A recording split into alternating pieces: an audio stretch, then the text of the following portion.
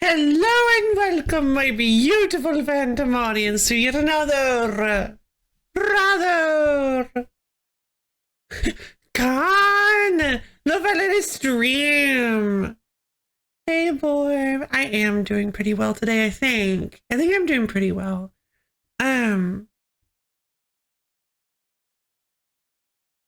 Yeah. I'm having a bit of a sluggish morning, but yeah, I am awake. Like, hold on, let me get the frog out of my throat. I am awake. And I've got myself some tea. I gotta let it cool down again, of course. Got some water. Got myself a nice morning. How's your morning?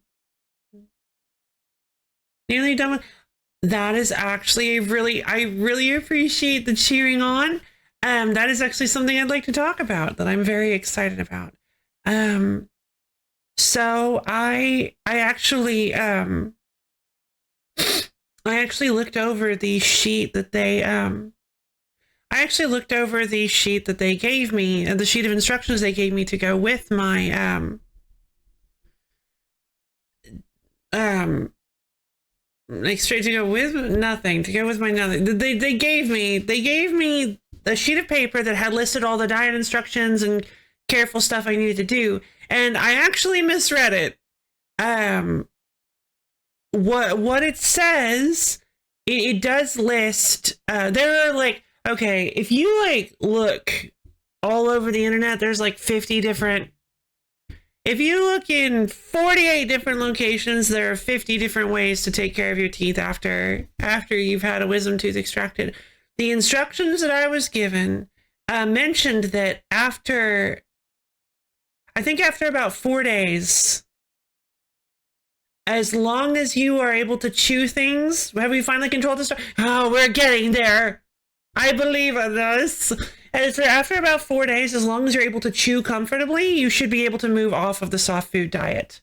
So I tested it with a little bit of less soft food, a little bit of a chewier food yesterday, and I can chew without pain.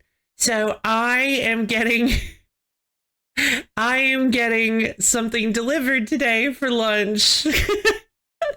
Because I want to eat. Abyo! Thank you for the almond contribution to the wheel stream. I want to eat something very, very specific. And when I acquire it, I will tell you guys what it is. I'm very excited.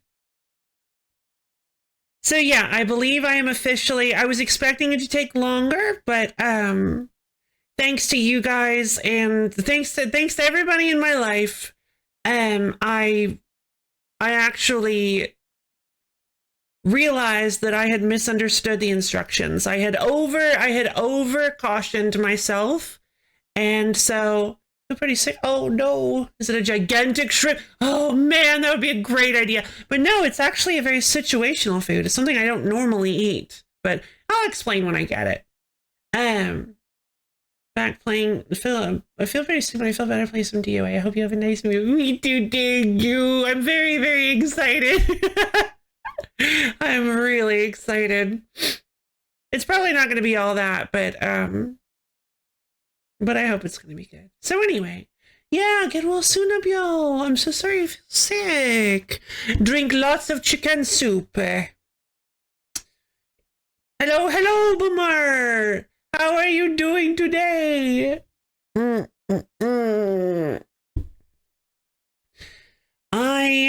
I'm having a pretty good. Let's go ahead and get Ur-Quan Masters started up. Let's go ahead and boot up Star Control 2. Oh, okay. There you are. Blah. So, if you guys recall, honestly, we do so many things on this game. In this game, I don't even remember exactly where we are. What I do remember is that oh, that's right. Wait, it's time for me to figure out what on earth this game is. Oh, have you never seen it? Here. Make sure to stay hydrated today. Have an orange. Have many oranges. Oranges! Hello, Melvia! How are you doing today? The Ur-Quan Masters port. Whoa! So this game is like super rad. This game rules. Oh, right. Did we just left the... Oh, that's right. We just left Epsilon Gruis. Okay, so we just left Epsilon Gruis, and the reason for that was because I wanted to go check out Beta Mersenne. Oh, did I not save it? Hold on. What is this?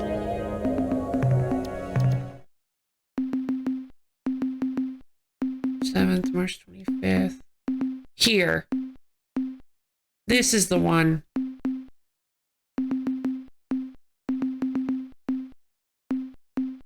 Save over this. Isn't upstairs kind of sick? Oh, yuck. I'll do my best. That's the worst. I will do my best to triple check my comments and focus more. Oh no, you're okay. Don't worry about it. Don't stress about it. If you send, I'll just, if it's too bad, I'll just delete it. But don't feel bad about it. Don't worry about it. Even if I do delete it, don't worry about it. We can talk about it. I understand if you're feeling head sick. Hi, I was feeling nervous. Oh no, nervous pacing. I'm feeling pretty good. I mentioned, so some more people have shuffled in, so I'll explain again. I will give you guys the cliff notes. I actually misunderstood my I actually reread over the instructions I was given after having my wisdom tooth extracted, and I realized that as long as that after this amount of time, as long as I can chew without pain, I can actually move off of the soft food diet. So I can. So I am actually getting something delivered later today in, like, I'm not exactly sure how long it's going to take, but I'm keeping an eye on it. Yay! I know, right? I'm so excited. And what kind of chew is painful? Bad tooth chew. I was a bit confused why the April ones weren't the latest until I saw the names. Clearly things were, yeah, clearly things went great there. March, April. Oh, April comes after March. Ugh.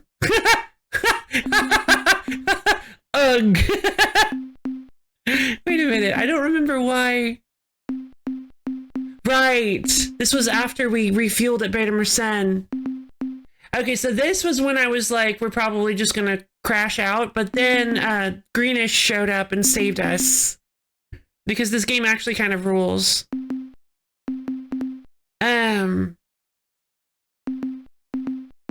We picked up a lot more materials as well. We used up all of our data. I'm gonna go here because the problem is I just realized something. I probably wrote down, oh no, my planet log is probably working off of this one, so I think we have to continue from here. The only reason I can actually remember the order of the month is because of some pun that was said by the voice actor of Alistair. Oh, really? Oh, thank you. Can February, March? No, but April, May. Oh, that's clever. I love that. All right, I guess let's... Oh, God. I don't remember how to... I don't... Okay, so I believe we're currently being droned, yes? Alright, here we go. I only have 11 crew left. We come in peace. Drones! In case you don't already know, we're the nice people from Earth you keep attacking. This is Probe 2418. 253.4. Coordinates are plus 198.8. 253.4 by plus 198.8. Priority override. Oh my god, they are. New behavior dictated. Okay. Must break target into component materials. Okay, so there is an actual distance component to it. There is actually something going on.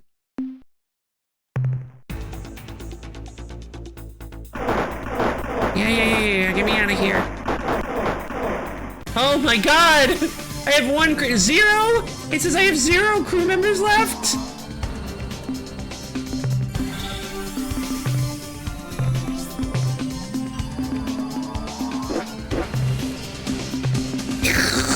Time to drain!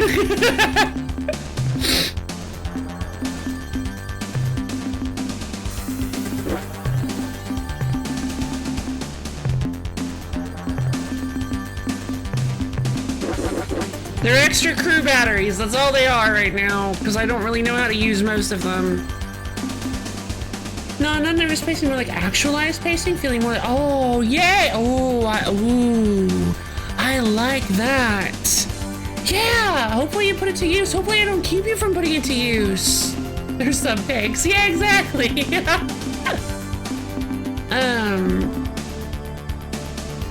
Okay, but that was important. Hold on.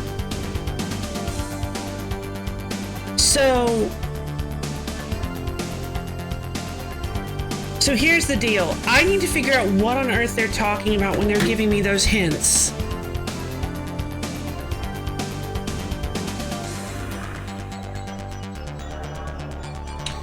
The problem is, he said he was like plus 248 by 194, something silly like that. Okay, so here is 243.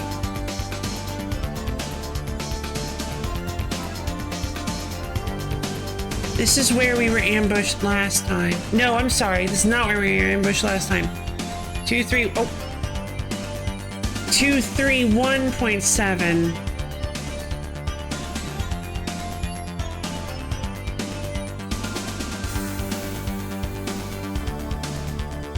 And 738.2. I just kind of let him hit me. And he said that he did say numbers similar to the ones we're working with, that we were he said numbers similar to those other ones. I'm gonna turn down the volume. Because based on the volume of Awaria yesterday, I think I would appreciate it more if the volume was a little lower, closer to under yellow. Because I like being able to hear myself. I like being able to hear the words that I'm saying. And I imagine other people are too. Or do too. Woo! Yay! Hey, Jeffo, what? We're currently trying to solve a puzzle. How you been? Sorry it's been so long since I played this game. We were having some wheel streams. Yeah, it's been a few weeks since we've been out here, so I gotta kind of get myself reoriented. We must listen to the great loaf to receive our directive. Exactly! Expendo! Wait, did I miss anybody? No. Expendo, thank you for the almond contribution to the wheel stream. Time does fly. Boomer, thank you for the almond contribution to the wheel stream. It was. Outer Space was on hiatus for the holidays. Manabia, thank you for the almond contribution to the wheel stream. Let's see. So we have. So now we know there's some sort of. Oh my goodness. Hold on. Let me look back through the VOD. That's actually the best. I was just going to be like, oh, that's a proof of concept. But no, it's actually very important that we use the VOD.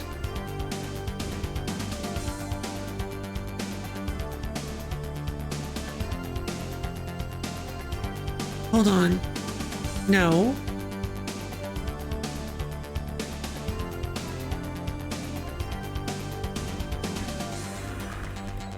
The universe gets Christmas off. Yep.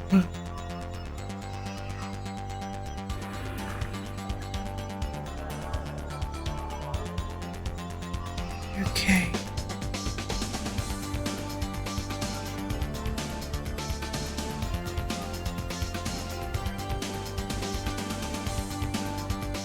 Okay.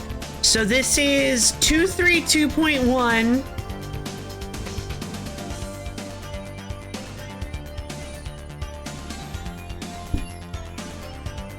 We have 232.1 by 727.8. And the drone says that the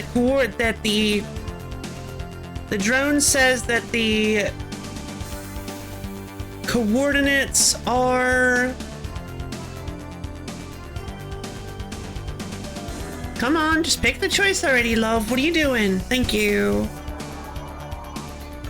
Plus 253.4 by plus 198.8. Oh, would you look at that?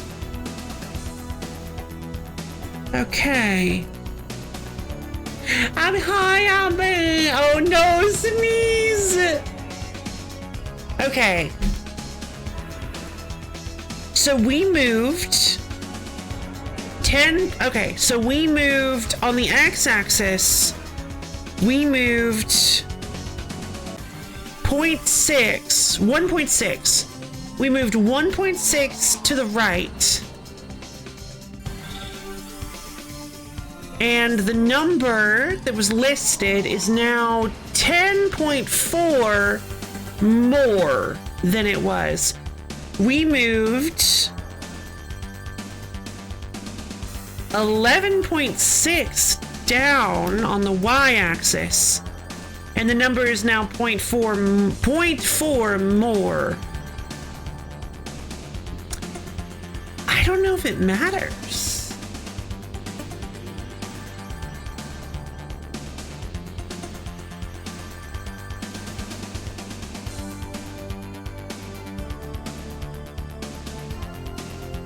So if we're assuming that the numbers are how close we are, that would imply that we need to head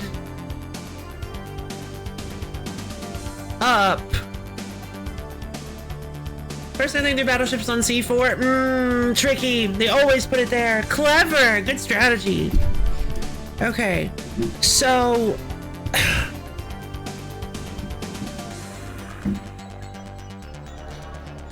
if that's... hold on. There's absolutely no way that makes any sense, because we literally don't have enough space in the universe, in the galaxy, to actually make it there. If 0.4 units translates to 11.6 on ours, then there's absolutely no way we can cover nearly 200 units.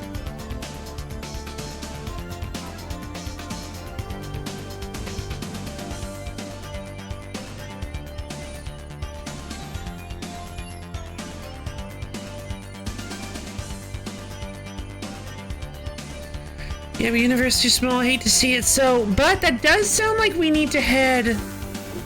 that does sound like we need to head up. That does sound like we need to head up more.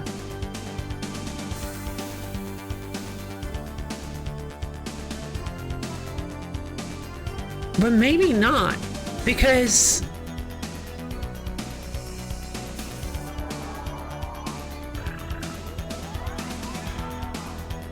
the problem is... okay, so we were down at 112.2. We were down at 112.2, and it was plus 50.6.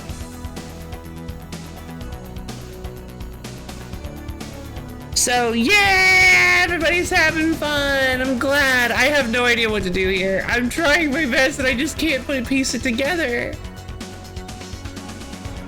085.0. We were sitting at plus 869.0. I don't think this matters. I don't think this means anything. I don't really think this means anything at all. The numbers were close, but I guess maybe I think somebody mentioned it was like a hot, possibly a hot-cold system last time.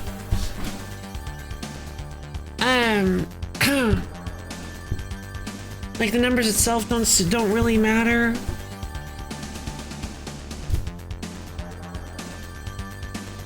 Science and unsuspicious evil.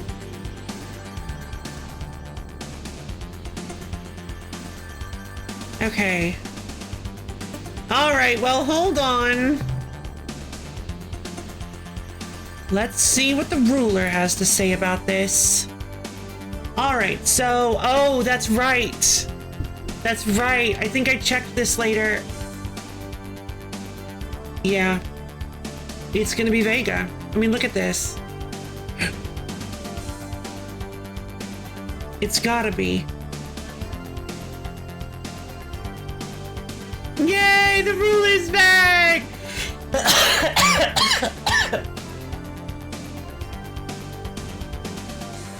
Yeah, I honestly think it's it would make the most sense if it was if they were at Vega. I mean, Vega is like a really big star. It's like a name that we know. I think we should go check out Vega. Thank you, ruler, for your guest appearance. Oh, for anybody who is not, also, I forgot, Boomer hasn't seen this before, so for anybody who's not keeping up with this, thanks, ruler. We received information that, the planet spawning these drones that have been attacking me seems to be coming somewhere on a line here that passes through these two specific planets. I don't remember which specific ones. I think it was like Beta Mersenne.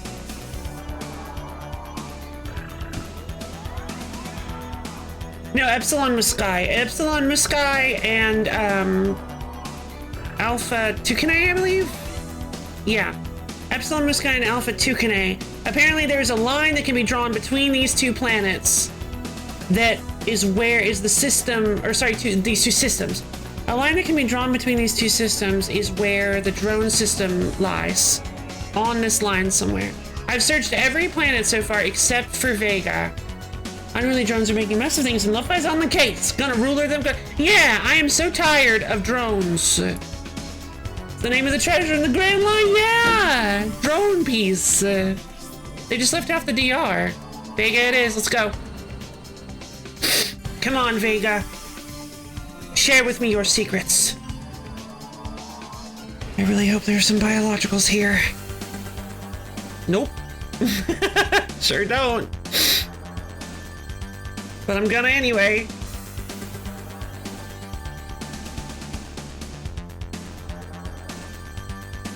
I'm hedging all my bets that the drones will have some sort of fuel production facility, or there will be some sort of planet full of biologicals that I can harvest DNA from so that I can sell it to Greenish if I crash out again.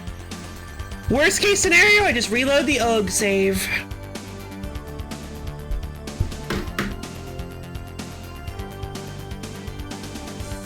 And then it turns out the entire galaxy's pure mineral. Yeah! Ugh.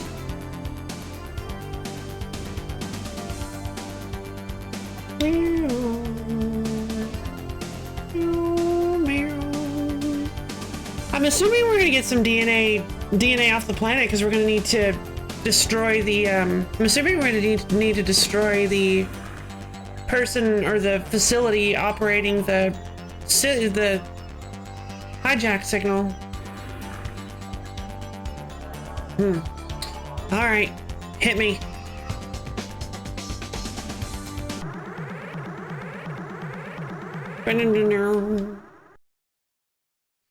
055.2?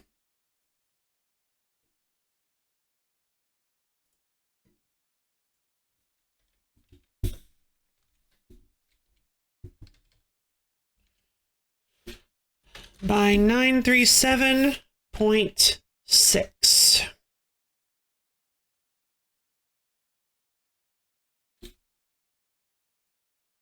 Come on, give me your coordinates. We come in peace. Sure you do. This is probe 2418. Oh my goodness! This is probe 2418. Plus 043. Coordinates are plus 43.6 by plus 20. This is probe 0.6. Oh my god, I think this is it. I think we're getting there. 43.6 by 021.9. 21.9. Priority override. New behavior dictated. Must break target into component. I think we're on the trail. I think we're on the trail, everyone. Get me out of here.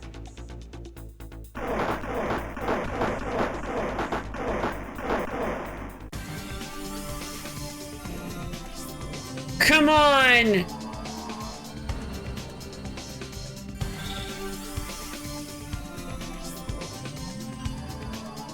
We have to be Vega. There it is. That's it. It definitely is. It has to be. We found it. Oh my god, I cracked the case.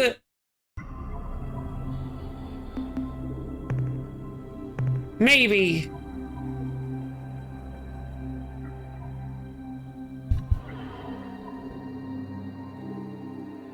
Or not. Okay, well, there was a drone around it.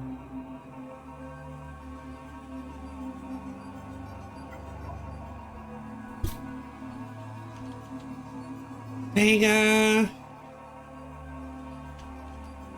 Planet 5. Seems like a pretty good planet. Let's just go ahead and clear it out. It's cold, weather and tectonics are fine, so I think we have plenty of...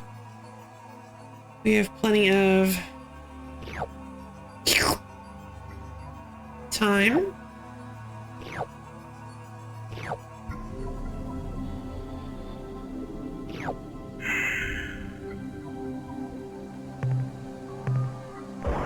I just realized this is a bad idea.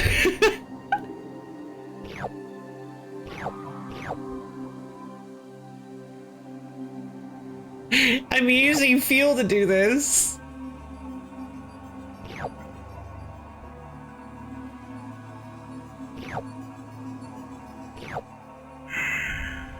Alright, so we're not going to better keep some fuel then. Yep.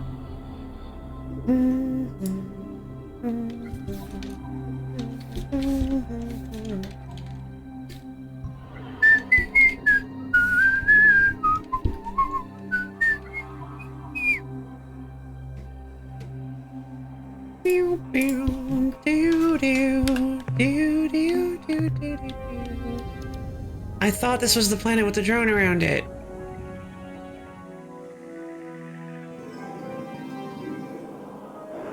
Yo!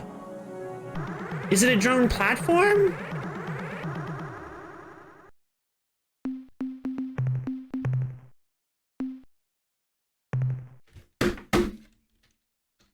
Drone confrontation. We come in peace. In case you don't already know, we're the nice people from Earth who keep attacking. 2418-B. Coordinates are plus 6.2 by plus 0.0. Oh. Priority override. New behavior dictated. Must break target into component materials. Please don't do that. Oh, I started too close. He's gonna do so much damage to me. Okay. It's gotta be the center planet then. Oh god! He's chasing me now! I made a mistake. I shouldn't have done that.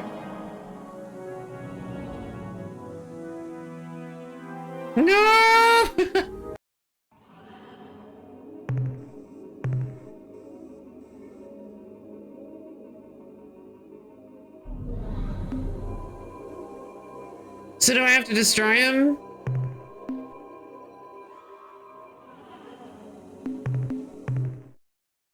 I'm gonna load the drone confrontation then. We come in peace.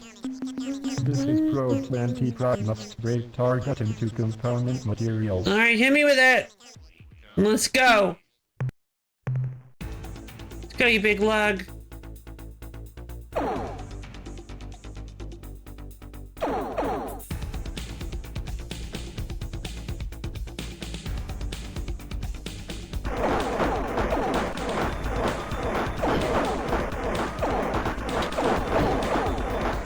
I can't hit him.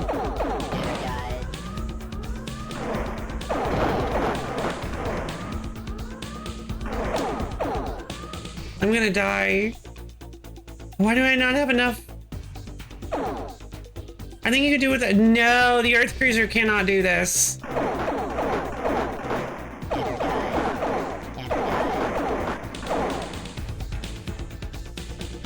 Why am I doing so much more poorly than I usually do?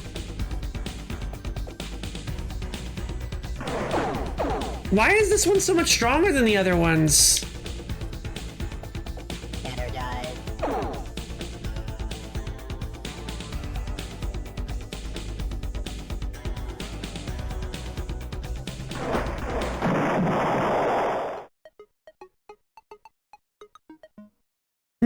No, I usually do way more damage.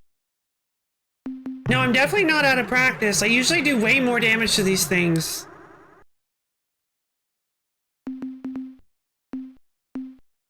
We come.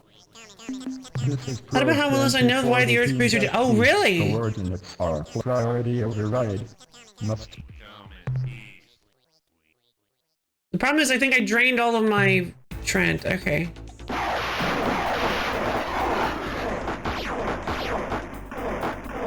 I can't get away! I'm not fast enough! I can't get away! It's faster than I am!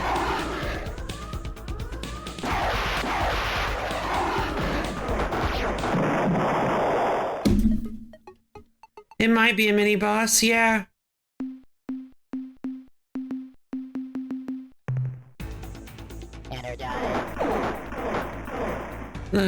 I just so despise these things. I don't have enough turning. My turning jets aren't. Oh, that might actually be it too. I think I just sold some of my turning jets.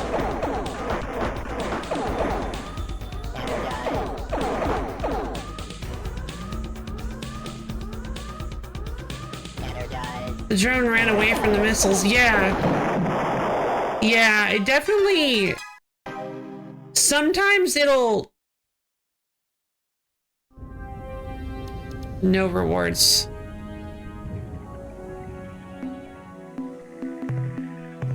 Oh, I shouldn't have saved there, that's for sure.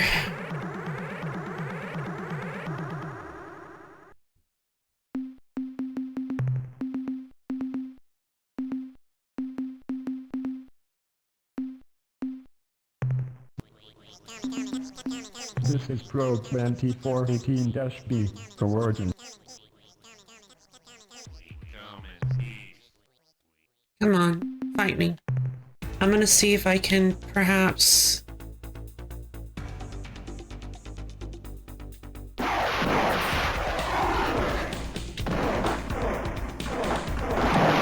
Whoa! Oh my god, those missiles do so much! What? Whoa! Oh my god! Hold on, did I just see something on the edge there? Wait, there's a system up here.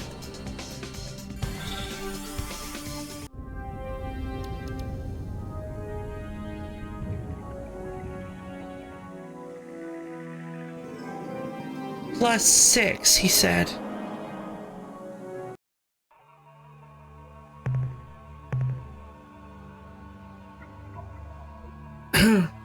Biologicals, baby, let's go. Class 8 tectonic. I can't handle Class 8 tectonics.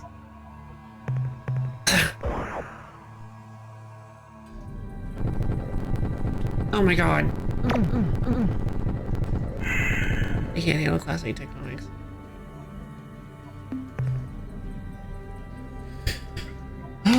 Alright.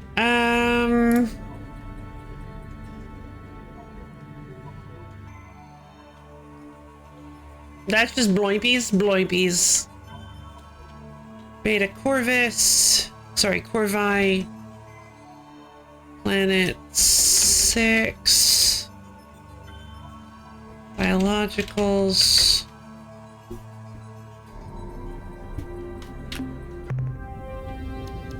Okay.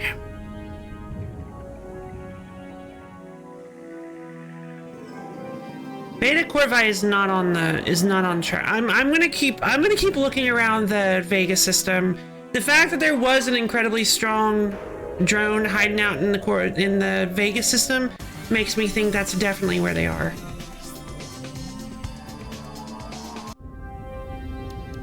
So let's just keep looking around in the Vega system.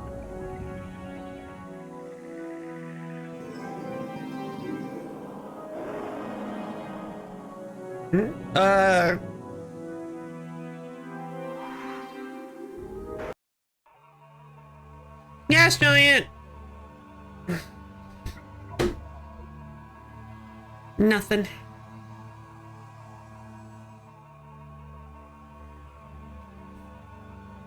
Vega 3. Empty.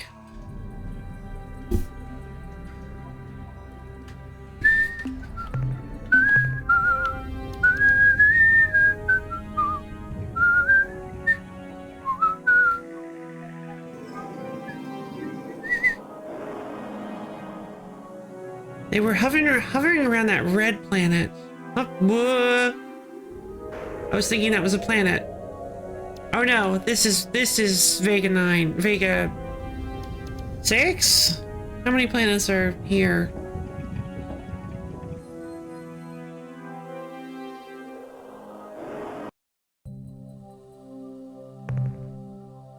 Sumerian world. I don't think we've ever seen a planet like this.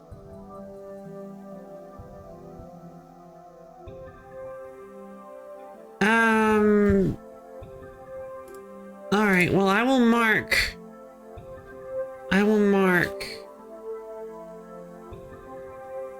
planet 6. Just like planet 3, it's not empty, or no, it's not cleared. Wait, no, sorry, planet 3 is cleared, it's empty. Planet 3 is empty. Had to move it. It doesn't look like it has great materials. Mounted Good Sumerian. Yeah! That's good. I like that. It doesn't look like the planet... It doesn't look like Vega 1 has... the base either. So where is it coming from?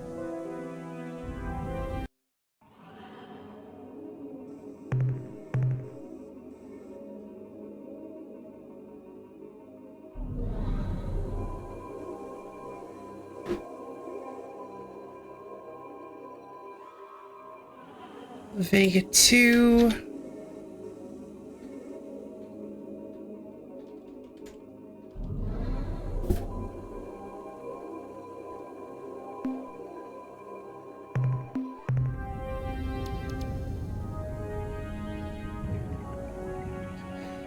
It has to be that planet that it was orbiting. But I already checked the planet that it was orbiting. I think that was what, Vega 5? And there was nothing there.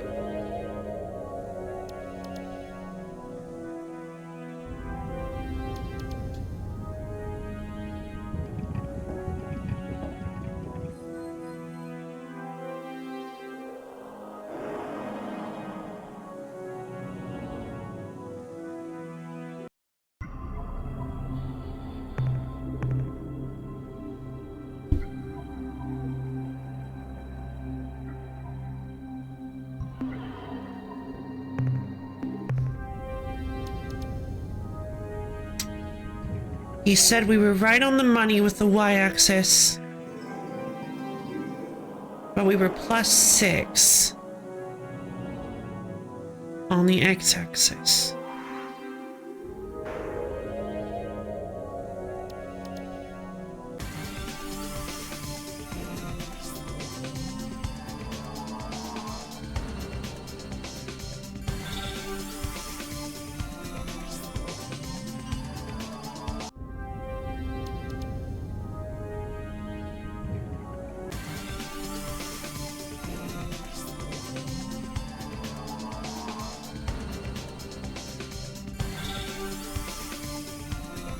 Using so much fuel to do this.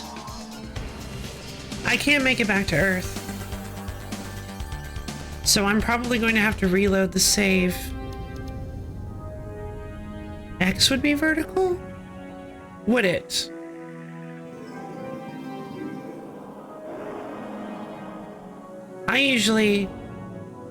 For me, X is usually horizontal.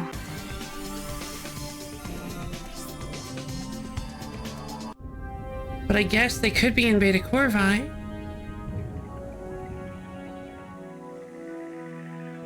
But the drone wasn't in the Beta Corvi system. It was in the Vega system. It's not this one. Biologicals, we're going down. It's 69C, it's a little hot, so there might be some fires, but we can do this. Lightning? Oh, right, weather 3.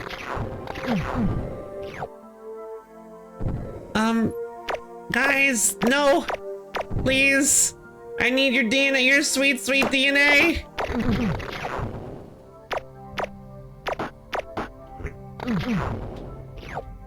I'm keeping an eye on myself. God, weather is so dangerous.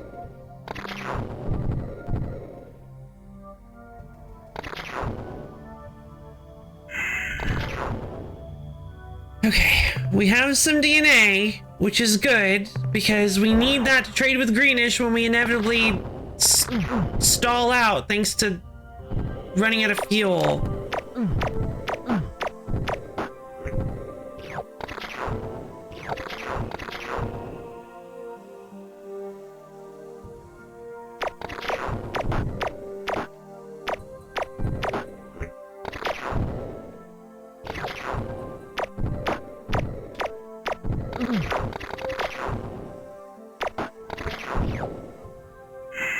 Alright, almost full up on data.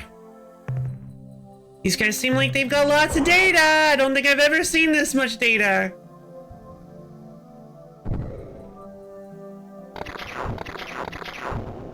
Where am I?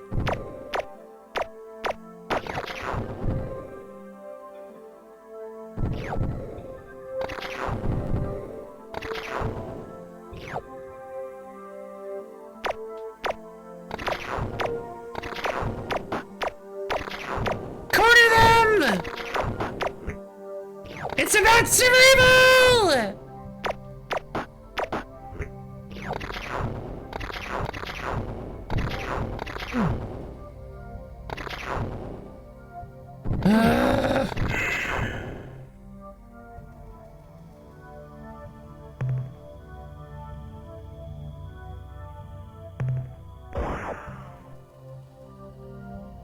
Come here!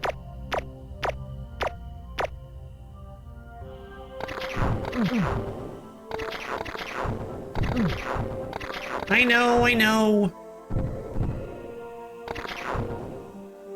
Come on, please. He's running directly from me.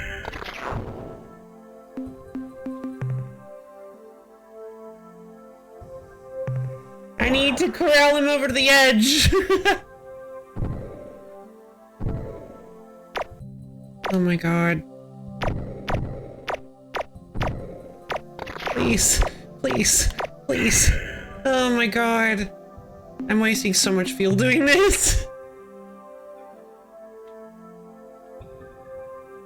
What a funny guy, not funny! I need him to die!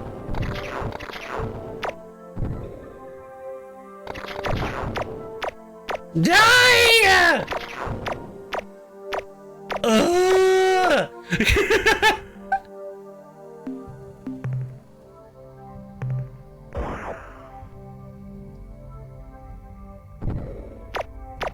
Thank you!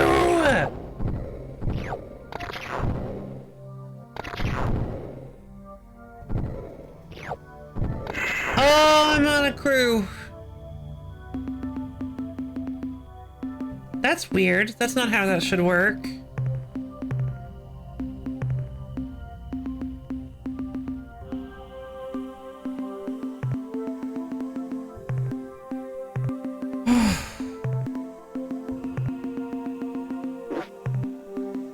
I've burned so much. I have burned so many crew members on this one mission.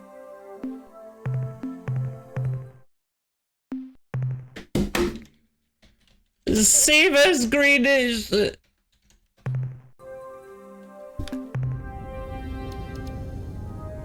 Okay, so we have data now. How much data do we have?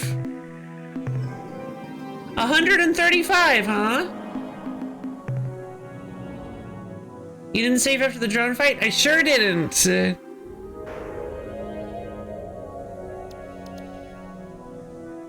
Why Lo-Fi Lady didn't save after the drone fight is anyone's guess. What do you mean, haha, neat?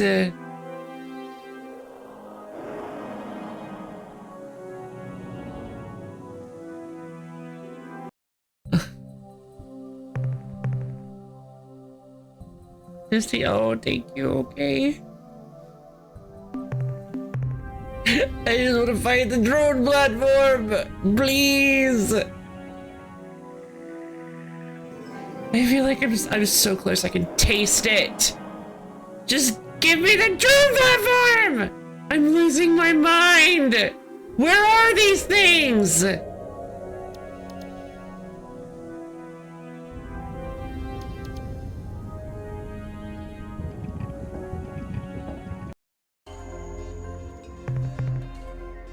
What is this?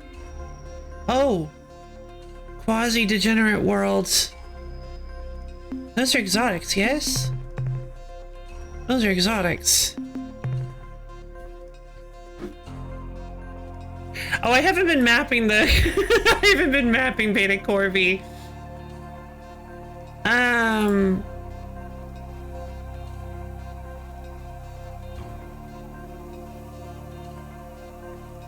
What was that one that I just did? Number 1?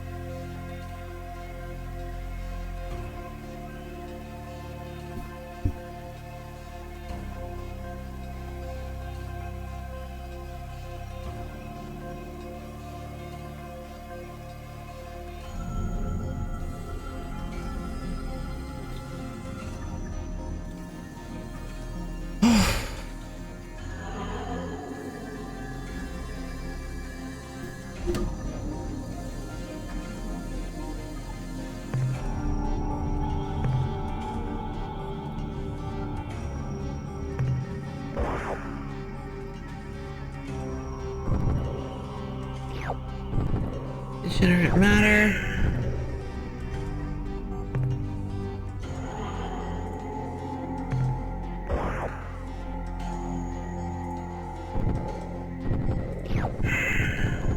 All right.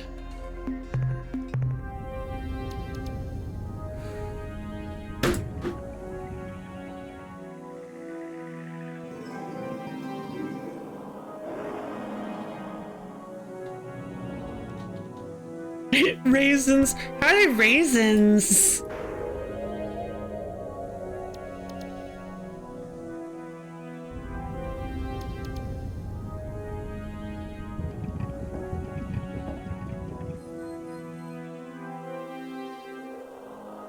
I would like my turning jets back, please.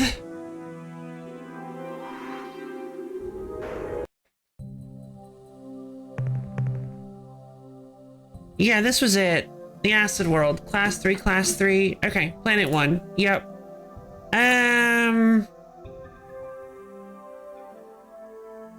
Biologicals. know, they're neon purple and matter. Like, oh yeah, of course. And degenerate. Like raisin.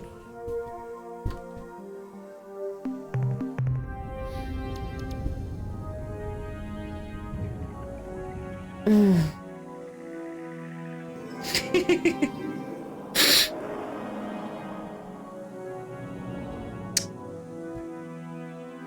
033.3.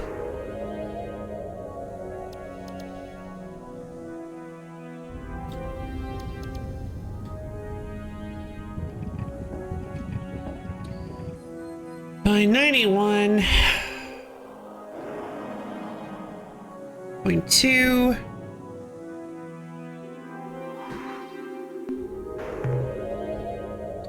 Are we raising a ruckus? Oh, I hope not. Raisins. Am I just like not anywhere close? Am I never gonna find these guys? Am I cursed to a Sisyphean existence where I constantly try to hunt these guys down and they're just constantly a little bit out of my fingers? They're actually very close. Is this ever going to happen? Are we ever? Ooh, biologicals. Class A tectonics!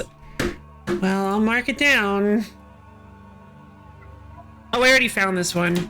Oh, but I didn't mark the tectonics. I knew I had forgotten to mark tectonics on one of them. Who can say, really?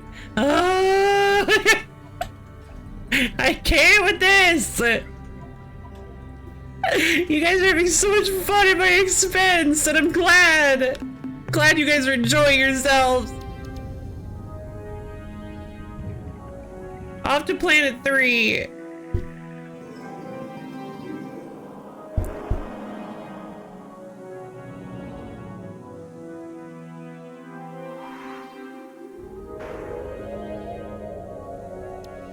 That's planet 2. Well, I haven't done planet 2 either, so let's go to planet 2.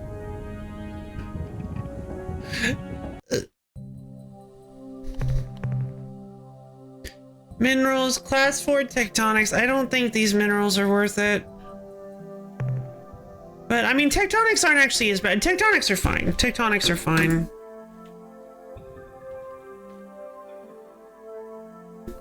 I don't even need to mark the tectonics. Class 4 is kind of negligible.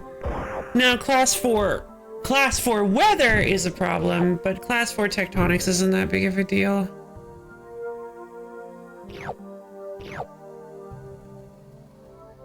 I am a little nervous that greenish is like that the greenish save is only like a one-time deal. If that's the case, then this entire session has been a waste of time. But maybe it's not. Maybe greenish is like the coolest organism in the universe. I mean, we already knew that, but I can't believe this. You guys are toying with me. Cat and mouse. Oh god. Oh, that's right. These red planets are like really bad on my eyes. I forgot about that. Let me get out of here. Let me get out of there. Okay, planet 2 is clear.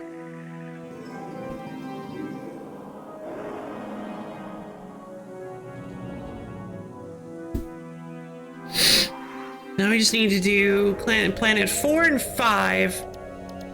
Now all we've got left is planet 4 and 5.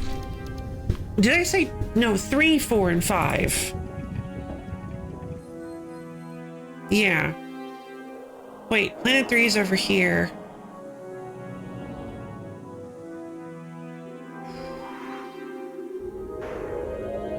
Blip.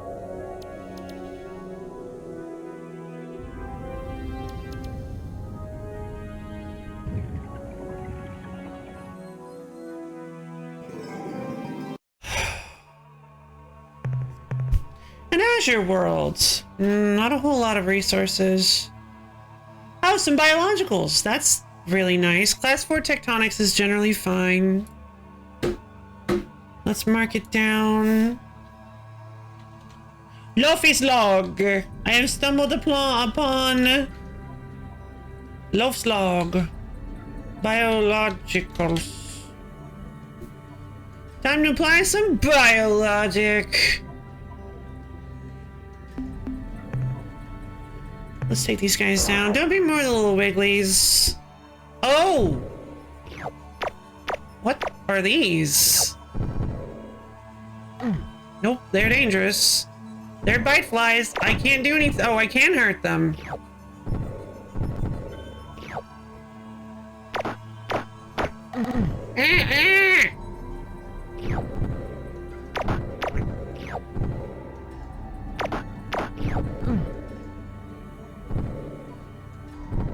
I believe those are birds. They're not. No!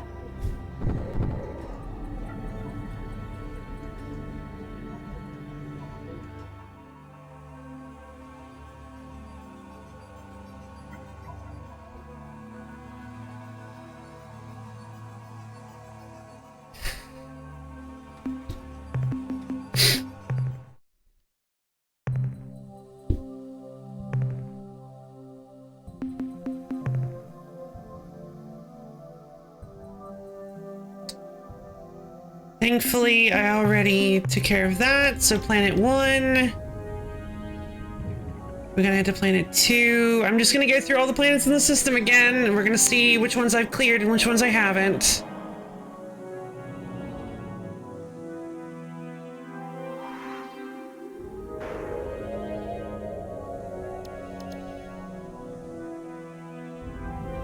Two is actually pretty easy if I remember correctly.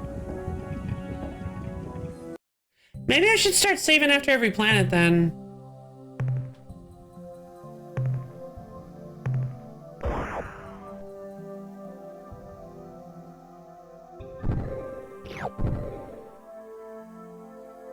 Oof.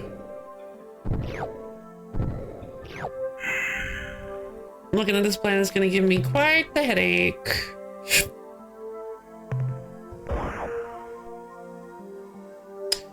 Those are birds. I don't know, they look like bite flies. I think the other ones were birds, but I think the big packs were like bite flies.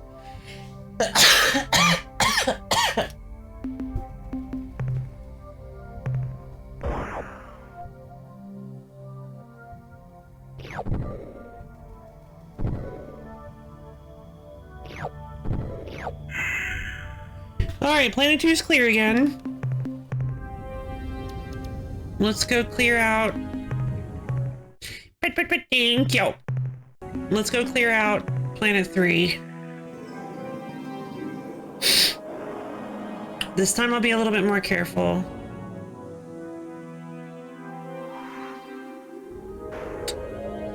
I definitely would like some more thrusters and turny jets, swivel bits. I would like some more swivel bits, please.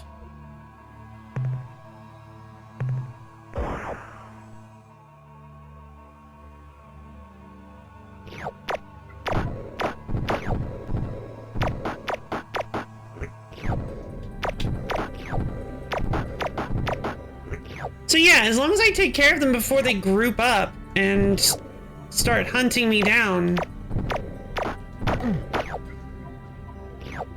Who are you?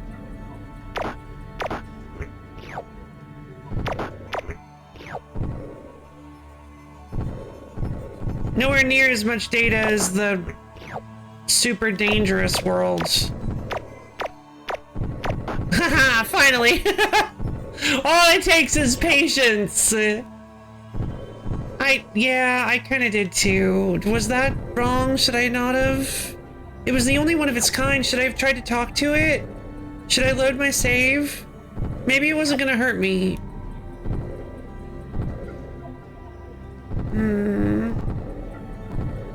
Ah! There's another one! Kill it!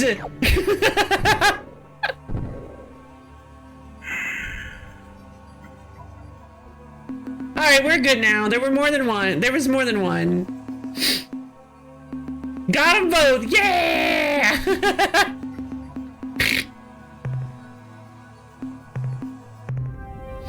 Alright, so that is planet 3 cleared off.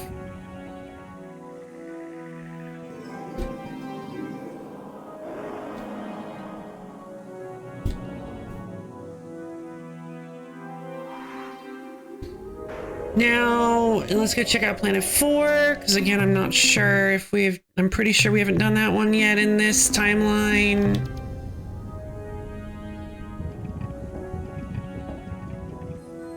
Man, that like rumbly noise in the ambient music is so unnerving, but also like really good. The like grinding noise, where it's like, just like, oh, what is that? There's no noise in space. Oh, we haven't been to 4 yet.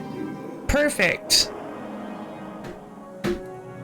In fact, if I had looked at my list, I'd know that. Planet 4 actually has a moon. It's probably a gas giant then, just statistically speaking.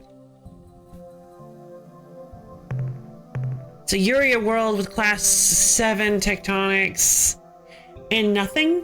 Oh, some very minor resources. Uria world. Sparse. Class 7 tectonics. Alright. Not even gonna bother with that one. Let's check out what this place is. Hello, visitor. Oh, yes! We are the Slylandro. I am content to hover, a Slylandro speaker. Your presence here fills us with excitement. We have gotten so few visitors from these many drawn. We hope you can stay to talk with us for a time. I would love to. I'm Loaf, Captain of the Earth Starship Vindicator. What are you?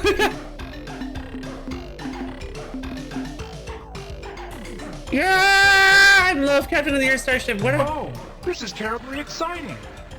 We will be happy to tell you about ourselves. I love this salon. Please do the same. I love this Salandro. You see, we Slylandro have been extremely interested in learning about the galaxy, but our physique makes us incapable of leaving our gas giant home. I see. Therefore, we are totally reliant on our infrequent visitors to keep us informed about events outside this planetary system. This can't be right. And visitors usually only show up every few drawn.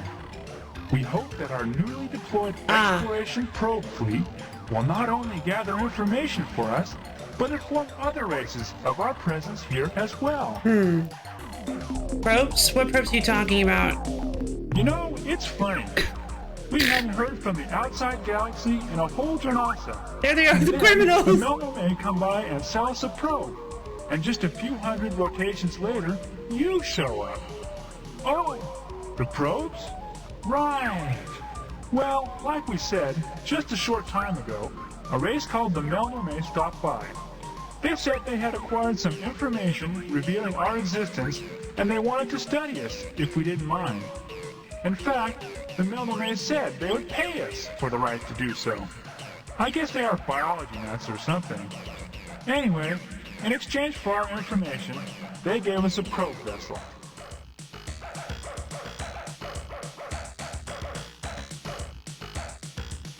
I swear, if the Melnorme are behind this...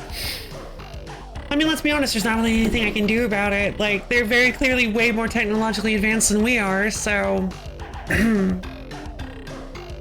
But that doesn't make any sense either, but I guess they could be.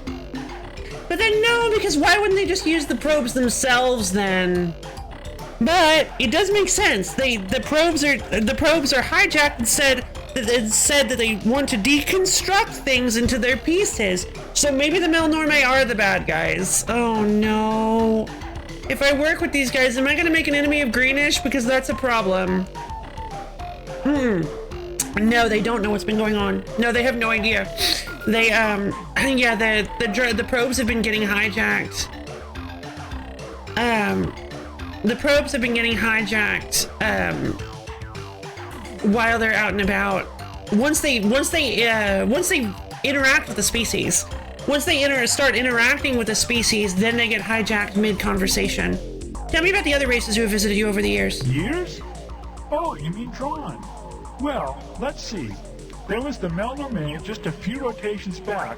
Then we go all the way back over 3 drawn ago to the Ur-Quan and the other milieu guys. Milieu The guys. Yuli and the Draw, I think. Oh, milieu guys. They know about the milieu. Yuli and the draw. Oh.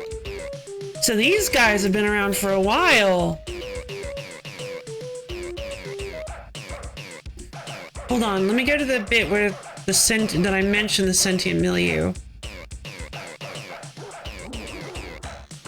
Yuli and Drawn are part of the sentient milieu as well. I love their music. Milieu, what is a milieu and who are the Yuli and the Draw? Let me remember. That was a long, long time ago. I was only a nymph then. Oh yes, that's it. The sentient milieu was a cooperative association of sentient alien species. The Yuli, the Draw, the Taelo, the Mailman, the Foz, and the Ur-Quan, who lived across a wide section of the galaxy. They talked with us fairly frequently for almost half a drawn. Then suddenly, the visit stopped, and we haven't heard from them since. The Yuli, the Draw. Wait. Stop. Yuli, Draw, Tylo, Mailnum, and Foz are part of the sentient milieu as well. Okay. And the Ur-Quan. So the Ur-Quan should know of the Slylandro's existence. So why haven't they come by to subjugate the Slylandra, I wonder? That's interesting. Were there any other visitors here besides the Melnorme and Milieu races? Yes, there was another race. A highly sophisticated species Shaggy of shaggy giants. giants who made repeated trips to our world over a period of several drawn.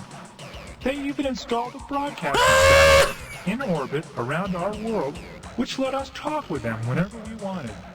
They were called I'm sorry, I can't remember their names. It was a long, long time ago. Maybe that's why! Wait, that sounds like the precursors. Oh, never mind. So wait. Oh, maybe somebody's hijacking the precursor satellite then. Oh, 1 second if you guys don't mind.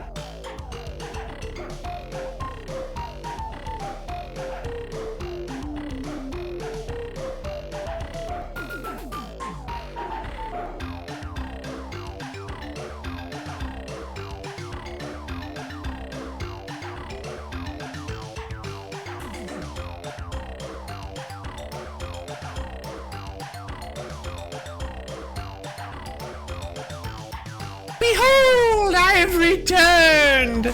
And yes, indeed, I have brought with me my solid food! So, a little bit of backstory.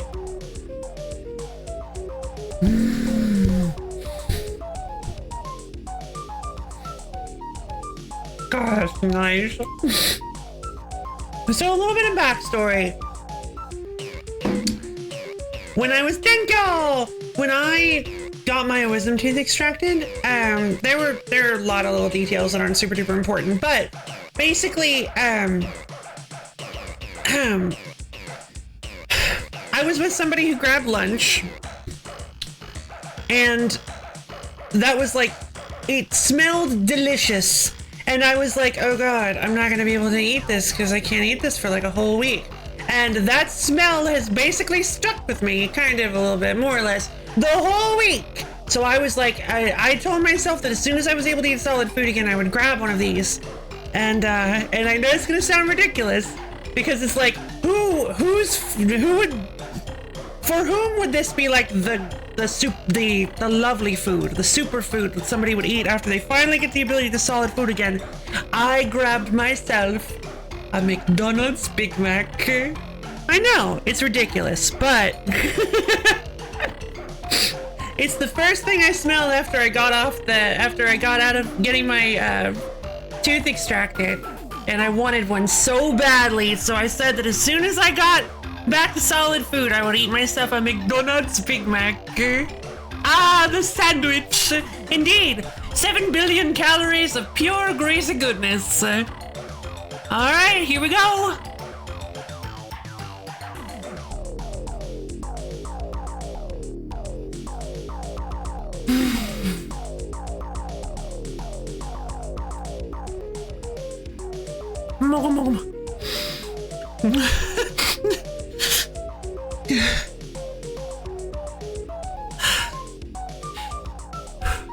That tastes really good.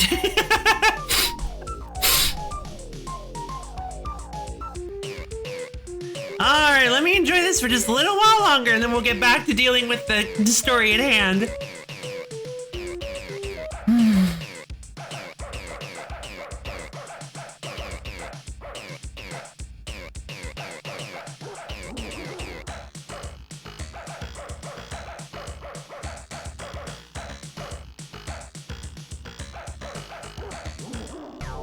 Wow, maybe I should stop eating enjoyable things for a while too. No, I don't think it's very fun.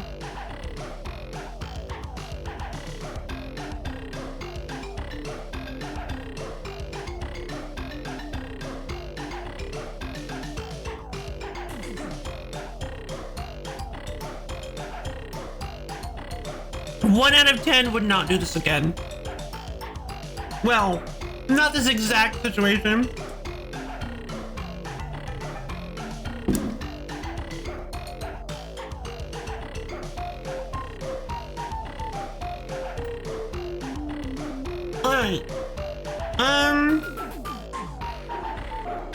I forgot how messy these things are, so if you guys will give me just a minute. I'm gonna go to a BRB and spark some of this food so you guys don't have to just watch me eat, and I'll be back in just a few minutes.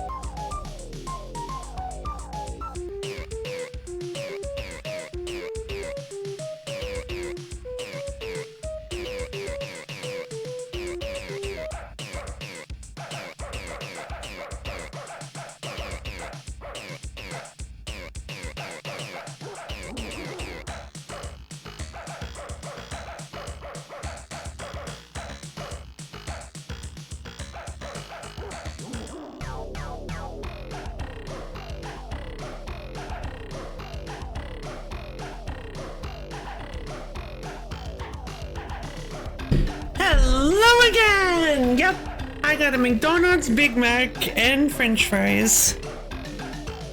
I heard they had chicken Big Mac for a minute. Oh, yeah, no, the thing, oh, no, because the thing I don't like about that is that oh, what? That sounds like such a pain to put together. The McChicken patties are like twice as thick as the 10-1 meat that they use for the Big Macs. So that'd be like so thick. Yeah, it would probably taste really good because honestly, it's all kind of the same. Like, I mean, it's also not. Like, I do love. No, the thing that I can't stand is when people put like the beef, the hamburger meat, which they call 10-1 meat because it's a tenth of a pound. Put the 10-1 meat in with the McChicken patties. I'm like, beef and chicken at the same time? Are you nuts? What kind of black hole are you trying to create? Holiday pie? I did not. Oh no, are they back selling holiday pies? Oh, I love the holiday pie. I feel like the holiday pies got worse the year after they introduced them. It was like they changed something about them. The first year that probably got, yeah, probably. Well, you say that. Yeah, you might be right. Beef or chicken, why not both? So yeah, oh, real talk though about the whole, the not eating foods you enjoy thing. That's a real principle.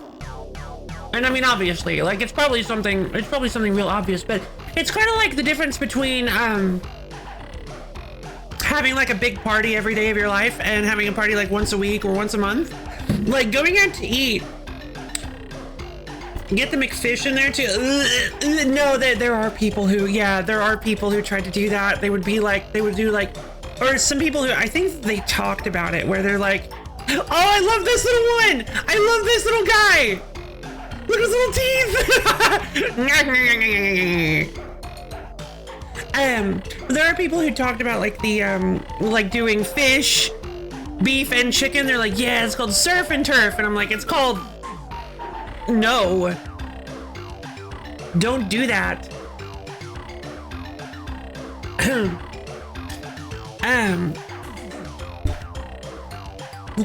Yeah, it's called the fillet of fish patty, or fish patty, or fish. Oh, 2 of every meat. That's so big, though. That does remind me of one time I accidentally cooked an extra.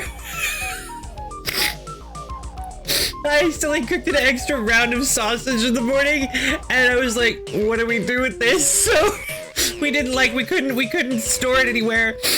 So I took a biscuit and I put like 12 sausage patties on the one biscuit, and I called it the barrel. When you wrap it up, it's just like a large barrel. The isosceles fish sandwich. Good times. But anyway, yeah. What did you do? I ate it, obviously. What did you do with it? I hurled it at Mario. Distracted him with the greasy goodness.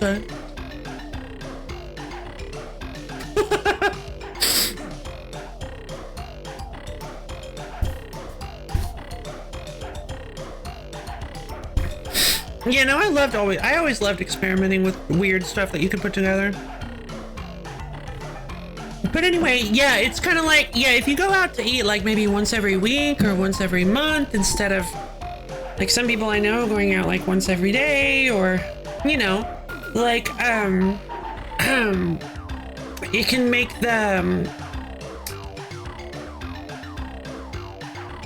the experience more special, and it can like, not eating the food you love every single day can make it so that you're like, oh, I still love this food. Eating it every day can kind of make it kind of bland, and you're all of a sudden you're like, oh man, I don't like this anymore. Weird stuff you can put together like peanut butter. No, not like that, because you only have so much stuff you can work with. Oh, man. Yep, these french fries are aggressively average. But they are still tasty for some reason.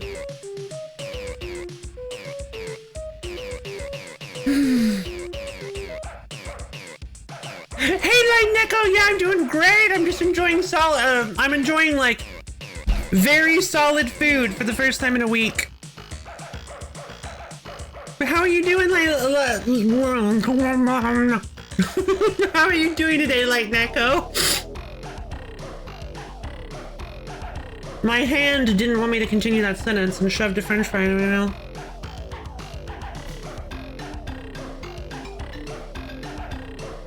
Yo, that sounds like the precursors! What else can you tell us about this race? I wish I knew more of the information you seek, Traveler. But we last saw the Shaggy Ones just over 39 drawn ago, and very little from that era has remained intact in our mystery channels. Nothing drawn. Hold on a minute. Let me consult with associates Joyce Lifting and Solid Plum. Joyce Lifting, who has a better memory than I, recalls that the Shaggy Ones were described as being worried. They were always hurrying from place to place, seeking knowledge as though they were in a desperate search for some important secret, some answer to a question that they never shared with us. Solon Plummet remembers that the last time the Shaggy Ones visited our world, they came aboard a great circular starship, one even larger than your own. They had discovered their answer and were leaving to go somewhere, and they didn't tell us exactly where somewhere was.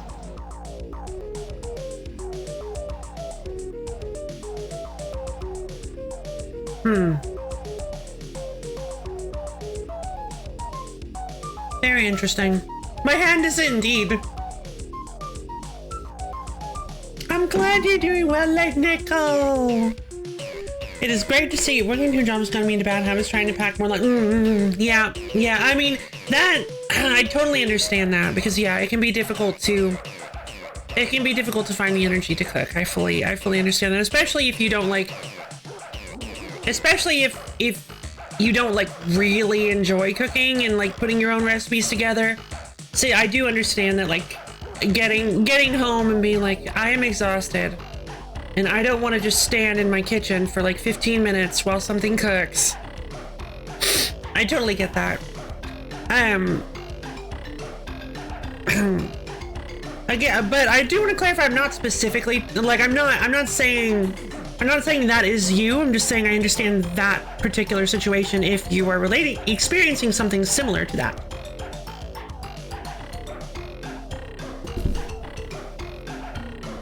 Because I've heard that sentiment before, where people are like,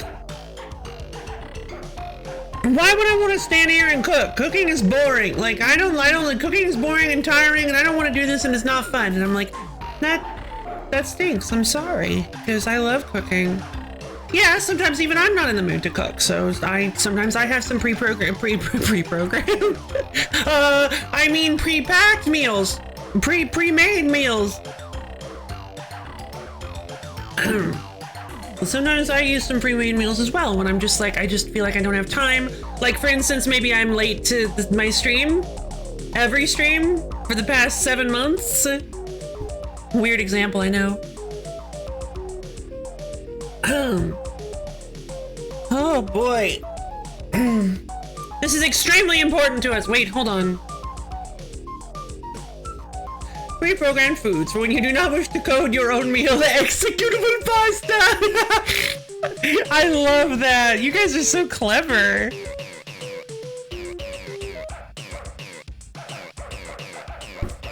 Let's see.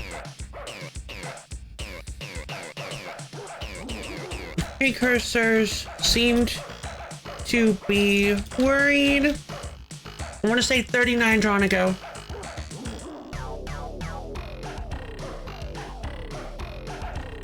When they met over... Wait.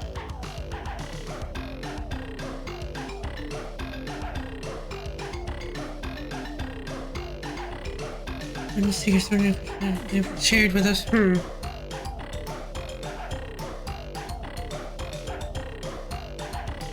Over 39 drawn ago. They were in a big circular starship, not dissimilar to our ship.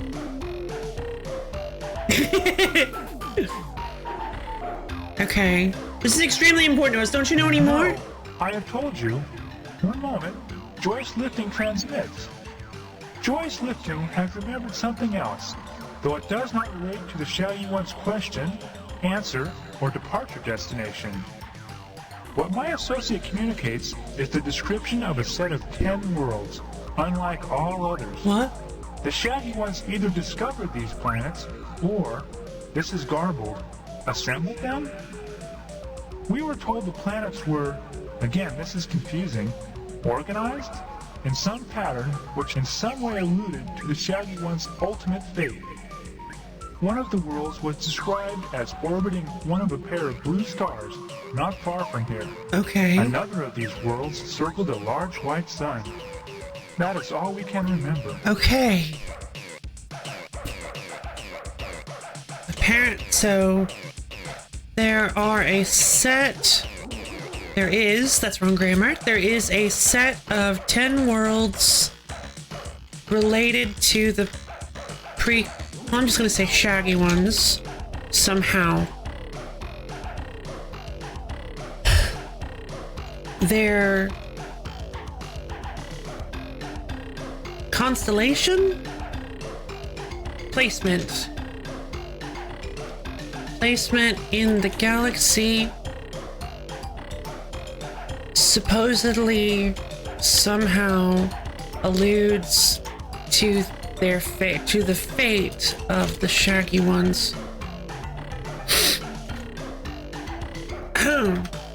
One of the 10 is... This is very exciting, you guys.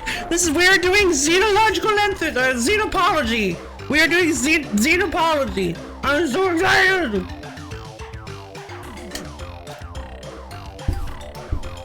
We're learning things. This game is so good. This game rules. Let's see.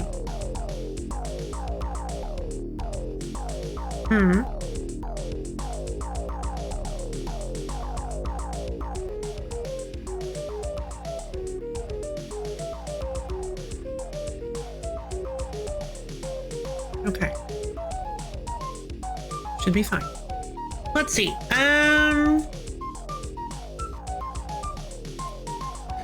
Start orbiting one of a pair of blue stars. Orbiting one of a pair of blue stars not far from Vega. One of the 10 circled a large sun, a large white sun. There aren't a whole lot of those, so I think that's serious, actually. Wait, would that be our planet? No, we weren't circling Sirius. We were circling somewhere else. Okay. But how will we know what these planets are? Maybe there'll be something special there when we get there. To let us know that we've made the right choice. Or that we've stumbled upon the right planet. Exactly how long is a Dron? The Dron is our primary unit of time. It lasts for an interval equivalent to 4 million rotations of our planet. A Dron is subdivided into 2,000 Dronasa. Oh, I see. Now, please, our turn. Will you tell us about yourselves? Yes, of course. Okay, so I think that's important. Dron is how many? 2 million? 4 million. 4 million planet rotations of Beta Corvi 4. Adrana is separated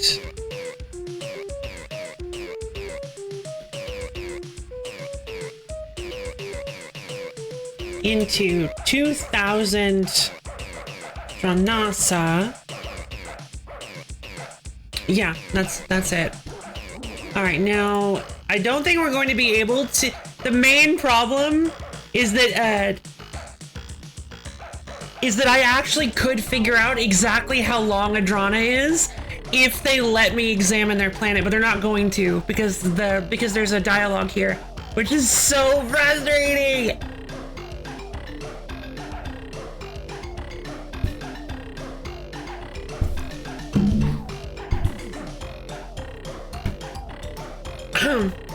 Let's see. Most of us come from a large rocky world called Earth. Yes, that seems to be the pattern. Just about everyone who comes by here says they developed on a world a lot like that. Huh. As far as we know, we're the only sentient species who's ever evolved in the atmosphere of a gas giant. That's pretty cool. Of course, from what we know, most travelers like yourselves don't have much interest in gas giants. So maybe there are others like us Thylandro out there somewhere. No, I actually kind of sigh whenever I stumble upon a gas giant. We travel the galaxy in starships seeking knowledge and contact with other sentients. That must be great. To leave your planet and roam the stars. It sure is. You don't know how monotonous living on a gas giant for 3 or 4 drawn can be. You guys live for a long time, Clouds, huh? clouds, clouds. Wind, lightning, clouds, clouds, clouds. That's it. We know a lot about clouds. Ooh. If you've got any cloud questions, ask us. We have over 800 different symbolic references just to describe them. Most of the time, when we aren't eating, we hover around and talk about what the clouds look like. Of course, the only things we know about are clouds, food, and other Slylandro. So generally, that's what we think the clouds look like. Let's see. So we hover around and talk about what the clouds look like. Of course, the only things we know about are clouds, food, and other Slylandro. So generally, that's what we think the clouds look like. Oh, I see what you mean. Yeah. Maybe it's possible to calculate how long Adrana is in Earth time using that info and comparing it to another planet in our solar system. Right. Because they said rotations, not revolutions. So if we find a planet that seems to be a similar size, maybe we could calculate something similar.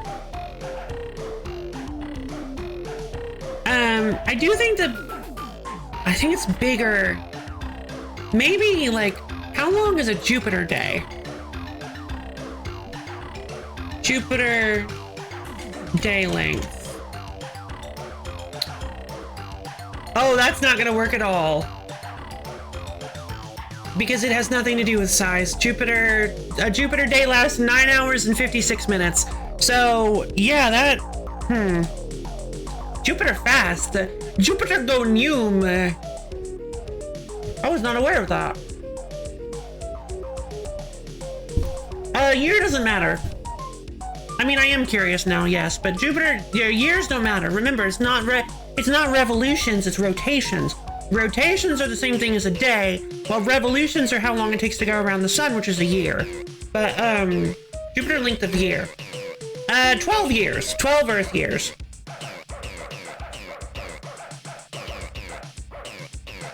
Okay, but assuming that they had,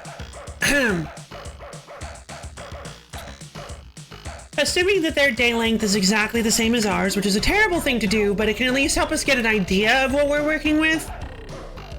Adron is 4 million days in that case. So if we divide 4 million, that's billion, 4 million by 365, we get nearly 11,000 years. So if their day length is the same as ours, which it probably isn't, then Adron is nearly 11,000 Earth years, which means that they would they would have visited the precursors would have visited the Slylandro over 400,000 years ago. So,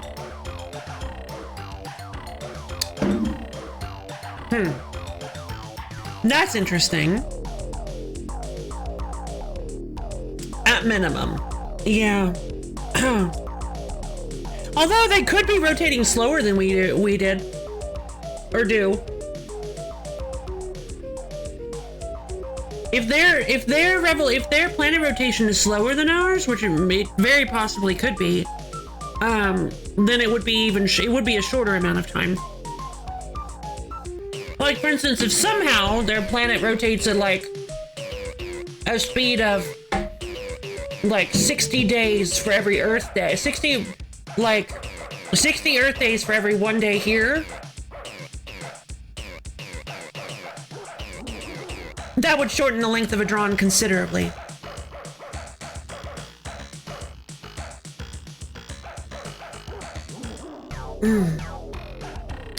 Because how long is a moon rotation? Moon rotates on its axis, and so does the same rate as it orbits Earth. So, yeah. So the moon rotates. Wouldn't it make a drawn longer? Would it?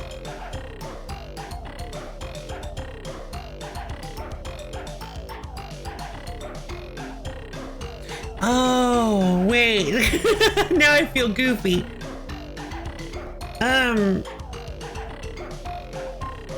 Yes? Maybe it would. It's impossible to check the planet's info in-game, but if you debug the game or go into the code, you can see it, and the length of a drawn is actually accurate. I can tell you how long it is if you want. Also, hi, welcome, Vars! I hope you enjoy watching me do some xenopology. How are you doing today? Varsk. Sorry, I meant my eyes are fuzzy. Varsk. Not Vars, sorry. How you doing today, Varsk?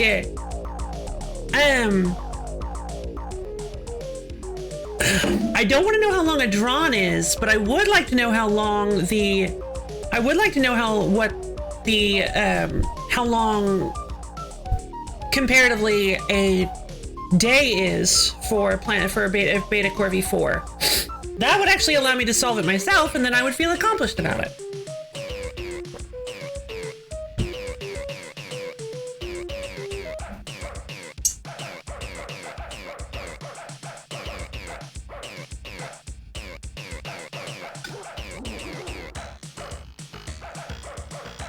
Oh, nom. Sorry, I'm eating my lunch.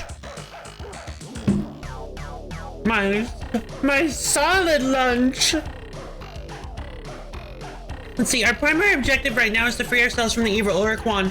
I'm curious about this one, because I feel like they're going to have an interesting reaction to this. The Ur-Quan? The long brownish guys from the milieu with all the eyes and arms? They used to come visit us regularly about 3 drawns ago. They told us about all the interesting things they found from their scouting missions. They were really nice. Why do you fight with them? I think you're confused. Those aren't the Ur-Quan we're talking about. Ours are green. But the Ur-Quan were such good guys. They had lots of interesting things to tell us about, and they never got impatient with our questions. Well, I guess a lot can happen to a species in 3 drawn, like turning green and evil. Aww. We're particularly interested in studying unusual planets and life forms. Oh, then you should go check out a planet orbiting a blue star not too far from here. I think there is another blue star right next to it. The one that they told us about already. We can't describe exactly where it is, but the people who told us about it, the Ur-Quan I think, said that it was one of the rarest worlds in space. Oh? And that as far as they knew, there were only 10 of these planets in this part of the galaxy. Oh, okay.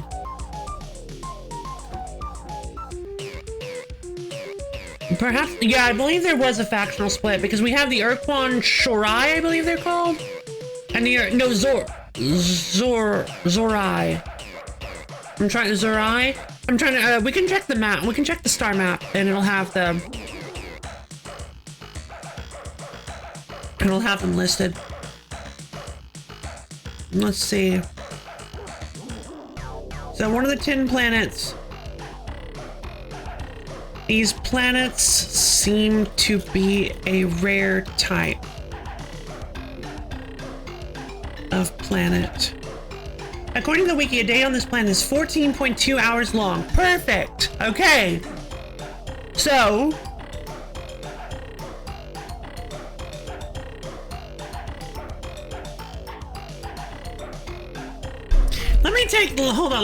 I can't think with this music in my ears.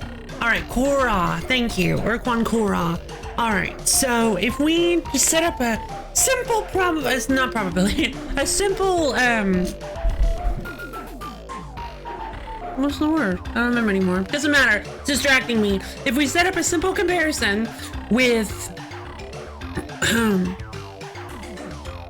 Earth Day being 24 hours, and we want to find out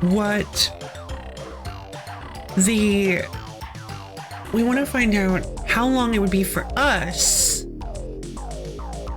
So 14 hours. So a single day. I'm sure everybody else has already figured this out. Let me do it. Let me take care of it. I can do this. I can get there. I'm so glad Blue isn't in the audience right now.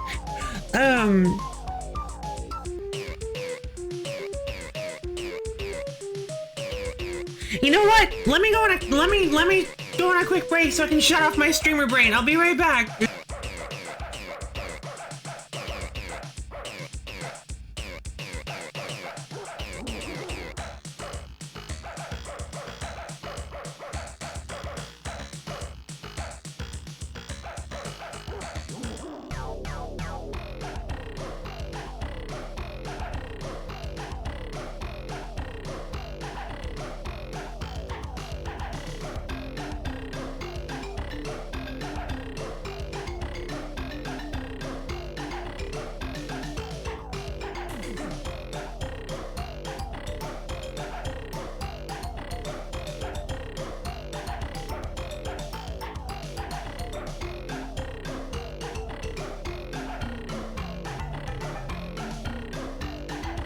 Alright, there we go. I just had to deactivate my streamer brain. So yeah, it's actually simpler than I thought. If we take the number of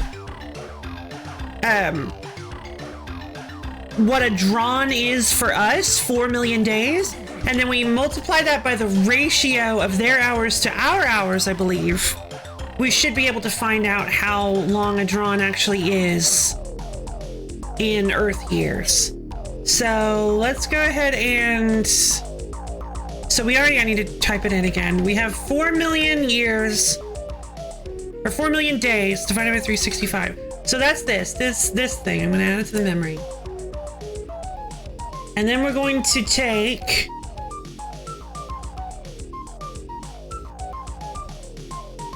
what is that? 14.2 over 24. That is 0.5916 repeating. So we'll do 0.5917. It's fairly close. It's not precise, but it's fairly close.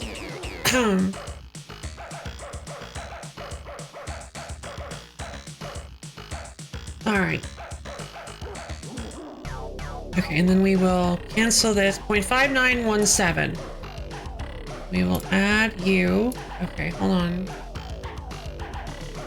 How do I just pull you out of memory? Memory recall. There we go. 0.591 divided by... no, times 0.5917. So it looks like a drawn is approximately 6,484.4 years in Earth time. I think I did it! Am I right? Did I do it? A drawn seems to be approximately 6,484.4 Earth years. I actually 6,480 years if you take into account leap days. Oh, that's so cool!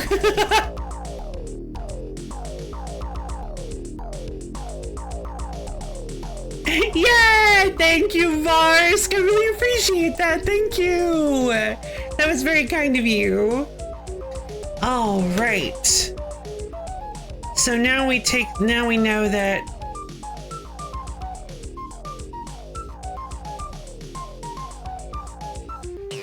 $6,480 counting for leap days. Okay, so we've got 6,480 times 39. So it seems like the shaggy ones visited the Slylander 252,720 years ago. Which is a lot of time, actually. Earth years ago. Okay.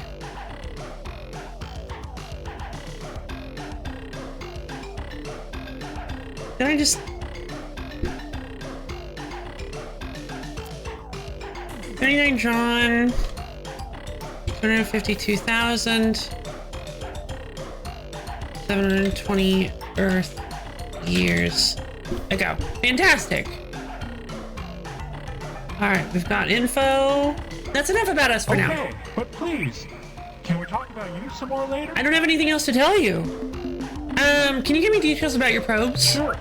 If you are interested, in exchange for information about the life on Source, the Melbourne may offer to give us a remote exploration probe. It would roam the galaxy gathering information and contacting alien races, and when it had filled its data storage units, it would return here and reveal to us everything it had learned.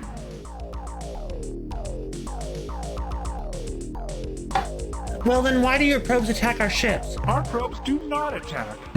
They have only defensive capabilities.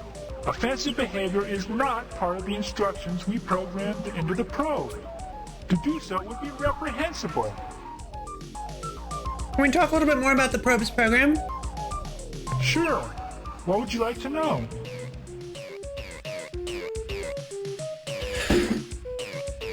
Would you explain the general outline of the probes program? Sure.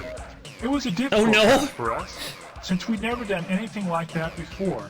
But for the most part, we just adjusted its standard program, which went something like scan for targets as defined in target list.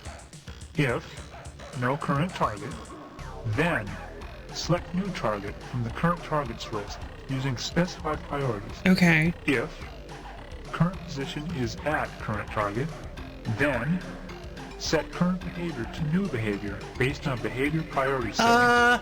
Perform current behavior. Okay, that's the basic program. What's the behavior list? And here are the tables used by the program. Oh no. Target list with associated target priority. Why are you listing it?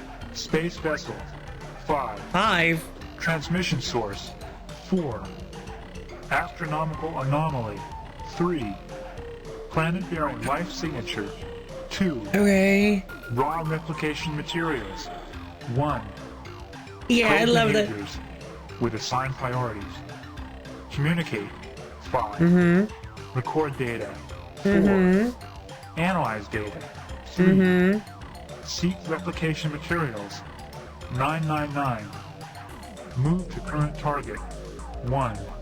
That's it. What do you mean? What is that? What is seek replication materials 999? Is that the priority that it... Hold on. You mentioned the probe's defensive capabilities. Okay, hold on. Okay. So just here are the tables used by the program. Sure, it was a difficult task. For the most part, we just scan for targets as defined in target list. If no current target, then select new target from current targets list using specified priorities. Okay. No! Okay. If current position is at current target, what do you mean at current target? Do you mean next to, currently inside of? If current position is at current target, set current behavior to new behavior based on behavior priority settings.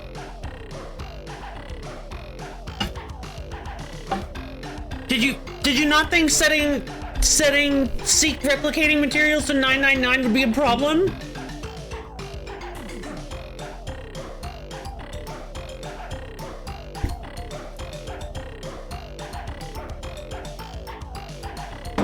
Okay, okay, that's the basic program. So it was simple. Here are the tables used by the program. Target list with associated target priority. Space vessel is highest. Transmission source is next. Astronomical anomaly is next. Planet-bearing life signature is after that. Raw replication materials is at the end. Unless that means, unless number one, unless the, oh.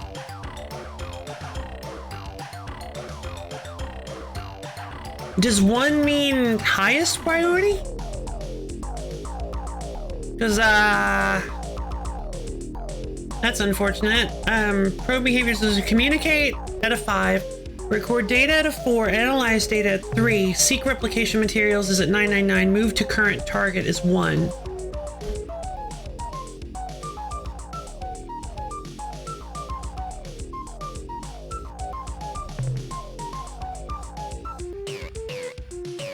Okay, so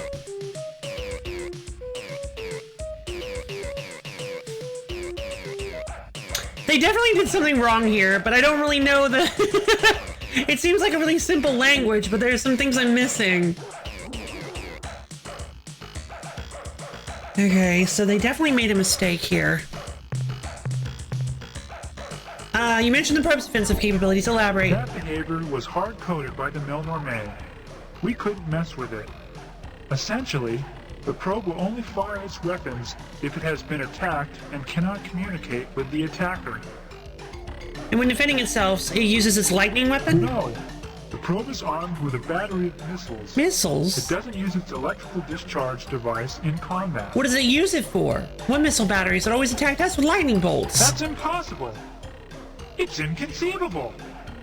The electrical discharge device is used only for breaking down raw replication materials that's what I thought. into their component compounds for easy gathering.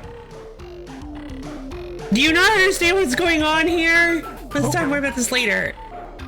Listen, I can't handle your obstinance at this point. These drones have been my nemesis since the beginning of the game. You have to understand.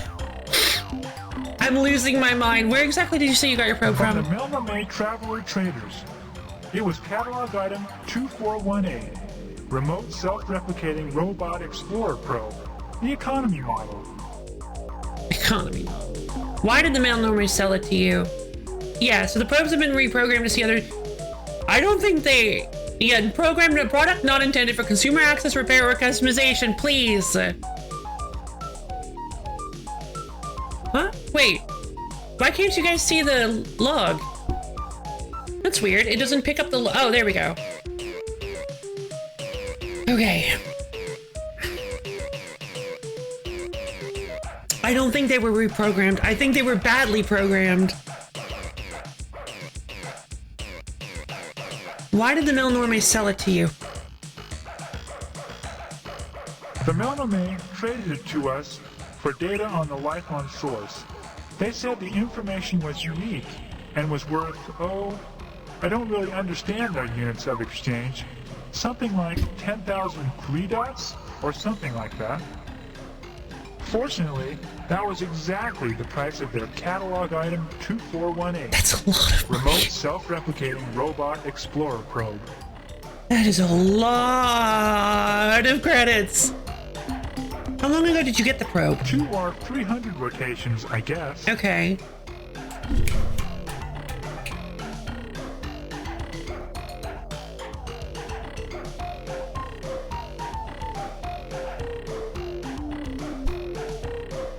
Hold on, I should also write down 14.2. The ratio. Let's see. The ratio, the Slylandro Homeworld rotates at 14.2 Earth hours.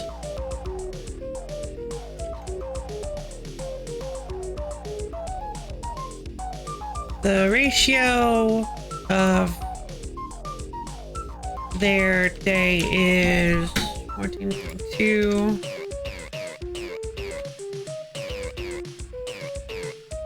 Oh, 0.59117. So we take 200 or 300 rotations. We'll just take the average of that. We'll do 250.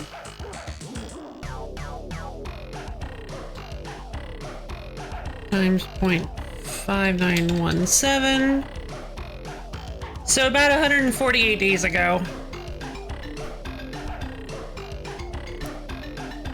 What?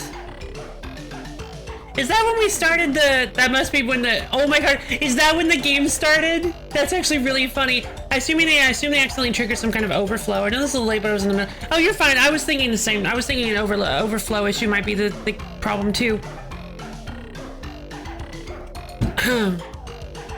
Can we talk a little bit more about the probes program?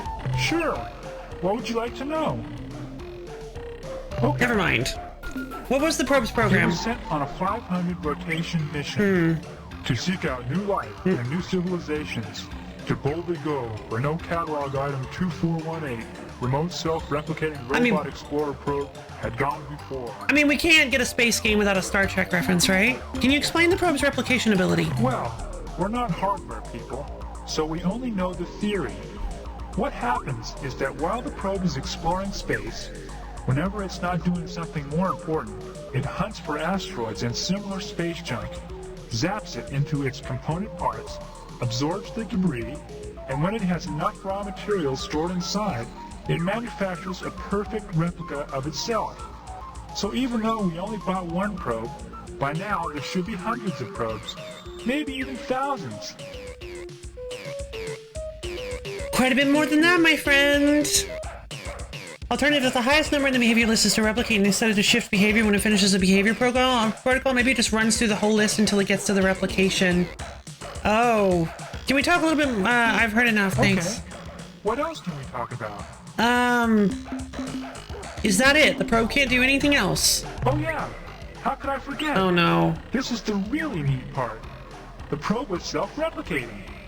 When it wasn't recording data, it would you already pulverize talked about rocks and this. stuff, then suck in the debris.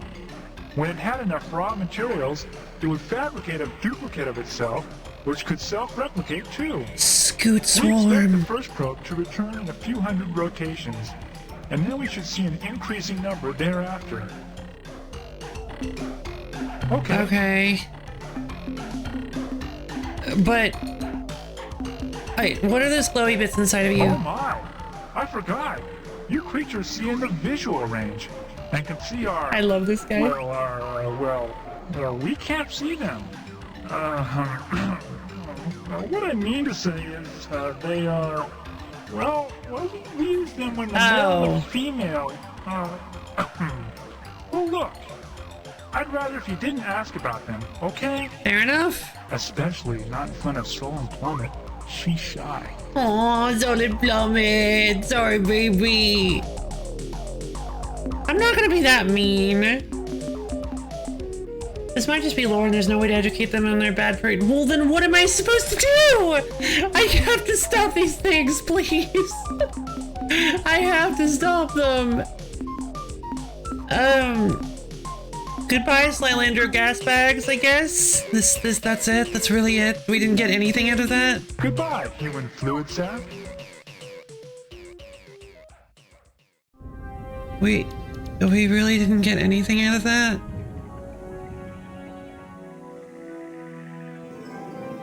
This is against TOS? I don't think it is. I think it's fine. With great speed.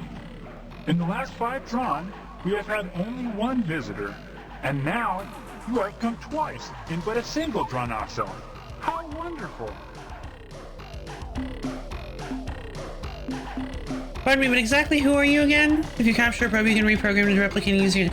Maybe. Oh, I guess that makes We are the sense. Slylandro, a race of kind, curious, gas bag people. Sounds interesting. Tell us more. Certainly, provided you share with us similar information. What would you like to know? No, I'm just tired. I wanted to stop the drones.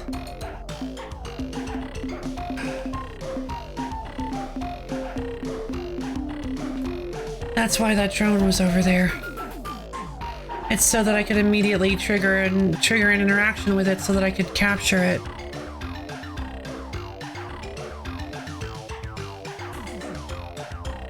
Or so that I could try to reprogram it.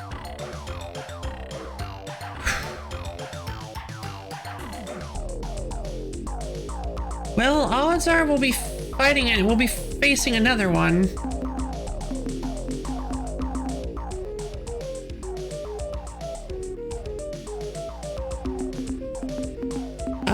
Maybe I'll come back and talk later. My pleasure.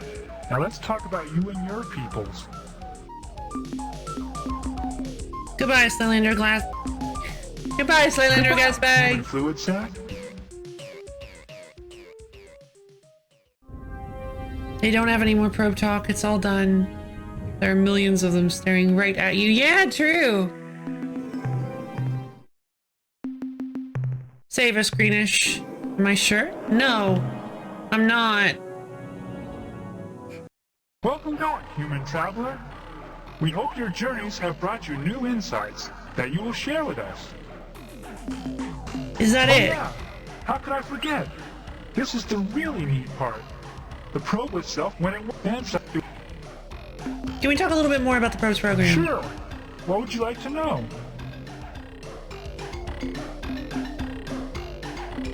What's the general outline of the probes program The again? program was scan for targets as defined in if, then, perform. Okay, perform. Here are the tables you record, communicate, Oh, probe behaviors with target requirements, default priorities. communicate space vessel or transmission source. 5. Record data. Any target. 4. Analyze data. Unanalyzed data in queue. 3. Prepare replication materials. Any target. 2. Move to current target. Wait, Any target. 1. hey, you lied to me! Wait a minute. They changed the program.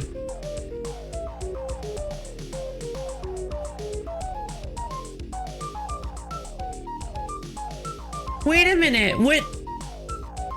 Did they just not tell me that? Did they just not admit that they made a mistake and just change the program without telling us? Because they added all these caveats as well. Communicate space vessel or transmission source, record data of any target, analyze data with unanalyzed data in queue, prepare replication materials on any target, and move to current target any target. They're not very good at this. Maybe they forgot those parts. Am I being gaslit here?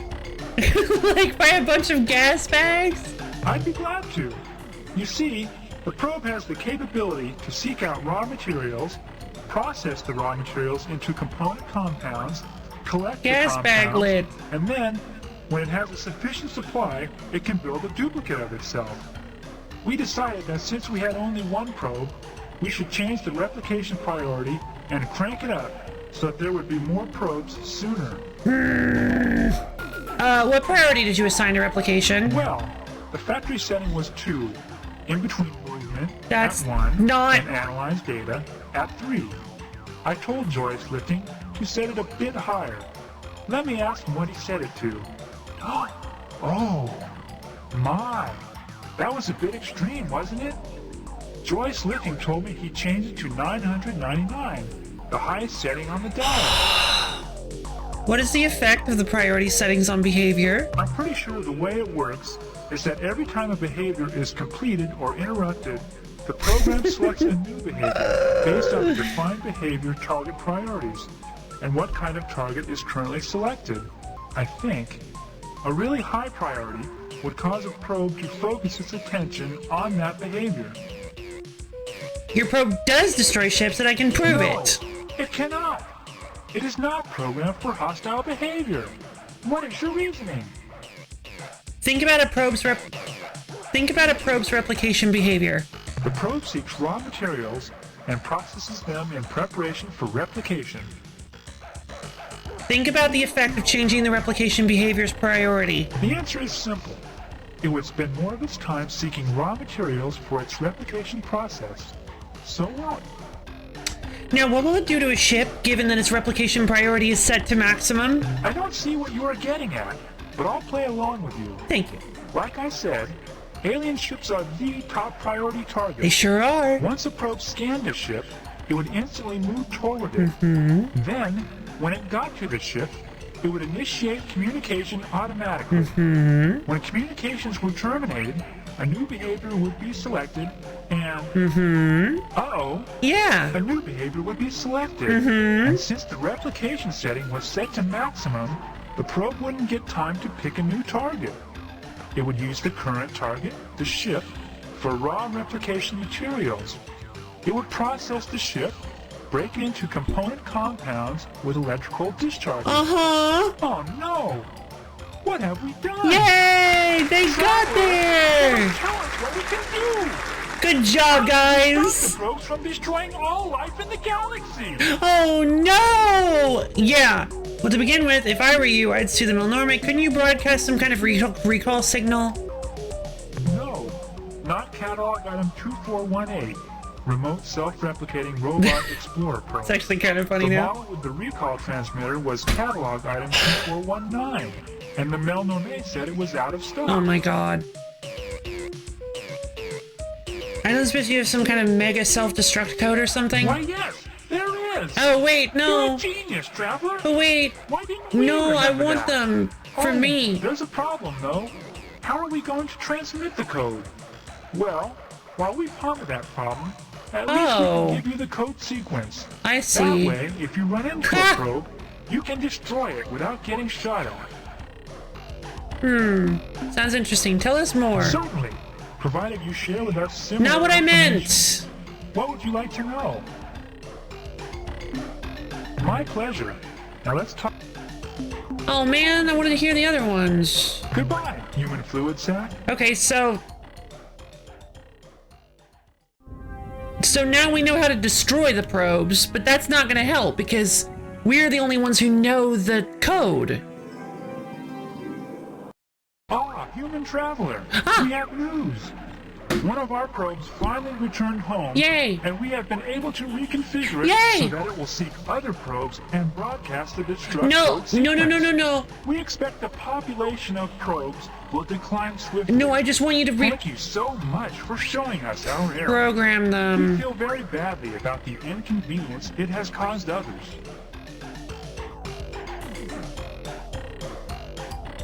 Oh man, I wanted my own probe army. They would have really helped against the Ur-Quan. But I guess they can't really be programmed that specifically, huh? Goodbye, human fluid sac. Never that easy, huh? No. Well, at least you shall have no more randoming. True. At least I have no more drone encounters, which is actually, well, I mean, I say it's good. I discovered that I can actually destroy them pretty easily now.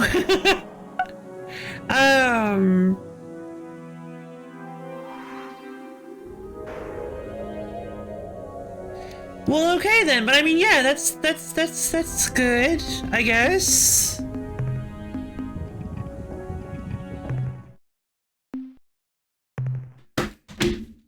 Drone's gone. Love still unhappy for some reason. Drone's gone.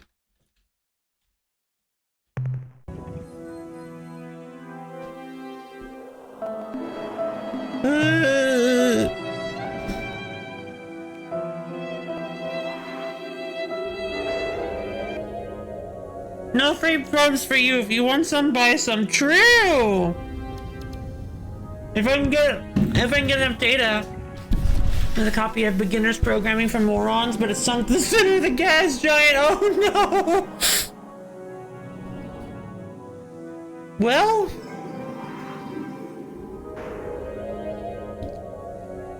Okay. I guess we solved our problem?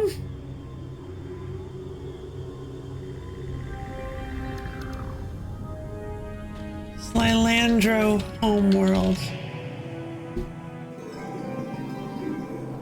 I guess we did it. You know, I still have no idea what to do with this clear spindle. I feel like it needs another part, but I don't have that other part.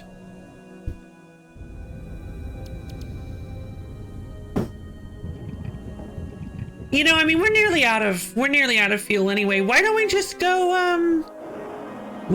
go explore the star that they were talking about? There were 2 twin blue stars, they said. These ones. I bet you this is it. Alpha Pegasi and Beta Pegasi. Let's go check them out. And then when we die in the middle of the...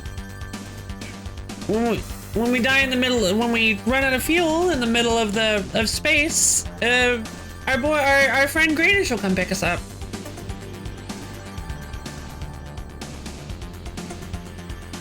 Well, space will be a lot safer now. True. So I am happy that space is safer. I am. Oh yeah, sorry, I already read that one. I am happy that there are no more random drone encounters, because that is very nice. I was very tired of that.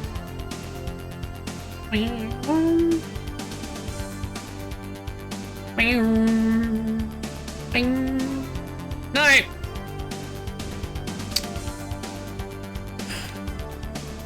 Greenish. There they are. There's our friend. Here they come. Hey Greenish, I could use some help. Space jams indeed. What a coincidence. I was just talking about you to the Keel Varese captain. I love They Greenish. expressed great interest in your explorations Really? and struggles against the Ur-Quan. But, like all of Varese, I'm afraid they were hesitant to introduce themselves for fear of, well, frightening you. I'm sure it'd be fine. It is our pleasure to meet you once again. Now, what can we do for you today?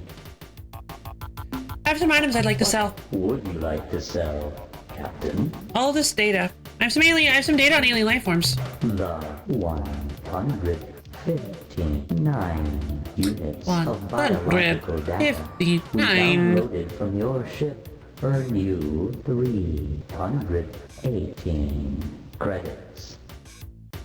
Yay! I'd like to make some What items would you purchases. like to buy today? I'd like to buy some fuel, please. How much fuel do you wish to purchase? Don't care. All of it. Fuel transferred to your vessel. Thank you. I would like to buy new technology. The technology we are now offering includes specifications for constructing modifications to your planet landers, which will double their speed. That seems kind of fun. Yeah, I'll take it. Ah, yes, speed. An excellent choice for the That would have helped a lot, hungry actually. And trade and coward as well. Sweet. These modifications are simple enough to be put in place immediately. Your landers should be properly equipped in no time. Well, all right The then. technology we are now offering includes details on how to add point defense laser systems to your flagship.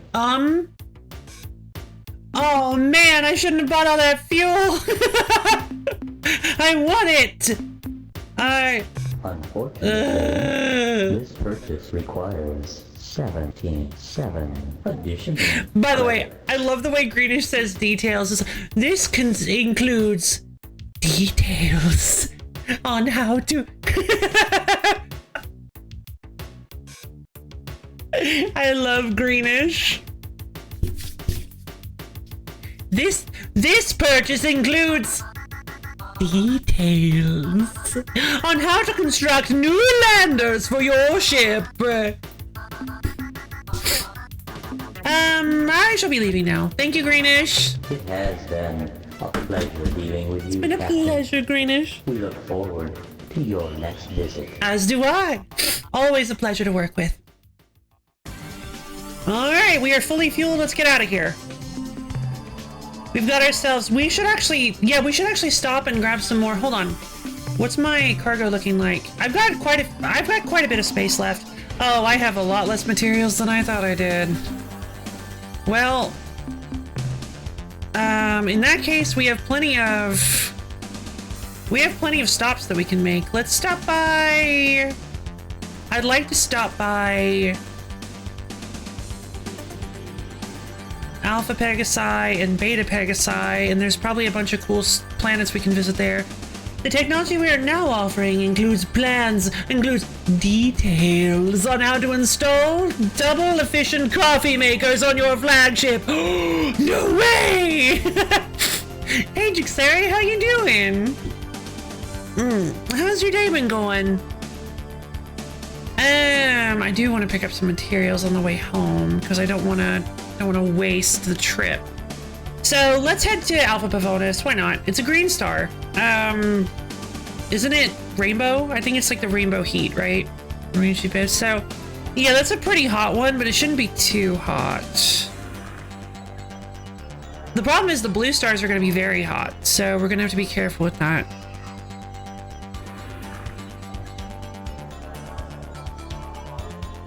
It would have been so useful against that one individual. Catch him running away! I was thinking that too! That would have been very, very useful against that one alien.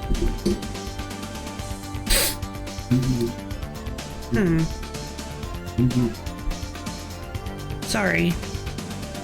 Pretty good, just chilling and learning Fanta. Oh, fantastic. Oh boy. Okay, I guess let's get started. Alpha Pavonis.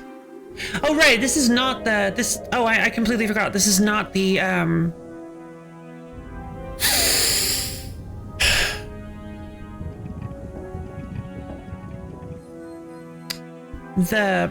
what do they call the planets? The special planet system. This is not the system that has the special planets on it. We don't want to waste too much fuel either.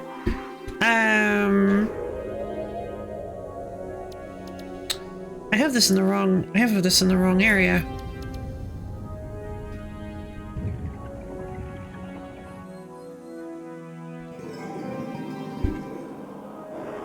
There we go. Alpha. Hey, that's also the wrong one. All right. Alpha Pavonis at 056.2 by 800 exactly, which is fun.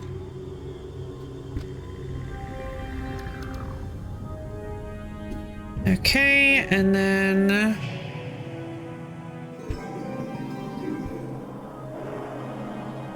let's start at Alpha Pavonis 1.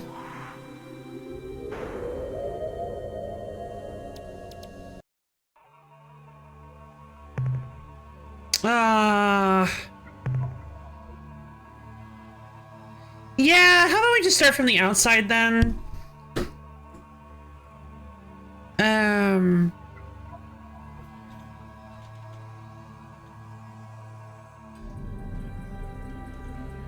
High temp.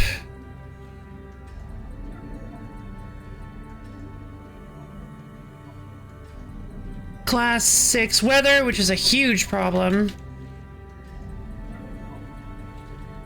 Class 5 tectonics. Yeah, I just don't want to bother with that, honestly. All right.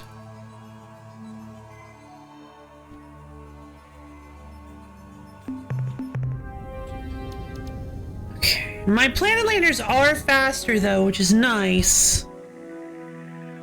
But yeah, this just seems like a bad planet to try, a bad system in general to try to mine off of.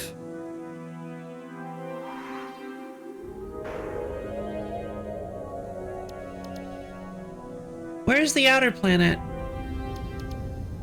I don't see it.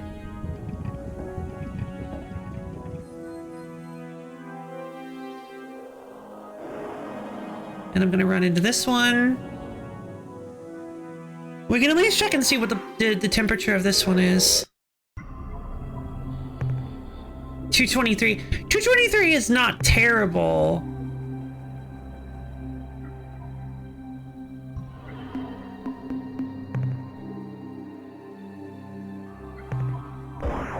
Let's head down. Whoa! Meow. Let's go! Oh, I didn't realize I was full.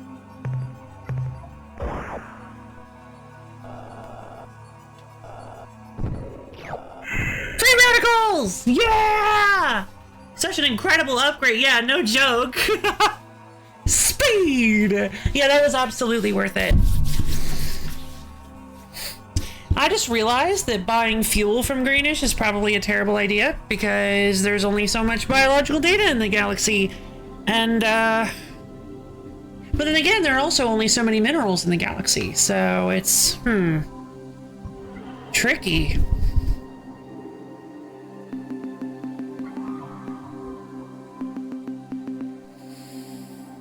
Alright, so Alpha Pavona 6 seems to be handleable.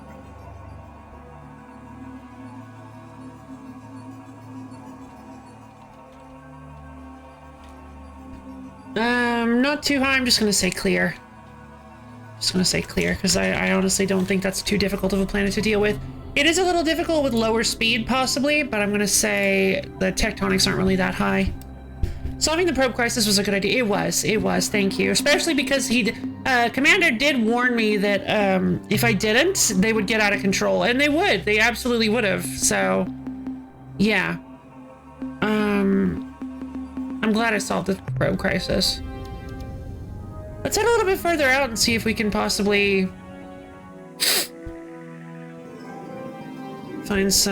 check out some of these other planets. I think that's...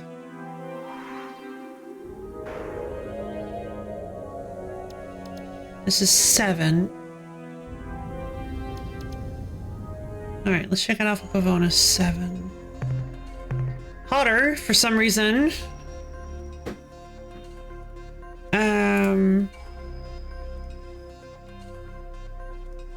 Wait, why did I put numbers here? What am I doing? Roman numerals.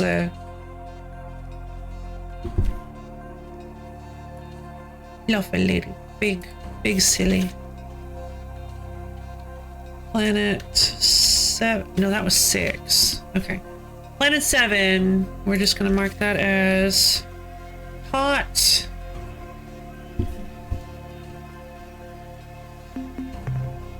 Oh, biologicals!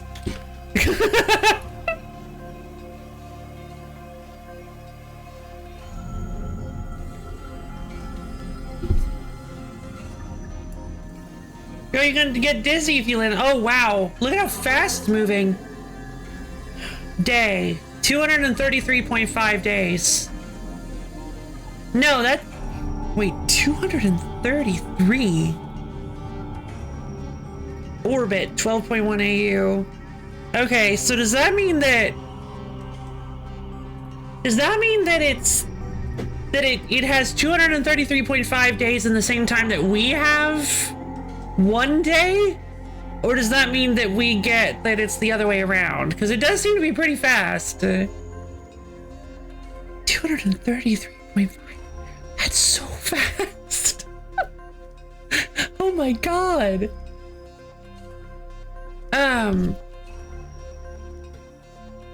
So how many seconds is in a day? We've got 24 hours times 60 minutes times 60 seconds. That's 86,400 seconds.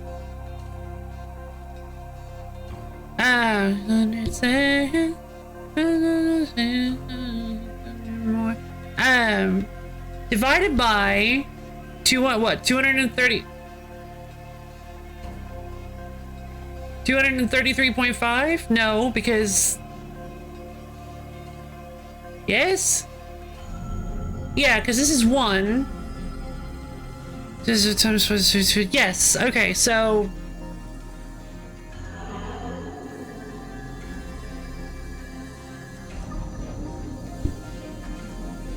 Five? So... Every day is 370 seconds? So the sun goes through the sky and back in 6 minutes? So every rotate of the sun is 3 minutes? every day half is, oh my god. Every day-night cycle is a little over 6 minutes. The work week must be crazy. Waka waka. Did I do the math correctly on that one? That's a fast planet. Can we even land on this planet, like, reasonably? Because the friction from the atmosphere, we'd have to be going really fast to properly land on the atmosphere. It does have atmosphere, 1.86 atmos. So, like, oh my god. Reminds me of L-Star Remina? Reminds me of, what's the, Made in Heaven.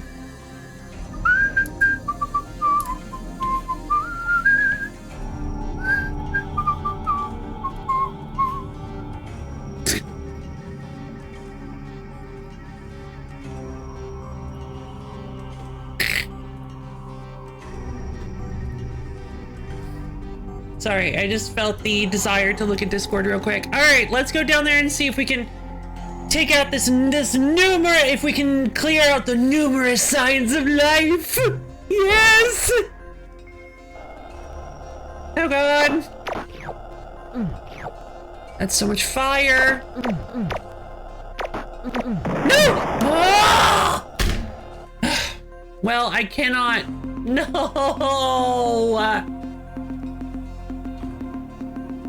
I didn't save!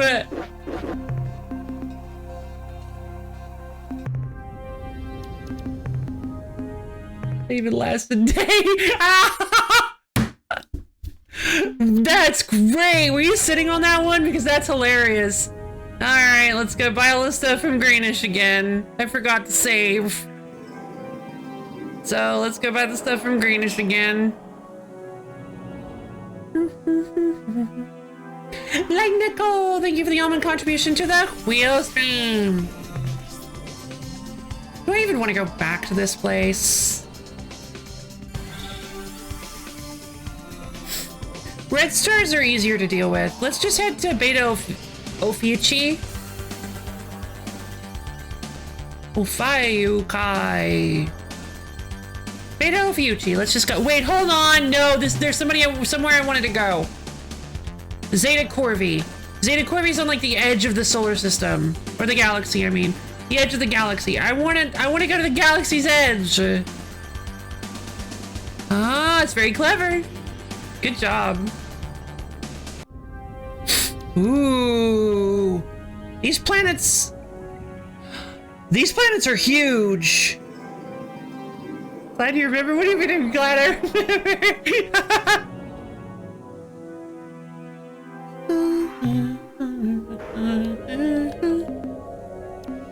Alright, so we've got Zeta Corvi. Problem is, in order to make my notes right, I will have to go back to Alpha Pavonis. Oh, but wait a minute! I know what planets I've been to because I have my list, so I can go back to Alpha Pavonis and just go to the ones that were clear. The other ones didn't matter because I didn't actually end up doing anything on them. Because they were too intense. so I can go to planet 6 and planet 7. Hellstar Remina was good. Scary planet. Oh, really?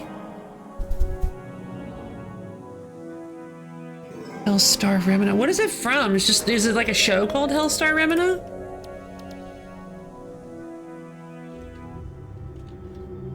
Oh, it's a Junji Ito book. Ugh.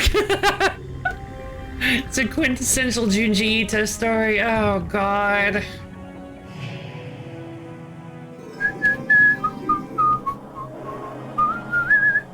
Maybe I'll read it someday.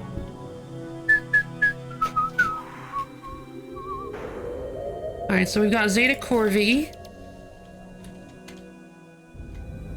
So wait, hold on. Melanie, were you saying that you're glad I remembered, or you got glad that Brof remembered?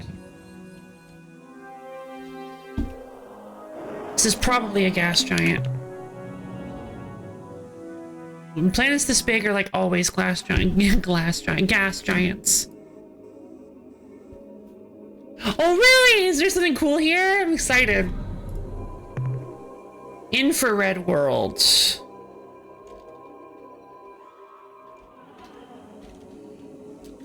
Okay, infrared world. Not very hot. Class 4 tectonics, that's easy to deal with. What do we got here? No minerals, 1 mineral.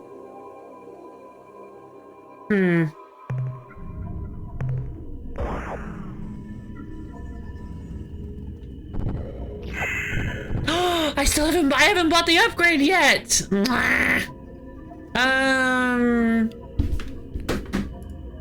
Extremely sparse.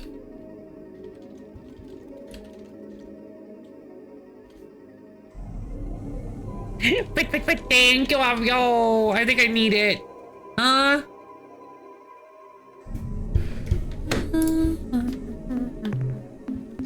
Do not worry about that. Oh, sure.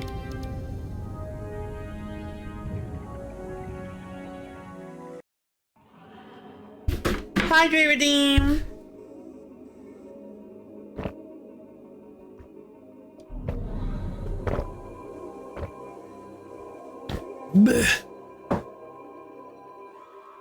Alright, everybody, up off your seat. Stretch your fingers up to the ceiling. Dig your toes down into the floor. Twist and turn yourself all around. Get yourself nice and limbered up. Twist and turn, shimmy and shake. Stretch out your arms, legs, head, neck, bones, whatever you've got today. Make yourself all nice and limbered up. Because we're going to be here for a few more hours, I believe. A couple more hours. Not too long, but just enough time to have some fun.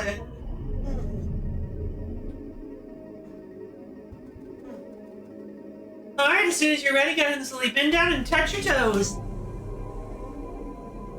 Really feel those calves and hamstrings opening up.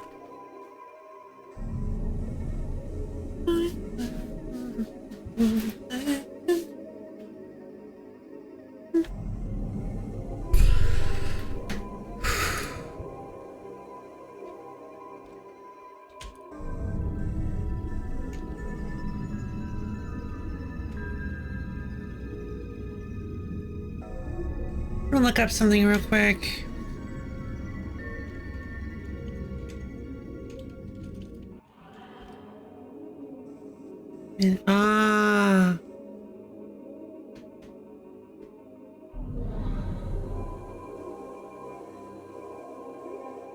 Gotcha.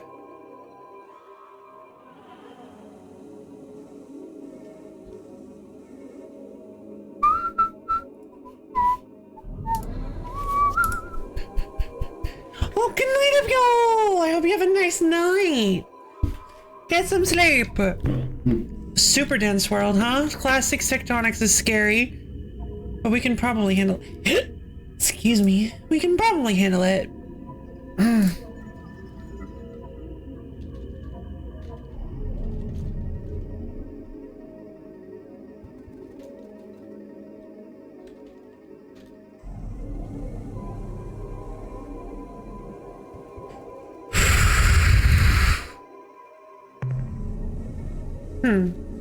Decent amount of stuff. No biologicals. We'll do good. Pet will do good. Thank you. Nah.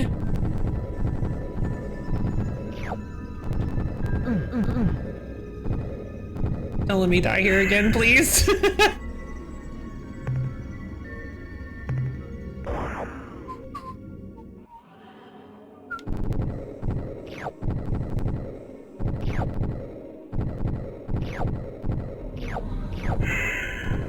Okay, just one bit more, and I've got 3 fuel left. I would like to die in hyperspace because I have no idea if Greenish is going to be able to get to me inside of a solar system. I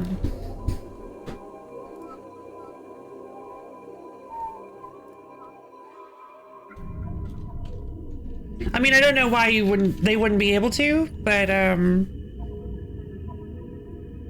want to take the chance.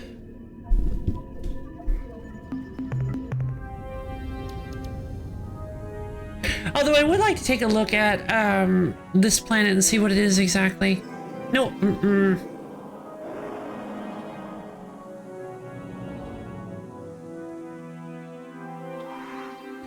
Greenish must really enjoy having you. I imagine that they do. I imagine I am the greatest customer of all time.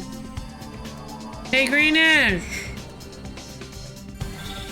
Can I go out into deep space? Blech, I'm just blocked from going any further. Out of fuel. Oh, wow! Oh! What a coincidence. I was just talking about you. So Greenish spawns on from the edge of the galaxy. That's pretty cool, actually. In your explorations and struggles against the Ur-Quan. But, like all of Varese, I'm afraid they were hesitant to introduce themselves for fear of, well, frightening you. In any event, it is our pleasure to meet you once again. Now, what can we do for you today? I would love to see a Varese to see how frightening they actually are, but then again, it's better to leave it up to the imagination. What? Yeah, here. The one. Yes. I already heard this earlier. I want to get through this because I made a mistake. I'm sorry, Greenish. In a different timeline, I already heard you speak. Fuel transferred to your vessel. Thank you, Greenish. Technology. Yay. I would like to buy it. Yes, speed. An excellent choice for the relentless hunter. I like to think they deposit an existential terror. Yeah, probably. It might be more than just like a giant bug with a bunch of arms or something. I bet you're right. I bet it's like they actually just it feels like staring into feels like staring maybe looking at them feels like staring into like a mirror that points back at somebody else. Ugh. You look deep into the eyes of the Varese, and you see reflected back to you a creature completely unlike your own. Why are you not standing there? What else would you like to buy? You see reflected a person that you can feel being in a completely separate place that is also looking into a reflection of someone who is standing in a completely different place, and so on and so forth. You are existing in 7 million places at once, all completely unsure of which one you actually are.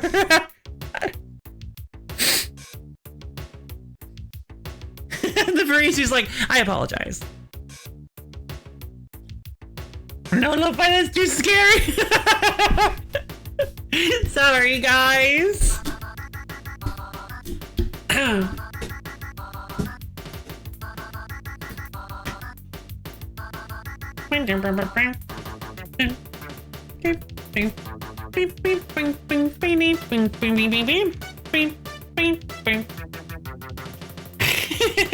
Pretty good though, right? I think that's pretty fun. I like that concept. It's pretty interesting, right? And like if it was to be translated into like a movie, it's like it shows you looking in the mirror and then like you're looking in the mirror and it's like somebody completely different, and then it like the perspective changes to that, like swoops over to them through the mirror and they're looking at somebody completely different, and it just keeps swooping, and then like all of the people that we did see like split out from like the final two people that we're looking at, and it's just like spiraling around, and there's like so many different people. Oh, that'd be such a good scene. It's like which one, and then like the music swells and then it stops, and it just, you've got all these like hundreds of people and they just all at once at the same time say, which one am I? And then it just like they all come back together, and then it's just you standing there like with this blank look on your face, and the Varese, he's like, yeah, this was a bad idea. Sorry about that. Sounds better than looking out from the mirrors. Or yeah. I mean, that's the thing is you might be. You don't know. You could be the reflection. Or you could be the reflection of a reflection's reflection. Who are me? I don't know how expensive information is. I think it's 75 if I had to. Oh, I can't ask about it because I'm done buying information. Would you like to buy? I don't want to possibly use the money on it. Very well then. That's what I'm always saying.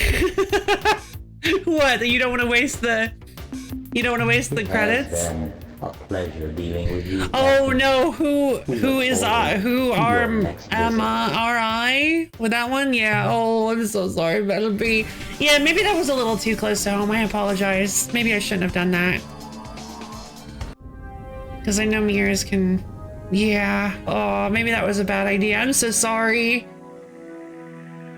Oh! Oh, hello! Wait, what?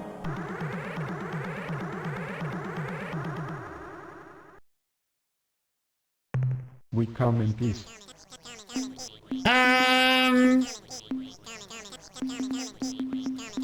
Transmit destruct sequence. Engaging self-destruction circuitry. Sorry, boobies. Do we get the money? Yeah! Yeah! Free money! Okay, well, I'm happy with that.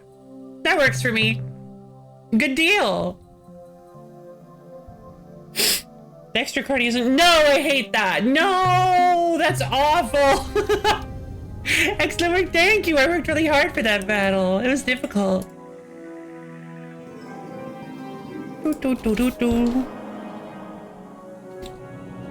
Empty. All right. Oh, hello. Love to reflect on things. Ah. We come in peace. Engaging self-destruction circuitry. Free money. Thank you.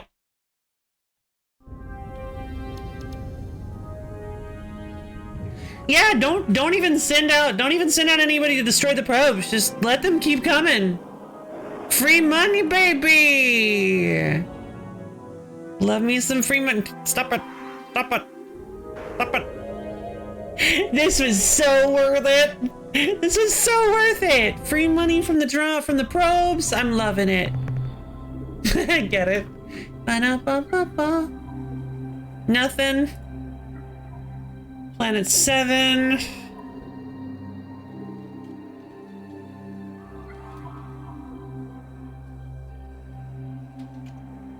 Empty. Class 8 weather. God. Well, I mean, it makes sense that gas giants would have pretty bad weather. Just like having a regular income and explosions galore, indeed. Ugh. Class 4 tectonics with like one thing on it. I'll still mark it down. Azure World. Extremely sparse. Don't even bother. This gas giant is devoid of the technologically literate. Meow. Indium. Alright. Nice and clear.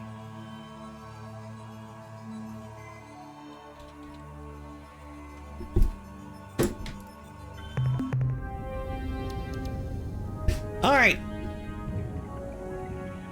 Off we go to one of the further inner planets. Interesting that you said I'm curious if there actually is like anything interesting here then. Planet 4.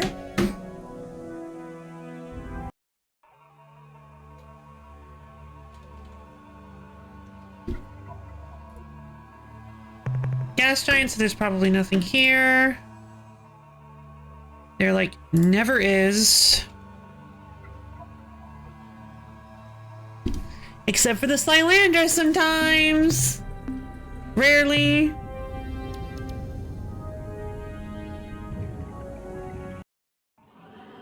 Let's see. Just that one time? Yeah, just that one time. Infrared world. Not much. It's not extra. Woo!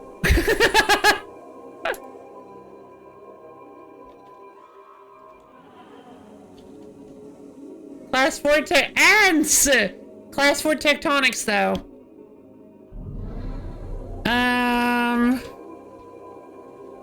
Biologicals. Always nice.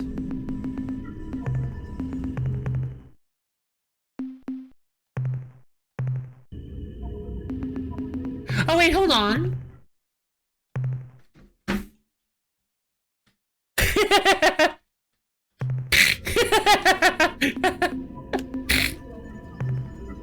Yay!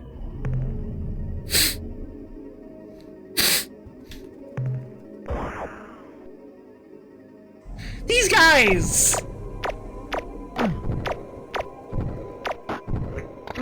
Ow, ow, ow, ow, ow, ow.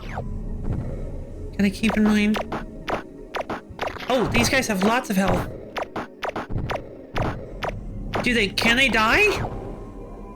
Okay. Oh, hello.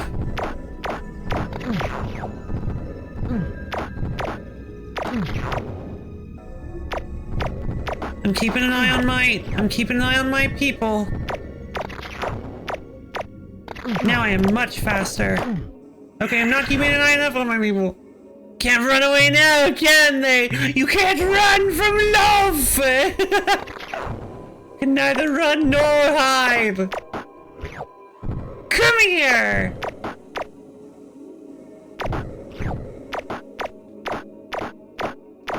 I need some better blasters on this thing.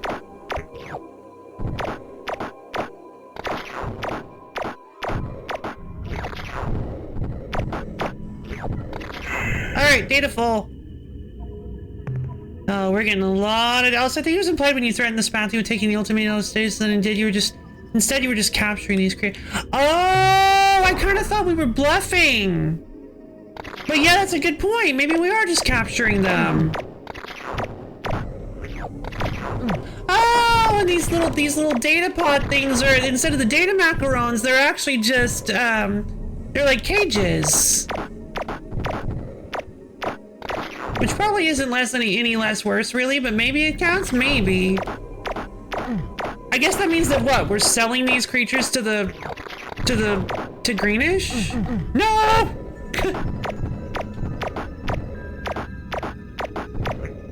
We're alien poachers! Yay!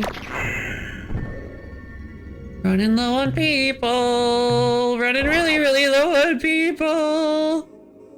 I do too. The little chomp noises are fun.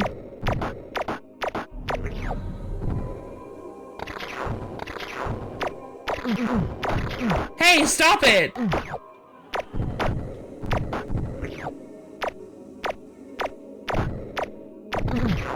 Quit it! God, bad weather.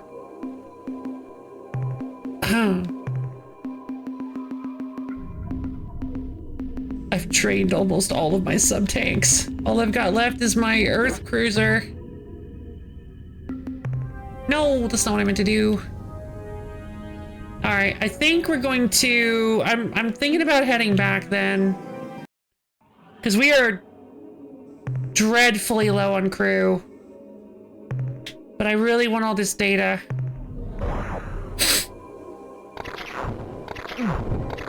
Rude. Quit it! Stop! That's like so not fair, it's just completely random!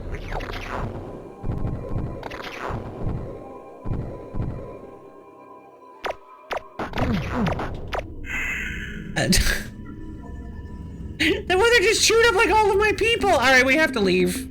We have to leave.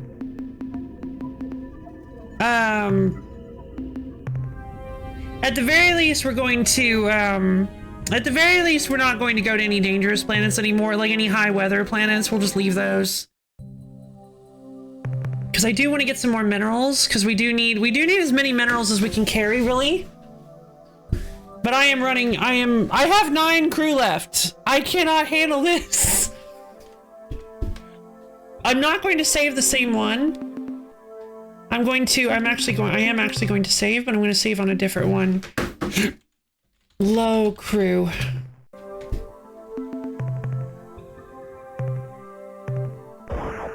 Wait, I didn't check to see what the situation was on this planet. Okay, tectonics. Doesn't seem to be any high weather, though. Yeah, just class 4 tectonics. Alright, we've got the purple world. I think that's the 3rd one.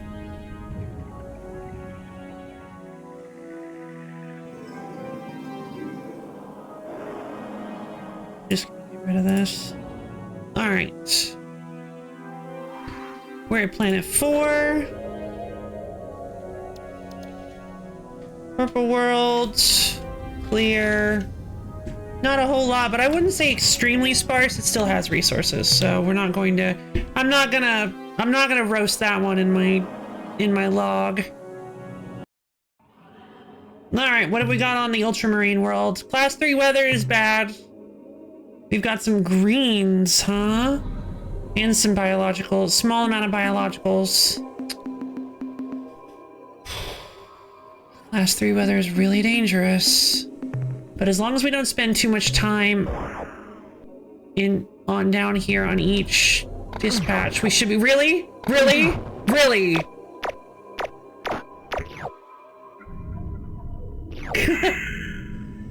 Come on, weather! Why are you like this?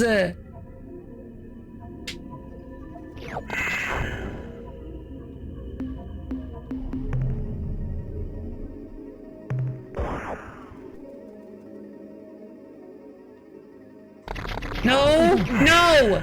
Oh my god, I have 2 crew members left. I can't do this. A climate system with a sensor. It's like the less people I have, the more often I get targeted. Oh my god.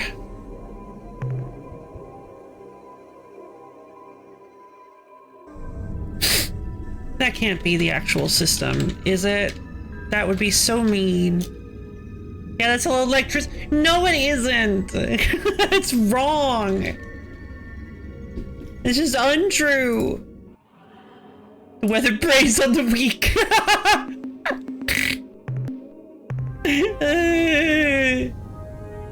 Alright, I guess, well, whoops, sorry, I didn't realize my mic was that close. I mean, where else? There are so many planets in the system to check out, but we have only 2 people.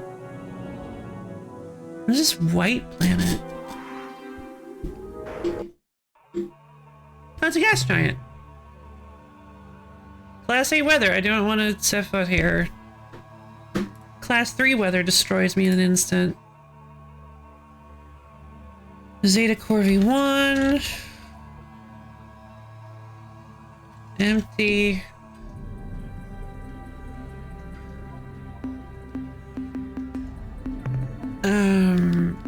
We will save on the low crew.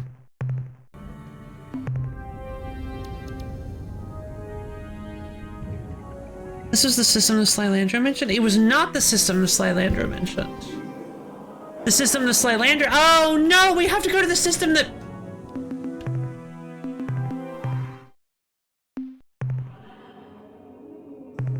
I can't do this.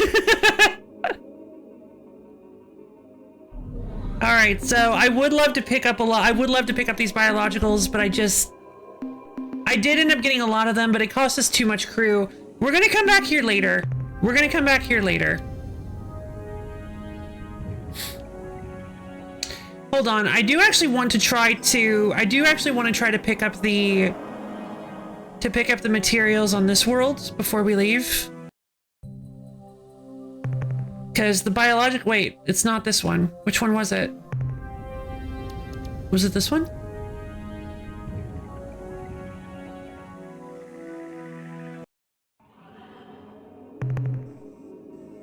Yeah, is this one. No, just biological, please. No. Can I, like, cancel the scan? I mean, you could keep your progress and see what happens, I guess. Yeah. They erg. Alright, fine, I'll load it. I'll go with low crew, and then we're gonna leave here, and we're going to go to... This is the system the Slylander mentioned. Alpha Pegasi. Alright, we're heading to Alpha Pegasi. Let's see how it goes. We got 2 crew members remaining. We are working on a skeleton crew.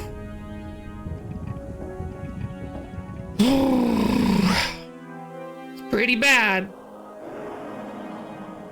But let's see what happens. Also, if there's anything else good here, I don't know. Ah, gotcha.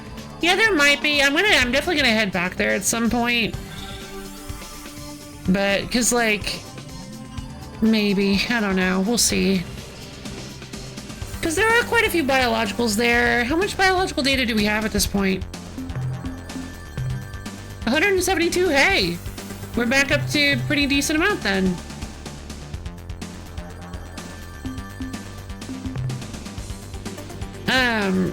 Yeah, that's enough to get, that's actually enough to get 2 more,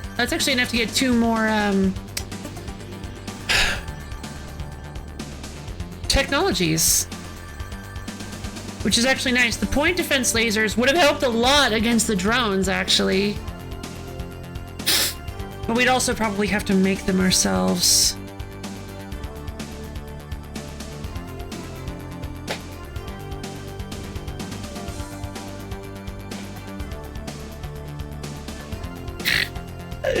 I definitely would love, I'd honestly love if it's like, here we are selling you some defensive point defense lasers.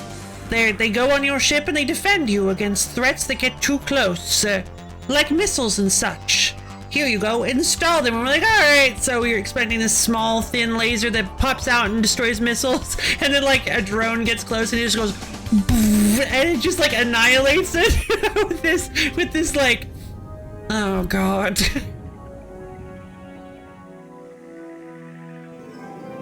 With this like wave motion gun level of beam. Well, let's get started, I guess. For some reason the laser is accompanied by a robot. Oh yeah, that would be fun. Raw! Clever reference. Good reference. So we have Alpha Pegasi. Oh yeah, you were here, but I had looked away for a moment. What? Oh, I see. Actually, I never made it to Alpha Pegasi. I was checking out a different system near it to try to gather resources on the way back. Alright, here we go.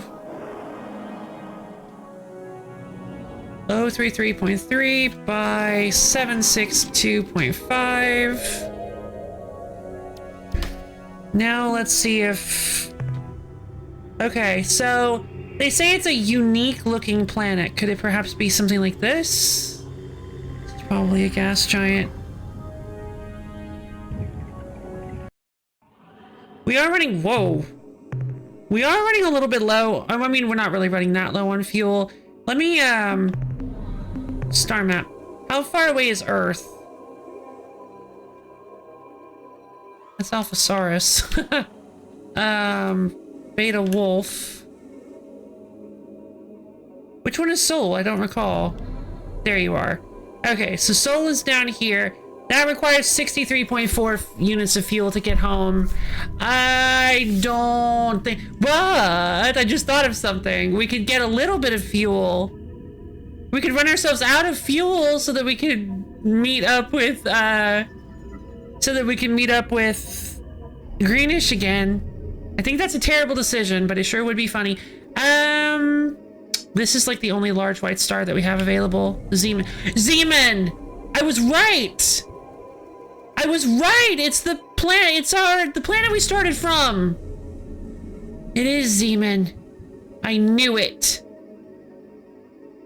Zeman is one of them. So, but it got slave shielded, and even if I destroy the, even if I kill the Ur-Quan that's guarding it, I can't really... Even if I kill the Ur-Quan that's guarding it, I can't unslave shield it. I don't know how to do that. But I don't know what color Zeman was, or our planet was. Maybe it wasn't Zeman. No, it wasn't Zeman. No, it wasn't. Zeman was not the planet that we started from. It was... It's called like Vela or something. I think it was on the Alpha Raynet. I think it was on the... Excuse me, friend ruler, I require your assistance yet again. Thank you. Around Epsilon Brahe. I think he was around... Let me just search Vela. Yeah, there's Vela. It's near... Okay. I believe that's where we set out from. Oh, this is also a large star. No, that's Zeman. What? Oh! Oh, you can't even see it! It's right next to Zeman. Oh, that's so funny. Hey, Misty Heart, how's it going? Vela's basically touching Zeman. Thanks, Varsk.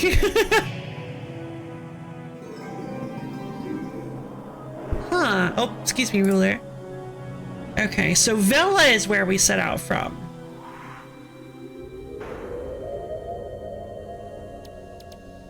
Okay, we need to... That's also probably a gas giant. No way! What? What?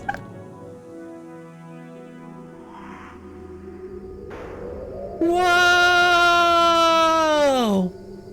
Beta Chandrasekhar! Cool! Thanks, Marsk! How far in can I get? Pretty close.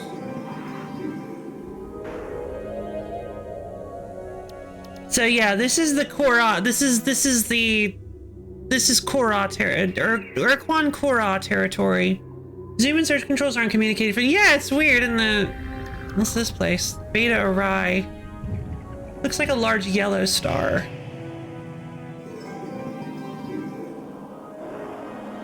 So I'm almost positive that the, oh wow, we even zoomed in fully. They're right next to each other. I'm almost positive that the super planet they were talking about is somewhere in the Zeman system. We've been to the Zeman system, but I gave up pretty quickly because I wasn't looking for a specific planet, but rather resources. And it's way too hot there. It's way too hot there. So...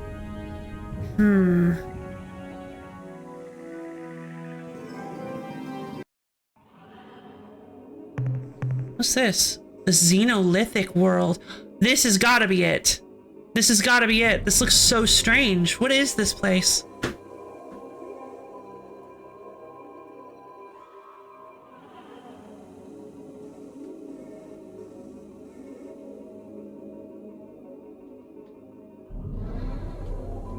Planet 6.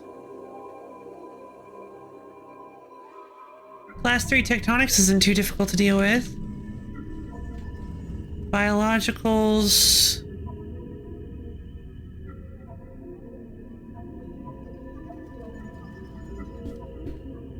Okay. No, because I feel like it would be something a little more special than just an abundance of resources, right? You'd think.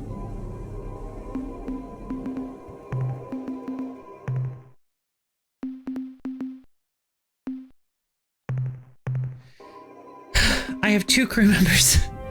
Oh, darn. I have 2 crew members, so I can't take like any hits.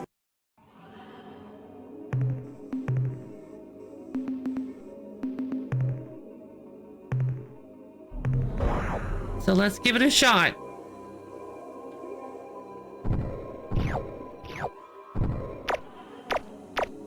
Monkey!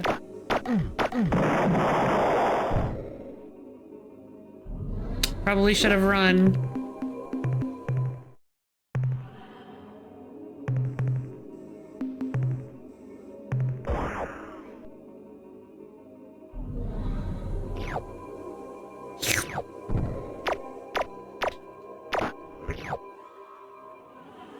Are the monkeys approaching?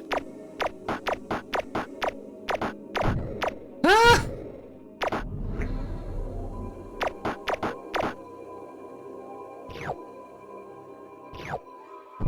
They have like no data.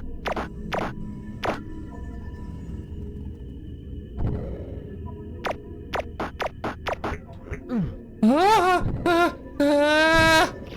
1 crew member left. This is such a bad idea. I'm leaving. Okay,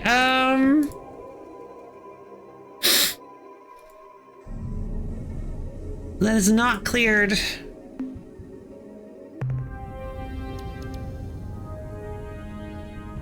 Okay.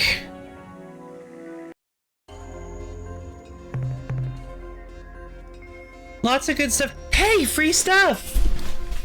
Okay, cool. Noble world. Not dangerous, finally.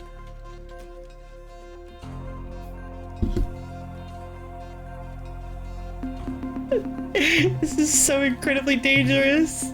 I'm saving it. I did the wrong button again.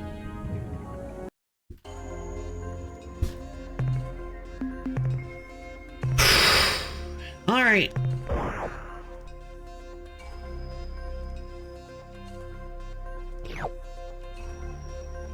Time to pick up some good stuff.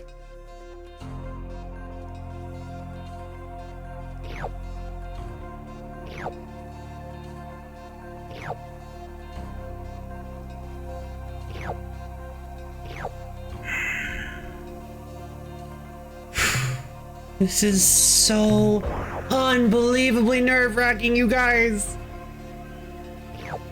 If I get ambushed on the way back by like some random thing that just happens, I'm dead. I die. There's nothing to save me.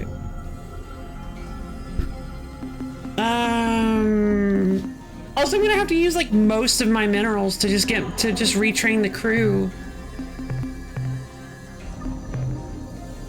That's probably not true, actually.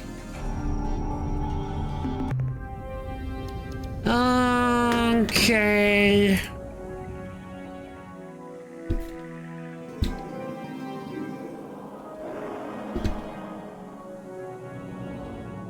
Clear the noble world. Planet 6. Let's start from, like, the inner ring, then.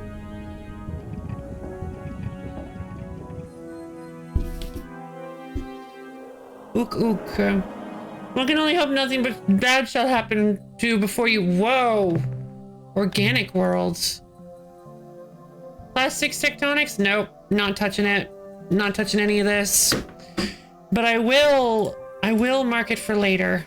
because this is actually pretty good. Planet 1.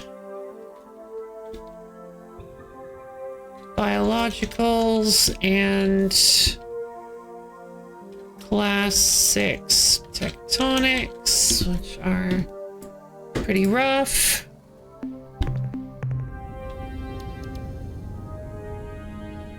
And I can't forget that we also have to, I also have to keep track of my fuel because I need 60 fuel to make it back home.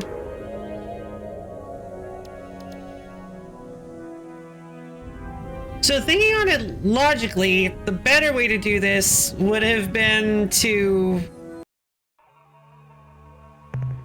get like a lot of mineral. Whoa, whoa, no! A bunch of greens. I just can't risk it.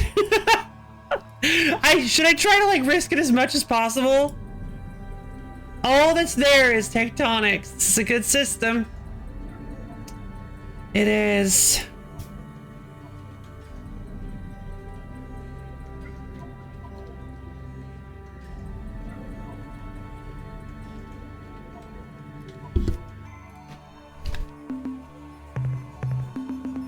Rare earth minerals.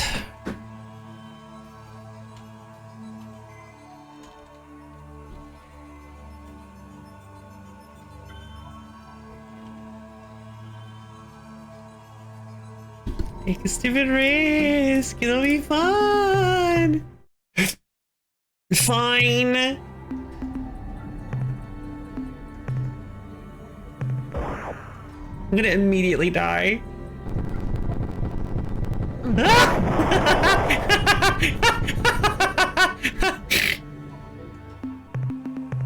Yeah, that's just not happening. Alright, that was pretty funny though.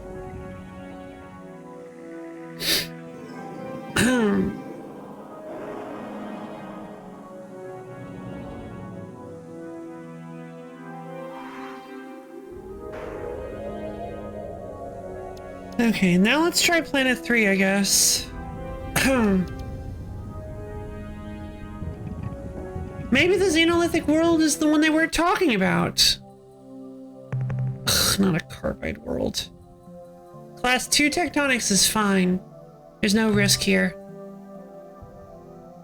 Let's go for it.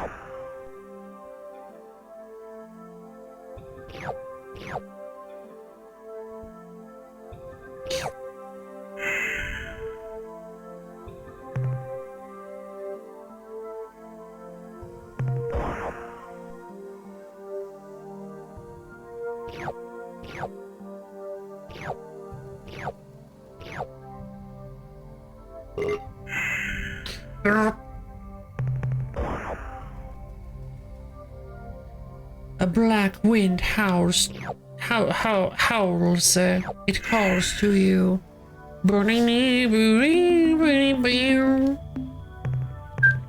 Let's get out of this planet so that I can refocus my eyes. And then, yeah, so we've got planet 3.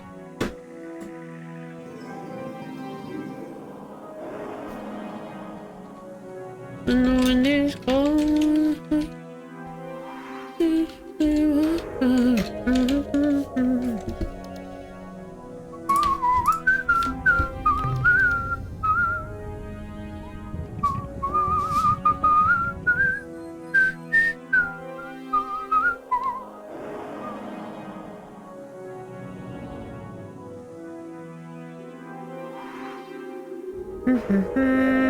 What about planet 4? Have we checked out planet 4 yet?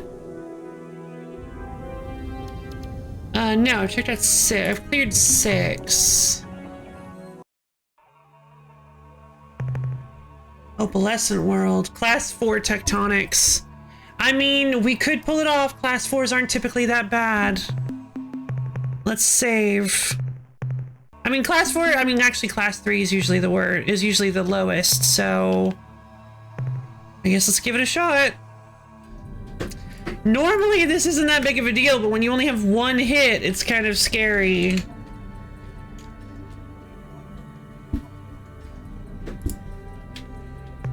We've got some rare earth metals here.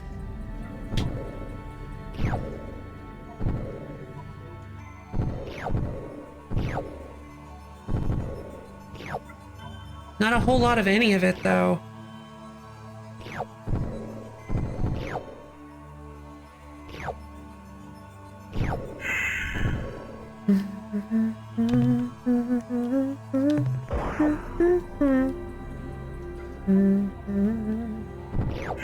Alright, let's get out of there. Okay, so Alpha Pegasi is clear.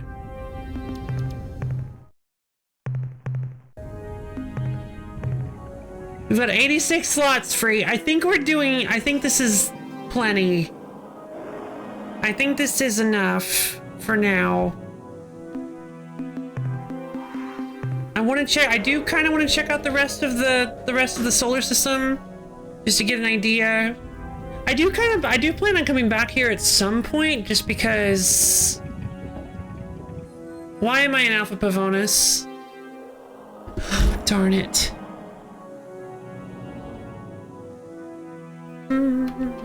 I gotta go recheck Alpha Pavonis. Alpha Pavonis is high temp. Planet 1 was not high temp. So Planet 2, Planet 3 was clear. Okay, cool. Planet 3 was just a normal planet.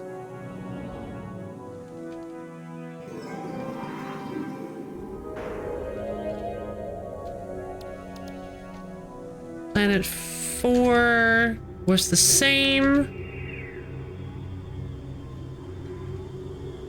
Just a regular old planet with a little bit of tectonic issues, but we handled them just fine. Had some good stuff on it, but it wasn't like incredible or anything. Okay, so 5, we just gotta check out 5. And whatever lies beyond 6. I think there are a few more in the system.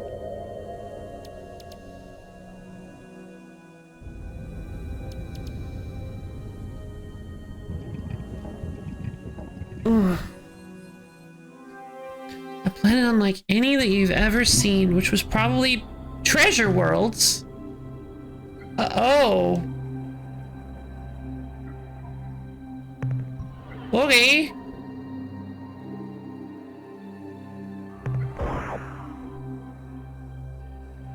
No dangers. Oh my goodness. Oh my goodness. Promise, I don't think I can hold much more.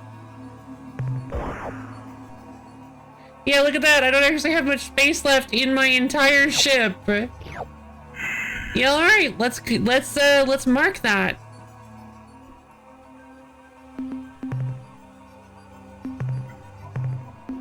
Overabundance of precious minerals. Yeah. Okay. Booyah! Yes! That's awesome! Treasure World! We found treasure! Abundance of precious minerals.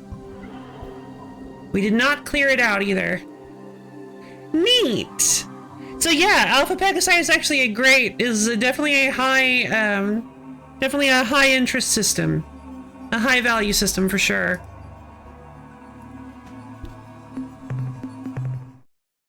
Alright, we're saving, we're getting out of here. Back to Sol we go.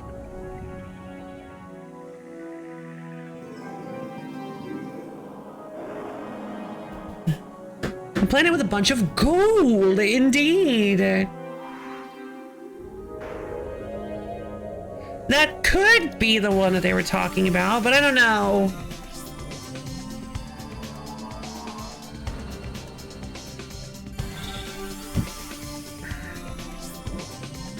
I'm wondering if it's maybe the Xenolithic planets.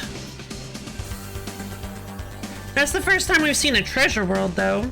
One that's just laden with gold and precious minerals, which is awesome. I'd love to find some more treasure world. Hold on, I will mark that as a treasure world because treasure worlds are huge.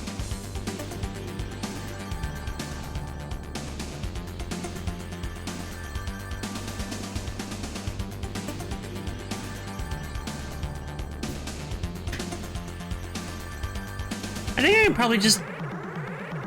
I was actually looking to see if... That's not a drone. Hello, my little one. I am so pleased to see you. You have done well for yourself.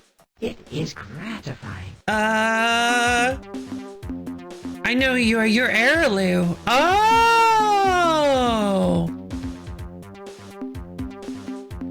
You sound as if you know me. Have we met? I forget myself. Of course you don't know me. You are from Unserwald. Unserwald. We are, however, how shall I say, related. It has been many of your years since I have been to our planet Earth. We are known among your kind by many names, some of them flattering, some of them not. The one we use most often was given to us by the children of the Celts. Oh, okay, that makes... They called us the Arilu Lalile. More recently, we were part of the Alliance of Three Stars, along with your kind, Would you until look we at that? decided to return to our own, how would you say, reality. Reality. When it became clear that your people would be safe enough under the Ur-Quan slave shield. But we don't want to be safe. What are you doing here in this region of space? We are many places at many times. This place is an easy place. One of the 10 easy places. At different times, we explore different easy places. That is our way. Did you say I 10? can see from the look in your eyes that I have confused you. I am silly. Please disregard my words. No, I'm not going to disregard anything. You said 10 easy places. That sounds... that's kind of suspiciously coincidental, don't you think? What are you exploring for in these easy places? We seek to trap Noon, but they dart and leap. You cannot trap Noon. Do not even try. I do not think you can even touch them.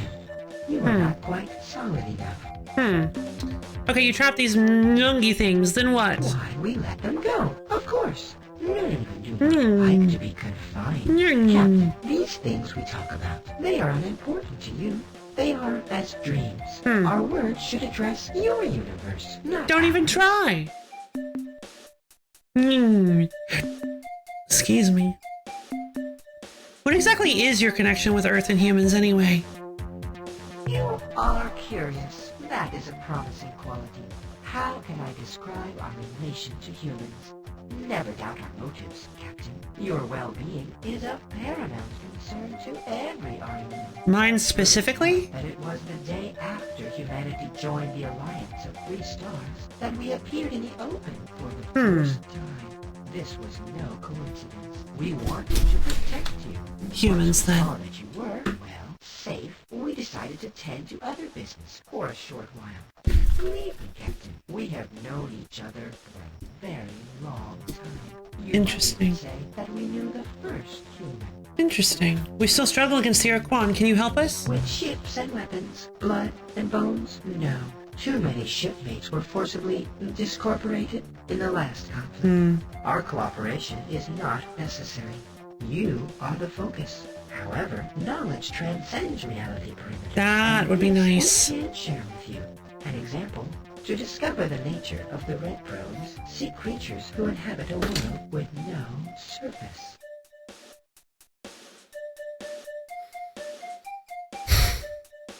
Thanks, Heirloom. You're the best.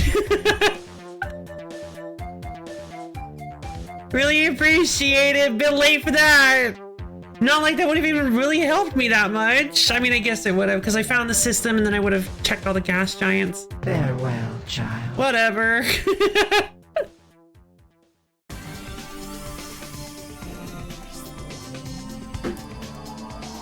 Alright, on my notes... Heirloom are extremely, in quotes, helpful, in quotes. By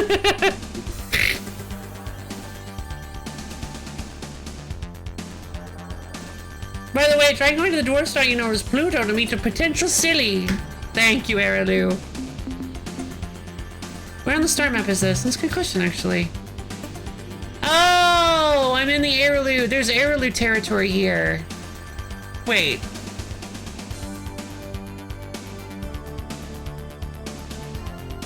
Are you telling me these are the 2 stars?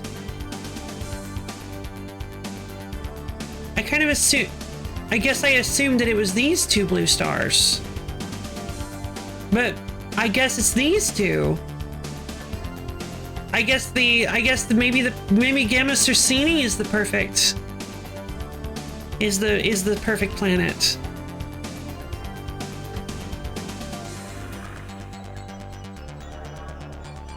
I'll write that down on one of the 10 blue stars not far from Vega. Possibly Gamma Circini. We'll check out Gamma Circini later, because that actually might be where it is. Okay, now who's following me? It's not a probe, they're too slow. I guess it's another Airloo ship. Did you ever check the other blue star above? I did not. Oh, that's right, I didn't actually check Beta Pegasi. But the thing is like, I'm really lowish on fuel. Also, I don't think I have enough fuel to turn back at this point. No, I don't. I'm running low on fuel, and I'm running low on space, and I've only got one crew member on my ship. One single crew member doing everything, so... We're currently, like, really struggling. We're limping, and in fact, I guess you could probably say we're crawling along the ground with only half of our body remaining.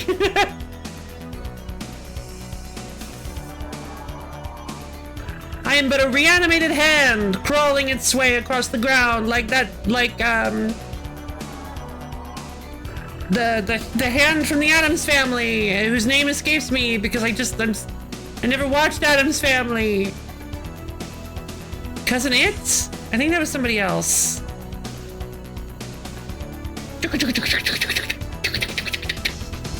You know, across ground.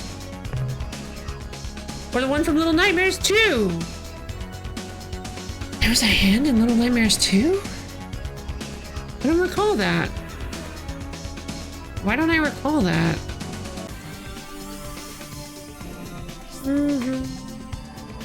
Thing. Oh, it is Thing! I was gonna say, like... That's so... I was like, nah. Prosthetic. Oh, yeah. That sounds familiar, at least.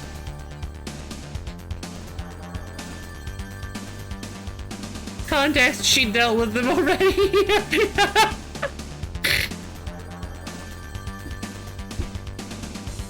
I find it extremely hilarious that it definitely feels like the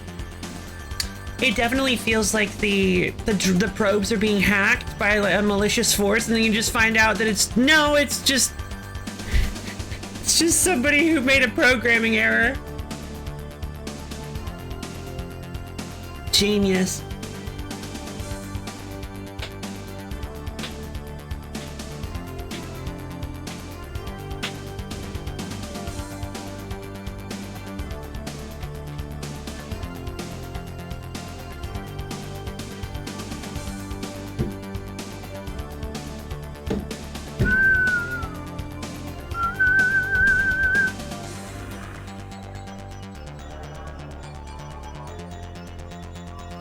Are we almost there yet? God! Guys, are we there yet? Are we there yet?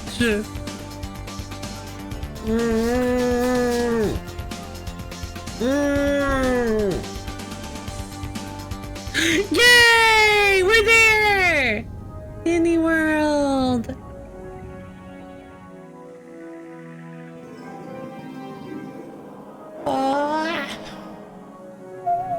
Whoop! No, right, Venus is super dangerous. There's our space. Finally! All stream, we haven't talked to my favorite guy! Welcome back, Captain. Hello, By the way, I Commander. thought you should know, we have a major situation, Captain. What happened? As of a few days ago, all Spathly Starship captains have vanished from our What? starbase. We don't know how or why, but until we receive replacements from Spathywa, you will be unable to commission any additional Spathly eluder vessels for your fleet. Also, we've detected a minute but measurable disturbance in the interspace fabric at approximate true space coordinate 100 by 50. Our Wow. scientists speculate that this disturbance may be caused by many thousands of hyperwarp penetrations, all in phase, as though a huge fleet of ships Oh, were on the move. God. I've used too much time, haven't I? True space. Disturbance at 100 by 50.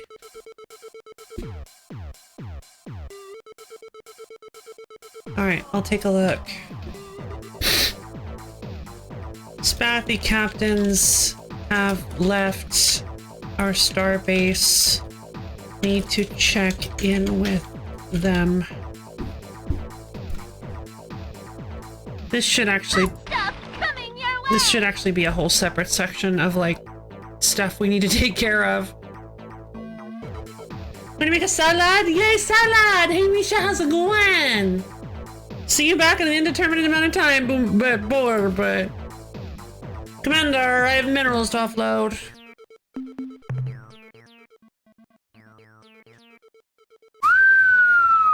Fine job, Captain. Thank you, Commander. Can your scientists analyze what I've acquired since my last visit? The analysis reads as follows. Subject, Slilandro probe destruct code sequence. Data. This is a complex sequence of program instructions using an encryption sequence similar in some ways to the rolling Fung algorithm. Summary, when a Slilandro probe approaches, open a hailing frequency, wait for a response, and then transmit the code. That's the end of our scientist's report. Thanks, scientists. Goodbye, Commander. Farewell, Captain. Thank you, Commander. Okay, we need crew. We need crew people. Should have made some more Spathia looters. Scrap. Didn't know I could scrap these ships.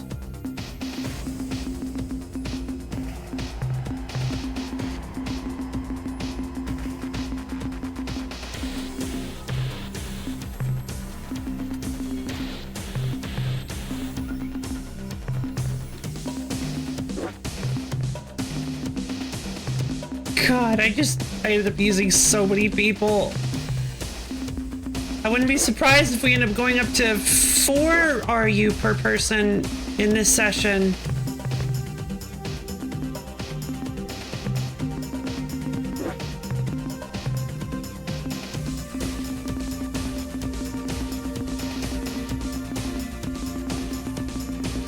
There. All right.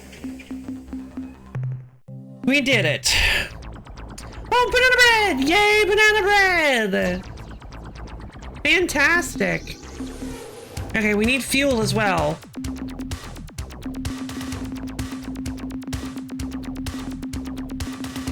It's just so expensive. Like, it's like all of our resources.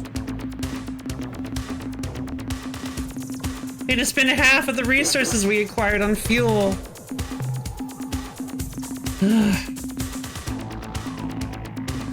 Let's see. So we can buy these upgraded lasers.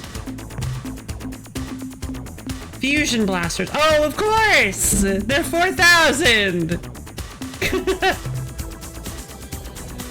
Seems possibly quite strong, but they're just a little too much, I think. Plus, they use up more of my dynamo units, so I can't use them very frequently. So they may be powerful, but again, I want turners. I want my turning jets. And I want my anti-mat thrusters. And I want another turning jets, and I want another anti-mat thruster. There. I want to be speed. I want to be speed. I'm tired of taking so long to get everywhere. I want to be speed. Okay, so now what?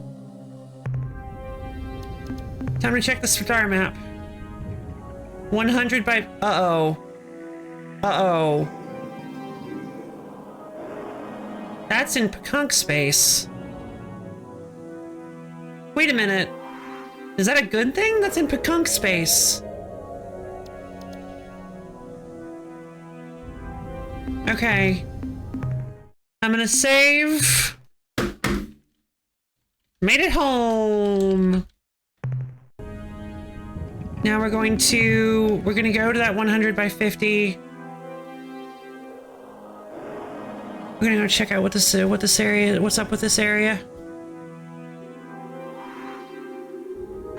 Speedfight lady, that's me! Meow.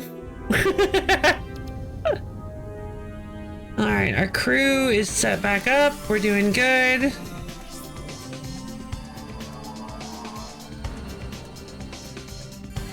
I need to know what's going on. Excuse me.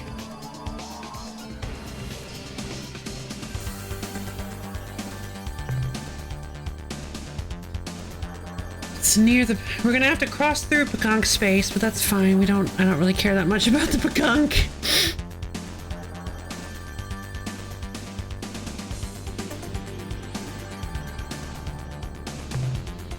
Hold on, I can zoom in. There's no 100 by... More like here. It could be in Epsilon Chickless.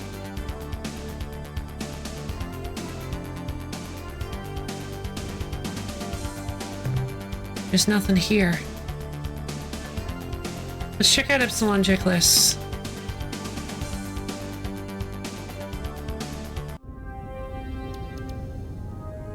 Have we? We're looking for the, I'm trying to find out, find out what signature the commander detected. Apparently the commander detected a true space disturbance that implied a large fleet of ships. Epsilon Checklist. I have not checked out Epsilon Checklist.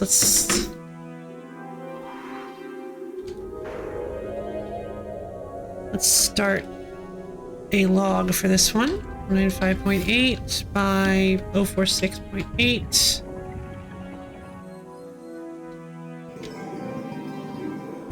Okay.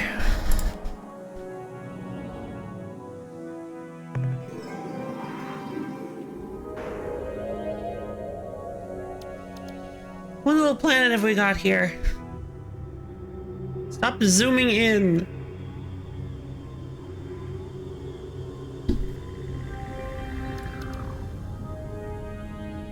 Look at how quickly we can turn now, yay! An Oolite world. Oh my goodness! Oh, but again, class 3 weather. Alright, we got planet 1. Abundance of... Nah, I wouldn't say it's abundance. Just say it's a good load of minerals. Okay, let's head down.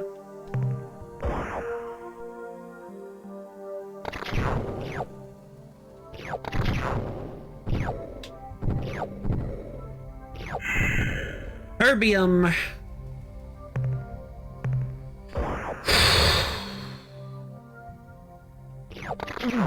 Yep. Yeah. Can I outrun the lightning?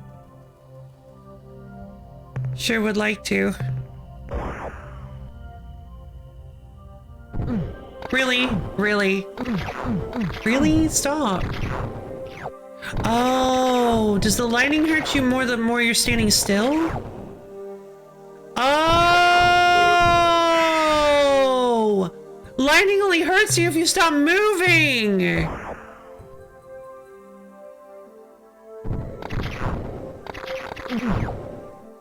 And then it clears to turn!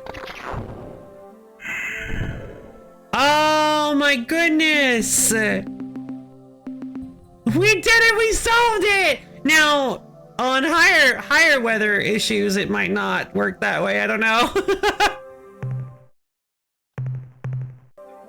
Okay. Important discovery!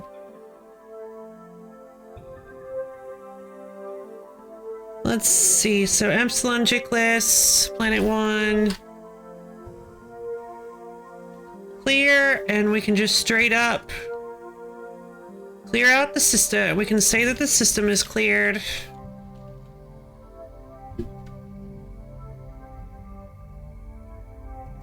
Never stop moving at any cost, even if you run into a purple space worm. Yeah, it's like that movie Crank! Never stop moving! That's such a great premise for a movie, because, so, if anybody, I think it's Crank. Yeah, it's got Jason Statham. So in the movie Crank, Jason Statham has been poisoned, poisoned with a synthetic poison that will kill him unless he has a constant flow of if he ever stops having a constant flow of adrenaline in his body, he will die. So it leads to like he'll the only scene I remember, because I don't think I watched the whole movie, the only scene I remember is like he's having this like conversation with these drug lords, and he's like talking about stuff, and then all of a sudden he's like and he's like, and it goes to like a cut in of his heart that's going like doof, doof, doof, and it like slows down. He's like, I gotta get adrenaline, so he just like punches one of the drug lords, and it starts this massive brawl, and he's like, adrenaline! It's such a great concept for a movie. Never stop having fun disease. It's so great because at any moment you can just say that he doesn't have any adrenaline left and he needs to just punch somebody and get into a fight. Oh, does it? Sounds like just having really bad anaphylaxis constantly. Ugh. I mean, yeah, eventually just the constant adrenaline will kill you, because like, because you can't get adrenaline poisoning? I believe you can overdose on, your body can like overdose on adrenaline, because it's not designed to constantly have adrenaline running through it. It's designed for emergency situations. I may be wrong. Hold on. I feel like you could. Can you die from a broken heart from too much adrenaline? Adrenaline increases our heart rate and subsequently blood flow to muscles to allow us to fight or take flight. But too much adrenaline can be toxic, leading to irregular heart rhythms, and if it becomes overwhelming, causing the heart to stop beating. It's not only terror that can kill. Interesting. Oh, I see, because this is from an article called "Can You Be Scared to Death?" That's interesting. That's an interesting question. Yeah, adrenaline can backfire. Under normal circumstances, adrenaline is a valuable neurotransmitter triggering our fight or flight response, which protects us in stressful situations. Adrenaline increases our heart rate and subsequently blood flow to muscles to allow us to fight or take flight. There we go. And then other ways. Oh, not only terror can kill, was from a different paragraph entirely. Other ways adrenaline can kill. It's not only terror. Any overwhelming emotion, positive or negative, can be fatal.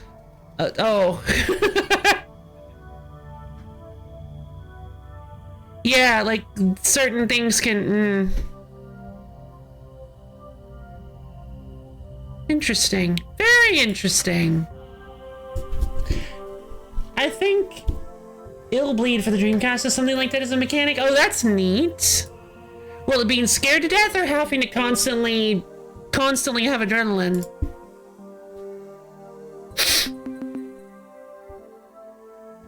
Because in loose terminology, you could also say like the Lovecraftian RPGs like Call of Cthulhu also have that kind of being scared to death. Yeah, okay. Didn't die from grinding MV during the entirety of May 2022, right? Good lord. The entirety of the year? Or sorry, month? The entirety of the month? Good lord. Whoa, look at how quickly I can turn now!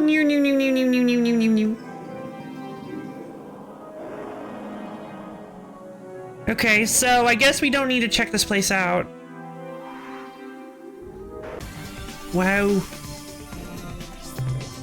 I really want to figure out what I'm supposed to do with this clear spindle. Huh. This is weirdly perfect. Have we been to Alpha Chickless? I have. I've cleared a lot of it.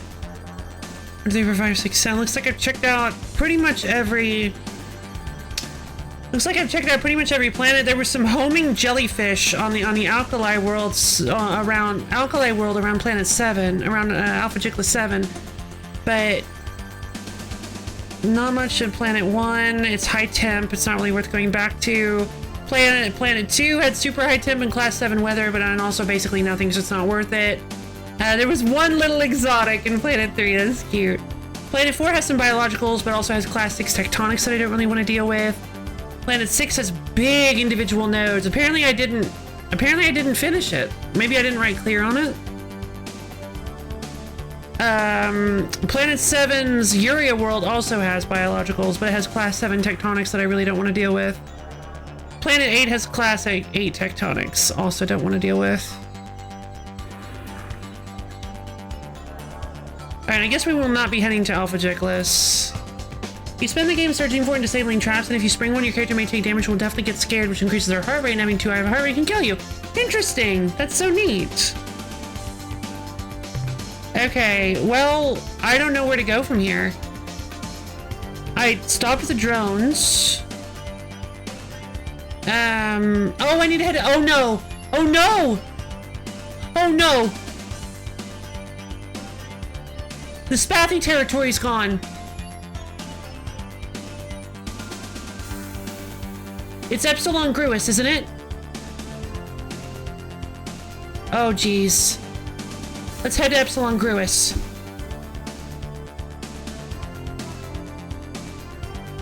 I think the Spathy are just gone. I think they got wiped out.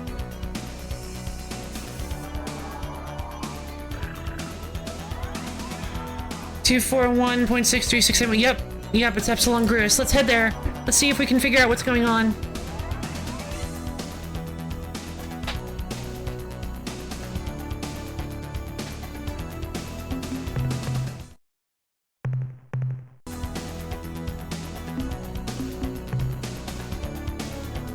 I really want to. I wish I could have found the Black Spathy Squadron. I don't know where they are.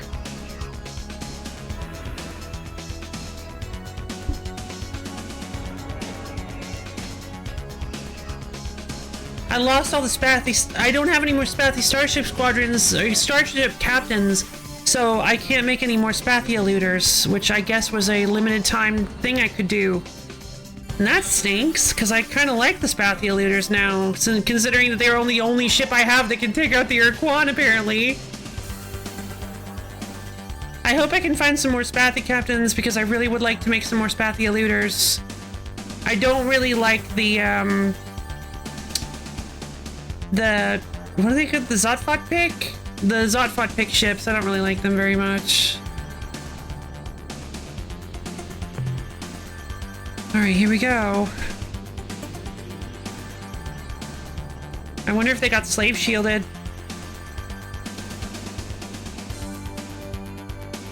I'd like to find out maybe perhaps a way to get rid of the slave shielding. That sure would be nice.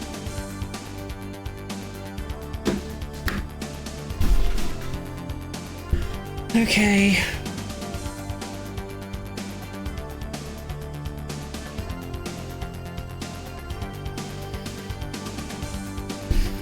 We'll see.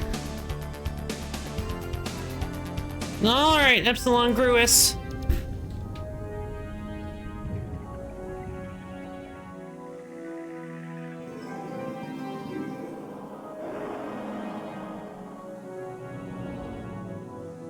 Dang. I was right.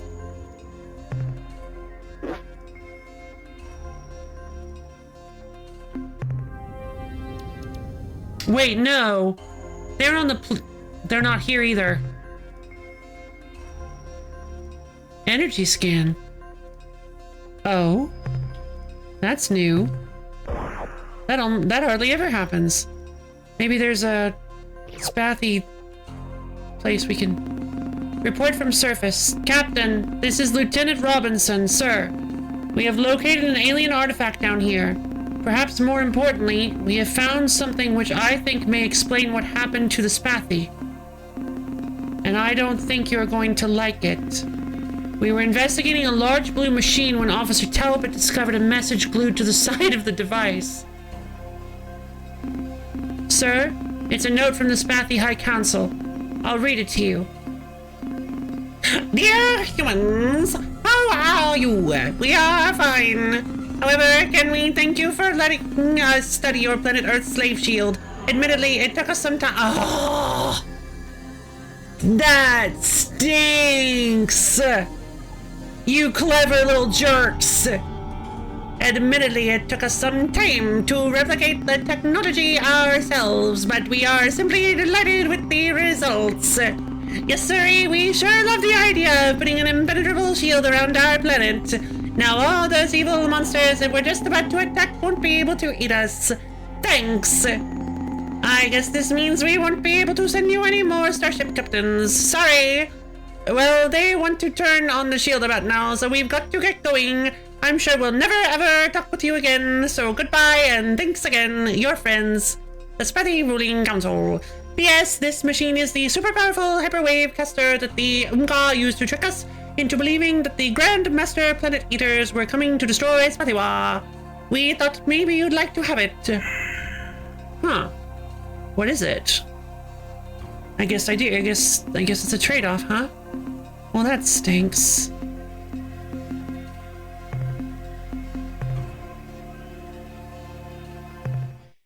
Okay. But, we may be able to use this for something.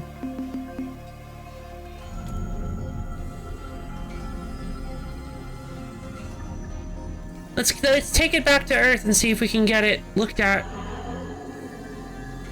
Epsilon Gruis. I didn't actually have it marked down because the only planet here was, the Spathy homeworld.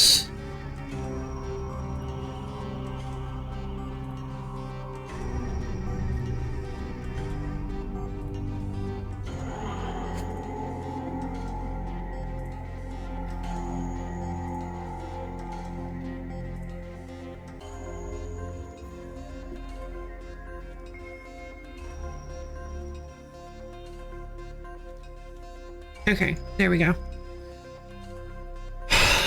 Darn.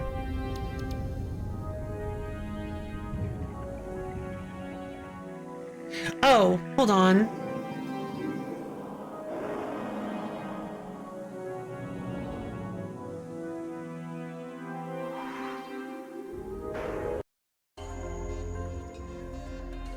I guess I can list it as biologicals. And then also, this is the Pellucid world.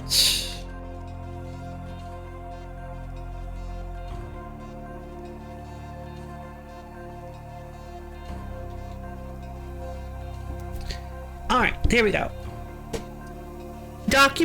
Proper documentation is important.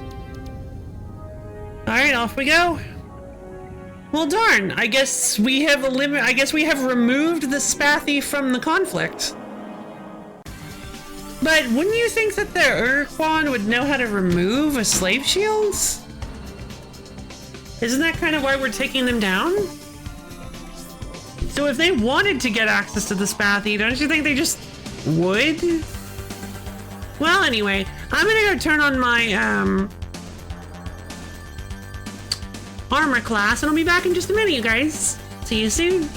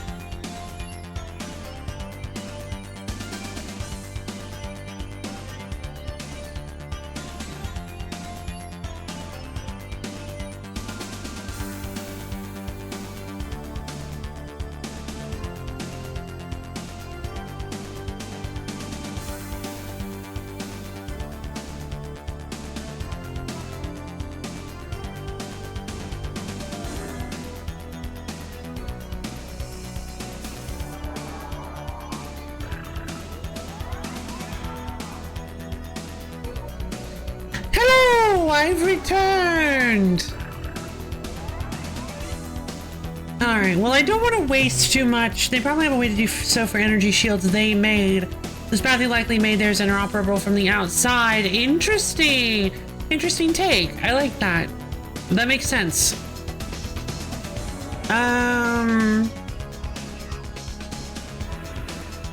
Like,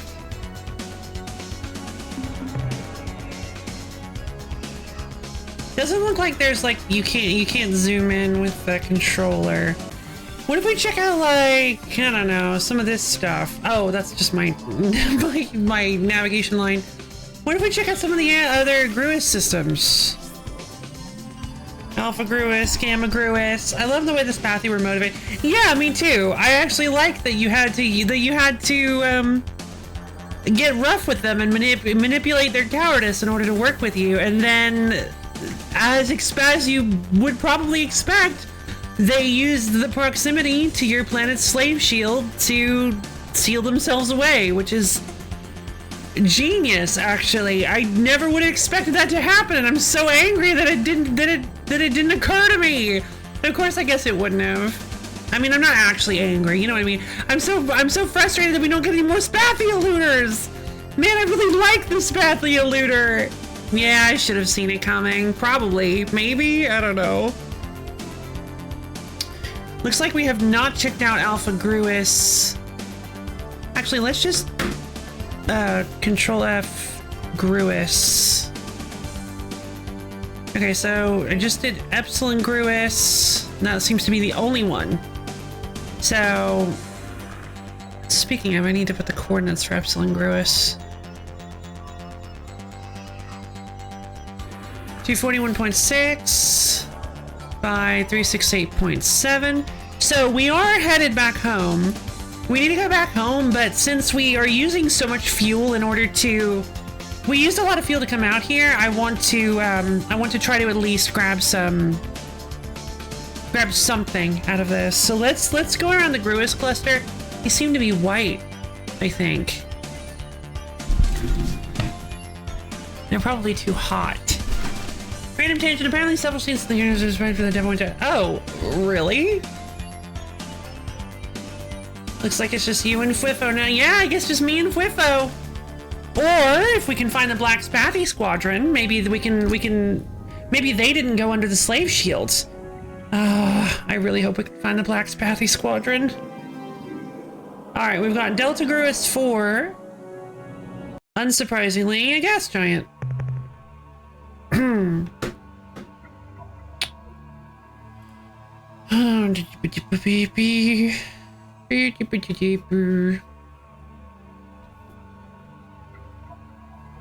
Beta Mercen.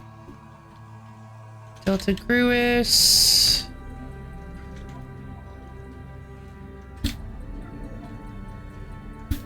Empty. We do, however, have some moons around Delta GROOOOOOS, so let's take a look at those. Super dense world, huh? That should have some good stuff. Class 7 tectonics. I don't think I want to deal with that. I will mark it for posterity. Super dense world. Class 7 tectonic.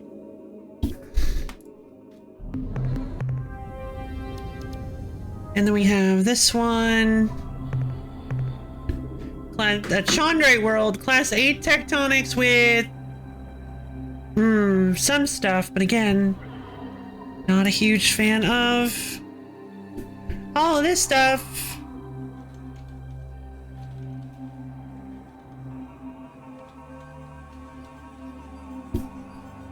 Class 8 tectonics.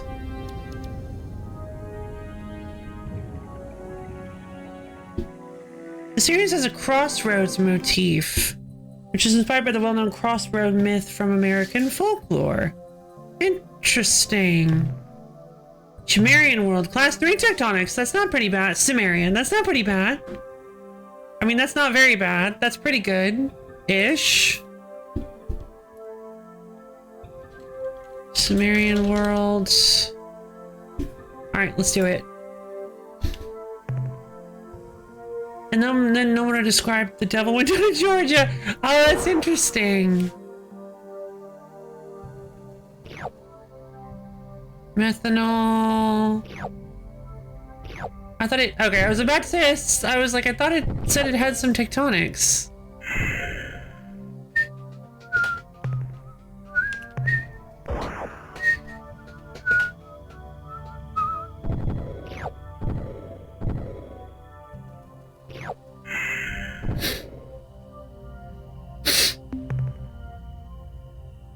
How many do we need to get back? 23.7. Alright, as long as we're within range of Earth, of Sol, we can do this. The noise I make when I find methanol? What noise did I make?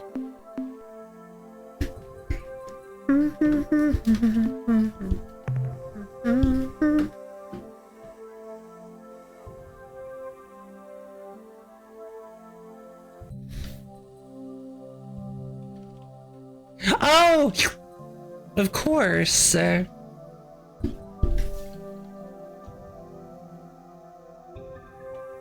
What just happened?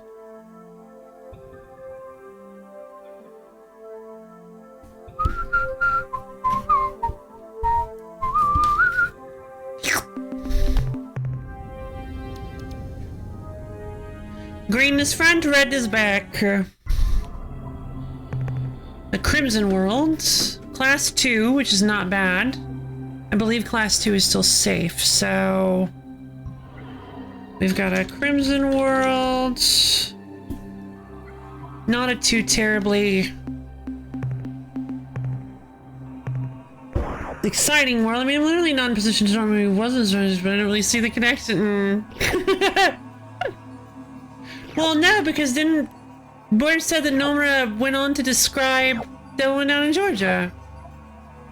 Like, you literally talked about it. Oh my god. Thank you. It's a beryllium sphere! Miners, not miners.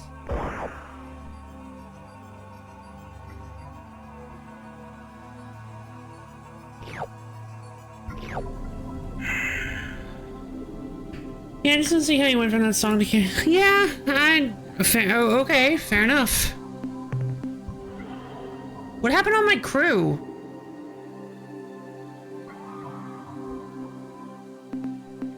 Where'd all my crew go? When did I take damage? I can store like 50 crew.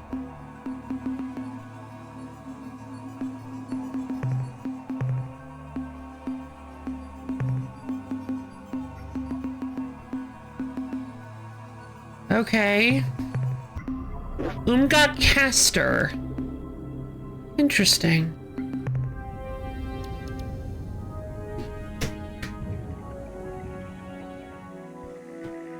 She said I don't follow his thought. Ah, gotcha.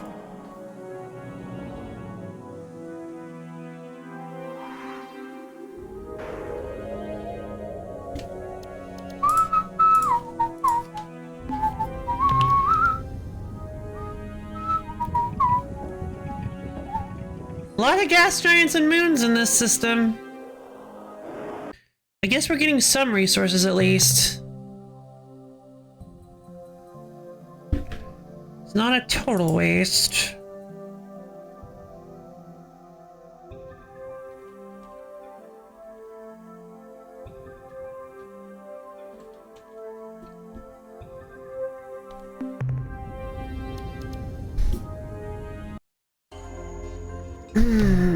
A noble world. These are usually pretty good. There we go.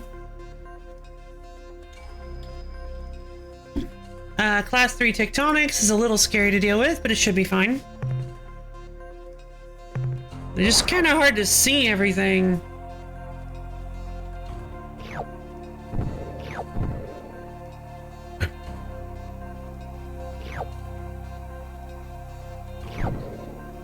Relatively small nodes.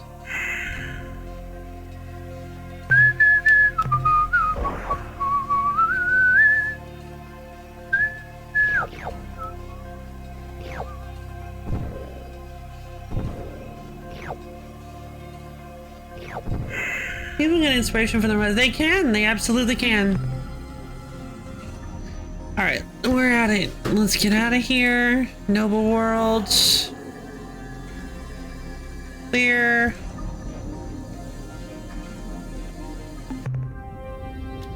And then we can check out this one, which is a dust world. Class 4 tectonics. Not a whole lot of resources, but I'm still gonna be grabbing it nonetheless.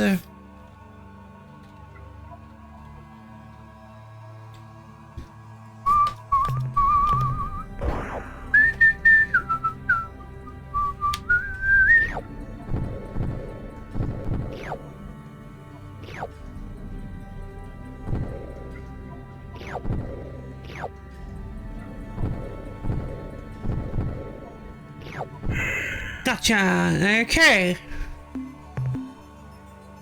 Cleared.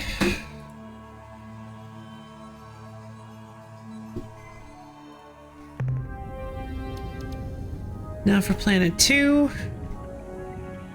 which also looks like a gas giant. I'm surprised there can be a gas giant this close to the star.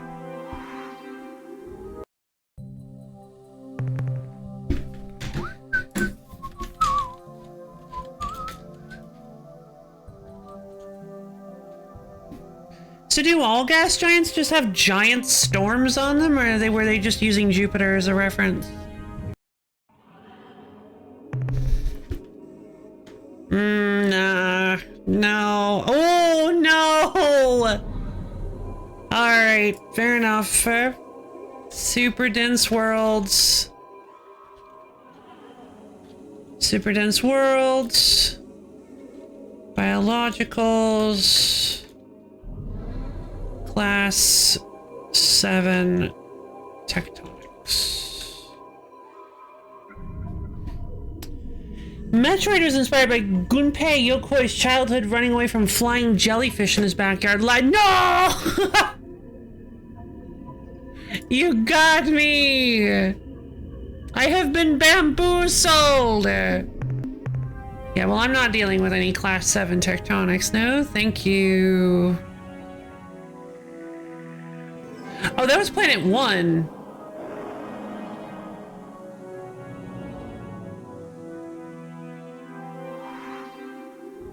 Woof. Momentum.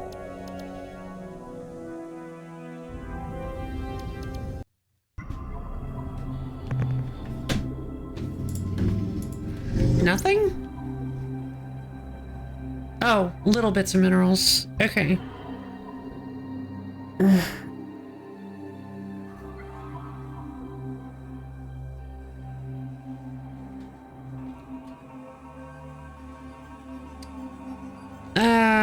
Class 6 tectonics. I mean, I could. Let's save it and give it a shot. Because I don't want to lose my, I don't want to lose my lander. Yeah, that's not true at all. The members of Gunpei Yokoi had of running away from flying jellyfish in his backyard is how he came up with the virtual boy. Oh, that's genius.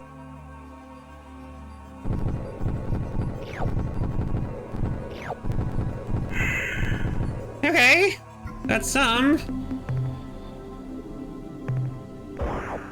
Got some ethereals and some free radicals. Not exactly sure what an ethereal, or sorry, ethanol, never mind. What is a free radical? Is a free radical a real thing?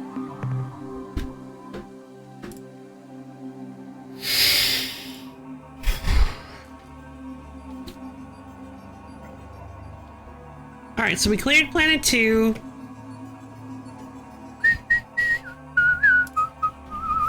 Misha, bro, thank you for the almond contribution to the wheel stream. I don't know, but they must gather on a highway. Why? It's grape juice. Study break. What is a free radical?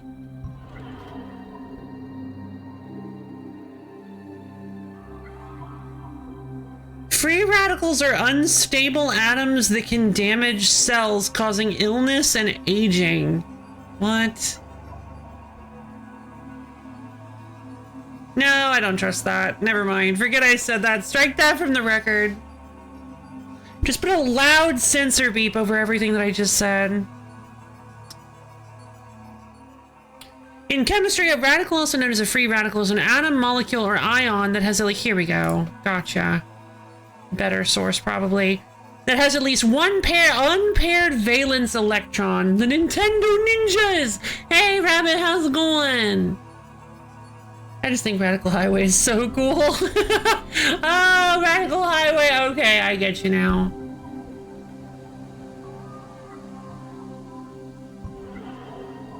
On antioxidants in your diet? Oh, is it?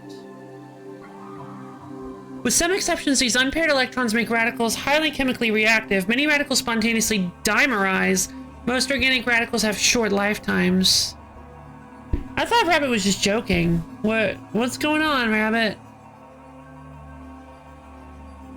They are bad oxygens. Antioxidants counter them. Is that real? Are you... Free radicals are like unstable atoms or something. Oh yeah, I guess that is what they are. That sounds like a bad thing. It sounds like a really bad thing. They may be generated in a number of ways. But typical methods involve redox reactions, ionizing radiation, heat, electrical discharges, and electrolysis are known to produce radicals. That's a weird sentence, but... whatever. Radicals are intermediates in many chemical reactions, more so than is apparent from the balanced equations. Okay. Important combustion, atmospheric chemistry, polymerization! No!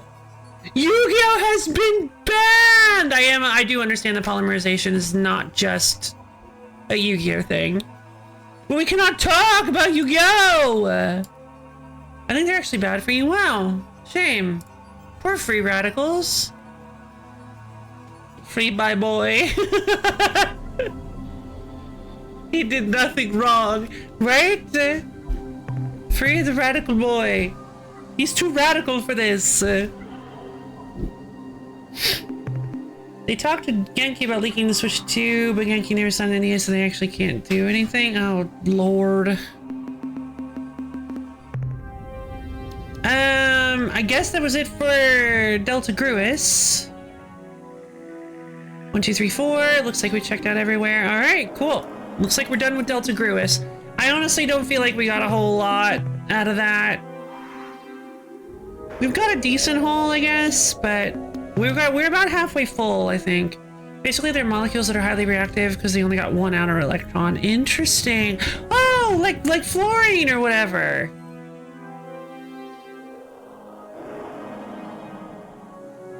Your body makes them as a byproduct of stuff. Love what? What is up, Rabbit? Oh, you went to IHOP? No way! Did you like it? So we want them gone, which is what fruit does. Oh, that's actually really cool. They made one of my... That is so cool! I mean, it is called the International House of Pancakes, not the Intranational House of Pancakes, so I guess it makes sense that we have them all over the place now. I feel like checking out any of the other Gruis stars is a bad idea. Service 2 out of 10? Aw, shame. Let's head to Alpha Illuminati. Because I want to test something.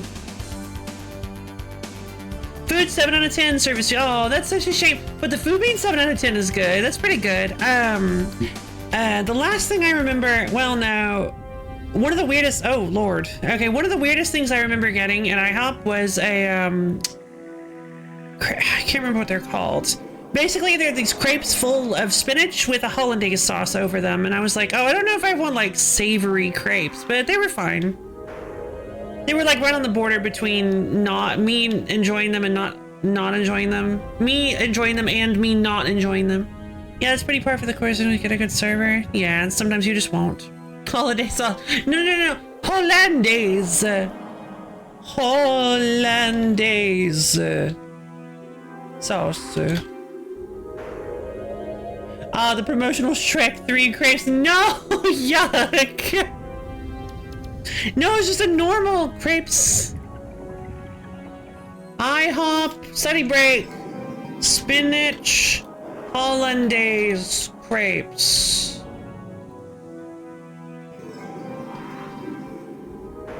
Crepes Florentine, that's what they were called. It's Florentine. Yeah, crepes Florentine. They were not the chicken Florentine crepes, they were just crepes Florentine. Well, that's what I call a zooer. Is 2 of the people with me never got their toast. A third got it when we were finally paying and leaving. Another never got their pancakes. I never got my toast and only got my pancakes as I paid and was about to leave. What? Oh, interesting.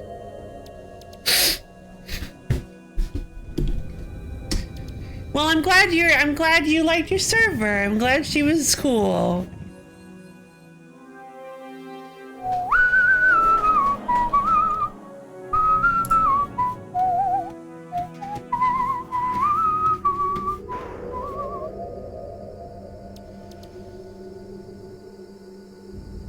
Did you tip her a car with your name printed on it?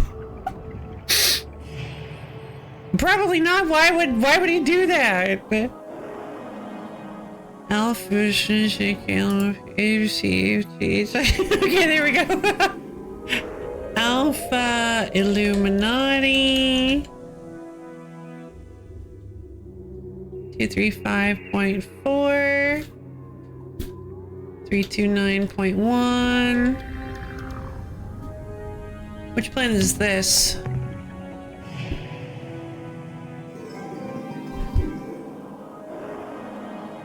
Sounds like they had a fire or something. Sounds like they need to fire or something. Sounds like they were on fire or something.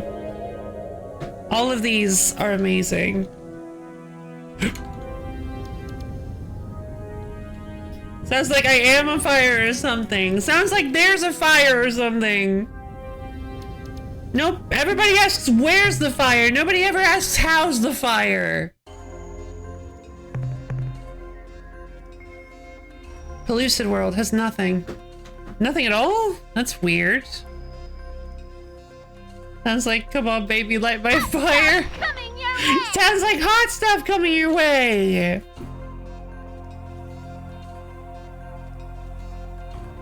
Okay, this is strange because we don't usually get a planet that's just not a gas giant but also straight up empty. Yay! I knew it! Isn't this fun? Now, what can isn't? Once again, we meet to exchange valuable tangibles. Isn't this fun? It is. Now, what can we do for you today? What would you like to sell, Captain?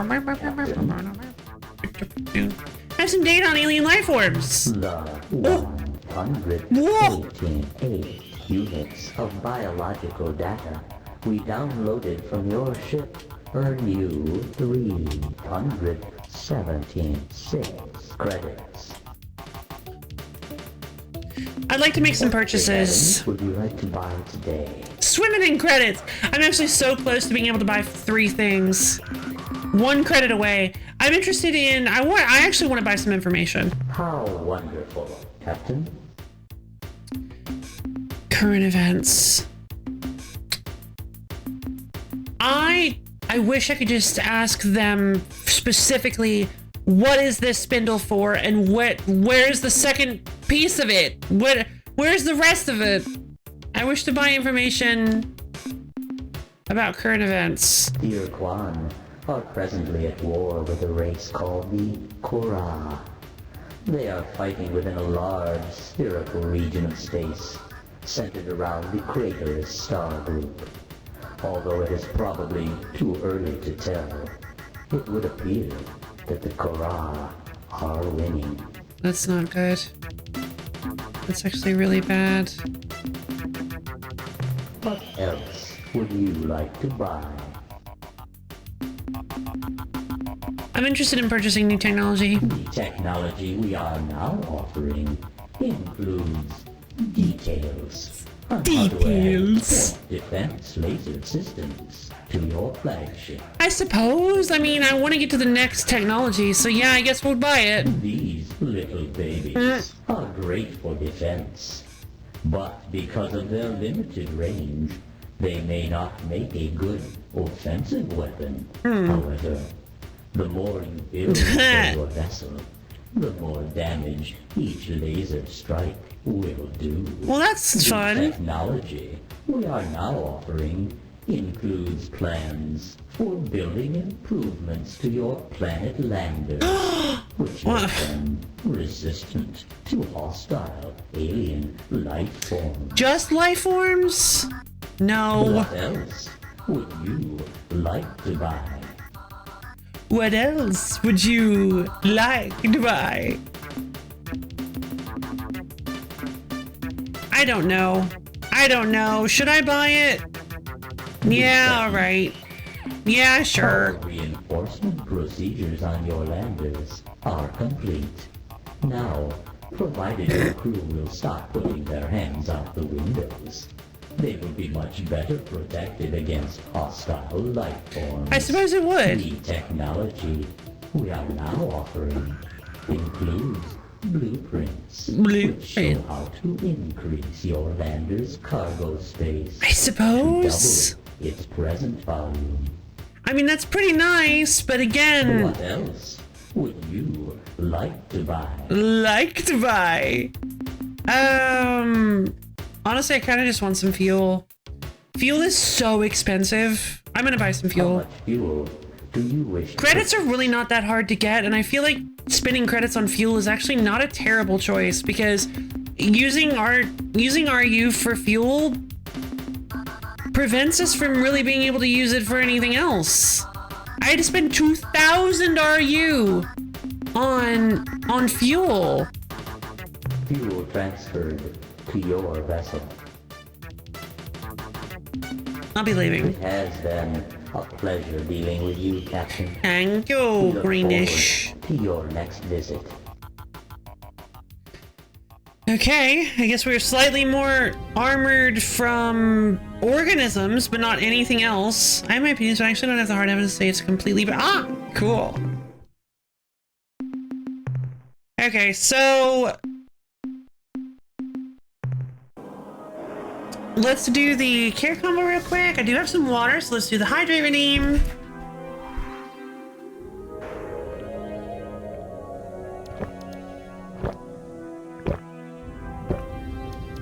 Blech. All right, everybody, up off your seats. Time to stretch your fingers up to the ceiling and dig your toes down to the floor. Twist and turn yourself all around. Get yourself nice and limbered up. Stretch out your arms, legs, head, neck, bones, whatever you've got today.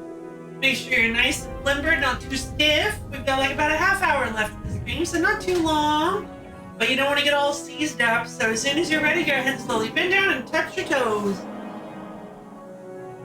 Really feel those calves and hamstrings opening up.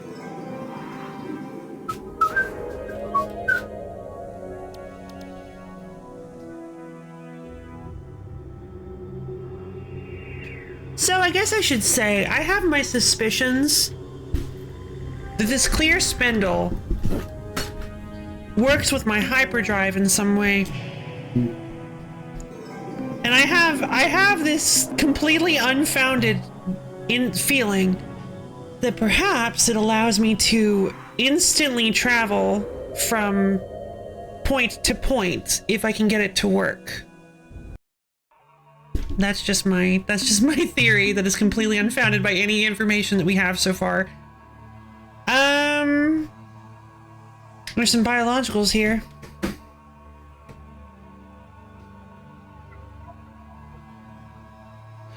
Oh, you know what's kind of interesting? I just realized. If you fill, you can actually sell your credits for RU. And I didn't even realize that you could do that.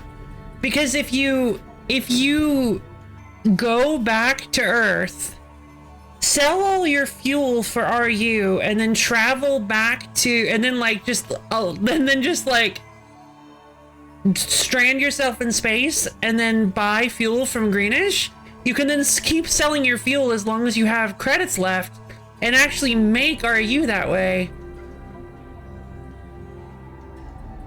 20 RU per credit, actually. So, I mean, the technology and information you can get from Greenish is pretty valuable, but fuel is also pretty expensive. So, I don't know. It might be worth it. I don't know how good of an idea it is, because like I said before, there's only limited biologicals out there. Class 8 tectonics, and there are also biologicals. I don't think it's a good idea. Class 8 tectonics are like completely unhandleable.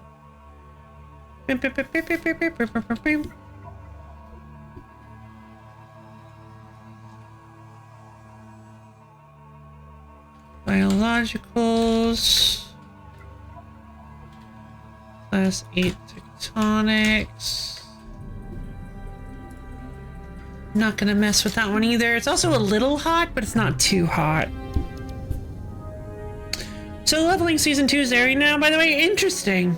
That's interesting. I ended up trying out the the mobile game for it. I thought it was kind of interesting, but I wasn't like really sold on the story. The story was kind of, I didn't really like it very much. Sorry. It just kind of felt a little, I was kind of sad. There were bits of it. I wasn't exactly sad like with how it started. I kind of felt like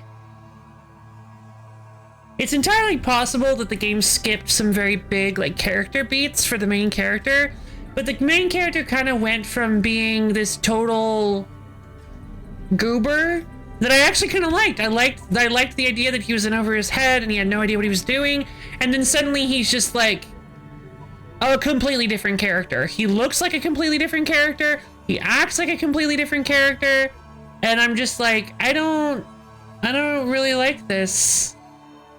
What does our resident isekai expert think about it? I don't think she'd have any opinion on it because, like, it's not an isekai. Not really. Who's our resident isekai expert? Nobody. Oh, darn it. Nobody. She lives in the shadows. No. No, not really. A reverse isekai? I don't know if I'd call it that, but you might actually bring Hazu out of hiding. I would say that, okay, so the premise of it is like, there are portals to dungeons that have appeared in our world, in our like modern society. So it's kind of like, it's like people have to go into these dungeons to clear them, to get rid of the monsters and stuff, and they make a living by doing so. So it's not exactly, I wouldn't call it any form of isekai at all. Because no, I would not call it any form of isekai at all, sorry. But I would say that it's it's got like, well, it's an attempted reverse isekai. It has a dungeon power fantasy. I'd say it's just like a dungeon style anime, but it sounds more like a dungeon meshi. Yeah, exactly. It's more like a dungeon meshi. Yeah, like some sort of dungeon anime where the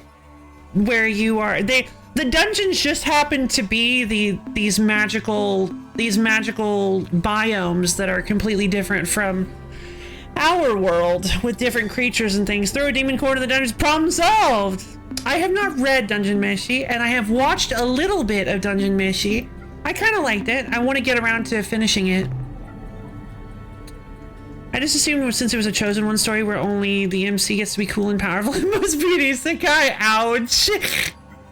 Yeah, I don't know what the deal is with it, but yeah, the MC, yeah, it's like the main character gets picked to host some sort of like leveling system where he gets to become super cool and awesome and way more powerful than anyone else because nobody else has this system. So the leveling pulled the Boruto treatment where now there's a new generation. So yeah, I've been there. Oh, what? Already? Okay. Let me write down this magma world.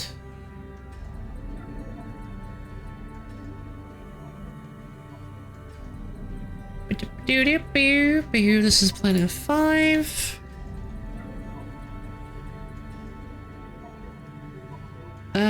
Class 8 tectonics. Not really interested in going down there for such a small amount of mineral resources. But trust that my statement of what kind of anime it is accurate. Oh, okay. On a scale of spider isekai to... So I'm a spider, so what is an isekai? It's like actually an isekai. Yeah, I love Dungeon Meshi. There's a character I like to talk about, but it would be spoilers through inference. Oh, interesting. The metal world, super hot. High. Oh my god, look at all the materials. Oh, there's so much there.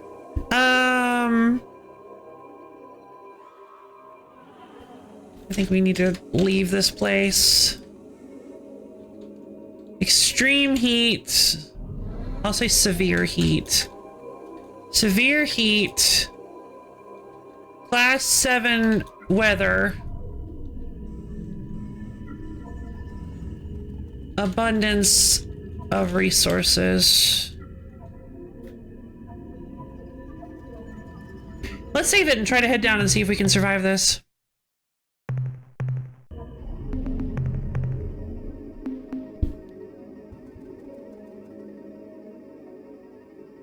Is the only time the new generation story has ever been good? Tekken?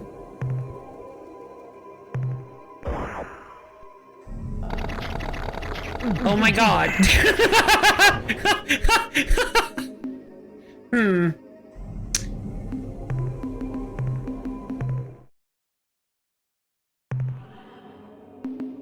I mean, yeah, it's... Oh, I thought it was the magma world. Yeah, I mean, it's... goodbye, Lo-Fi.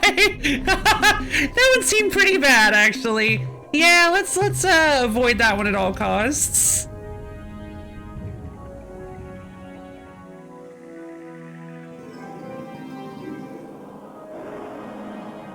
Okay. Well, the problem is that the closer we get to the sun, the hotter it's gonna be because this is a large sun. I mean, that's also just how, you know, suns work, but whatever. Stars work.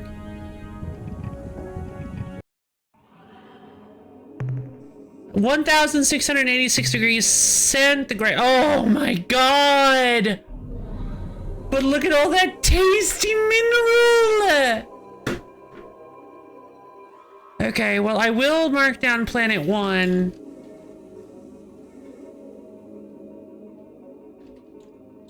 Extreme heat. Class 7 weather. Extreme abundance of resources. Sure would be nice to grab this stuff, but we definitely can't. It's the worst second generation characters, if anything, ever.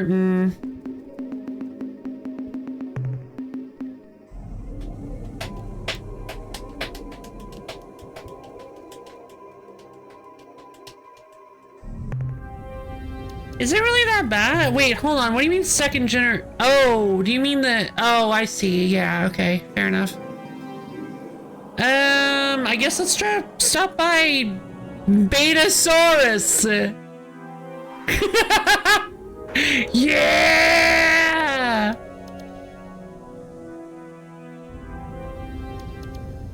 The weakest of the Sauruses! Just kidding. Alright, Betasaurus, let's do this! Extremely comfortable making... Yeah, if you're talking about the... Stop calling them that! That's what they are! There's no meanness meant by it! They're just the Betasaurus! They should be proud of their heritage.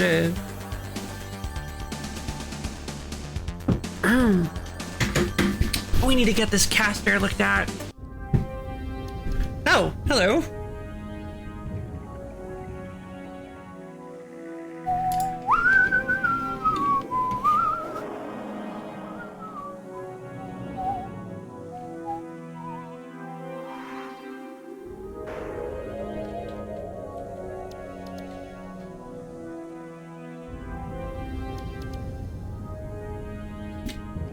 We got 240.2 by 230.9. We've got one planet. Betasaurus seems to only have one planet revolving around its star. I also am not a fighting game player, so I don't know anything about Soul Calibur either. Well, Soul Calibur's story is weird. But so is every story. It's all weird. Everything in the world is weird. Our world is weird. You are weird. I am weird. Well, weirder than you. By definition. Planet 1. Really nothing remarkable about this one. Let's just scoop up its resources.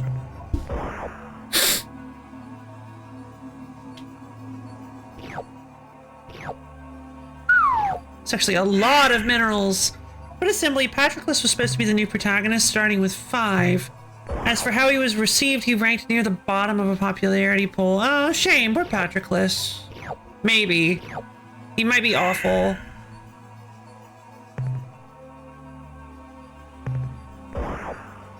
Oh, I wonder if I could ever land on the mineral. Oh, so close.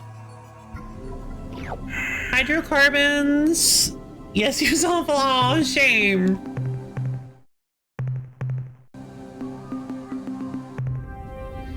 Okay, well that is Betasaurus cleared.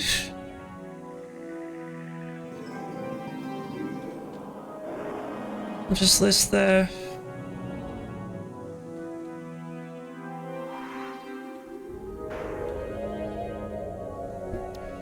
We'll list the system as being cleared as well. Not a very difficult system. Very, very simple. Alright, we'll go check out... I want to check out Alphasaurus next. Sorry, Gammasaurus.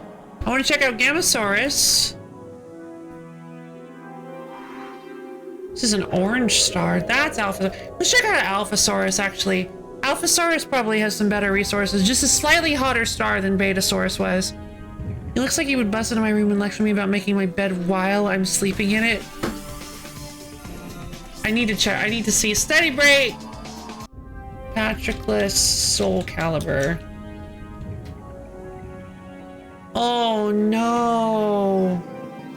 Patroclus Alexander! And in Soul Calibur 5 and Lost Swords. Interesting.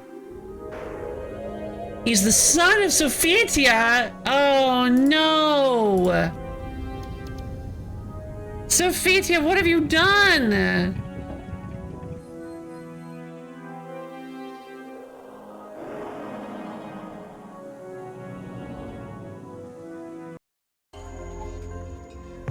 Alright, we've got... Whoa! And only Class 3 tectonics protecting them? Yes, please! Alright, we've got Alphasaurus.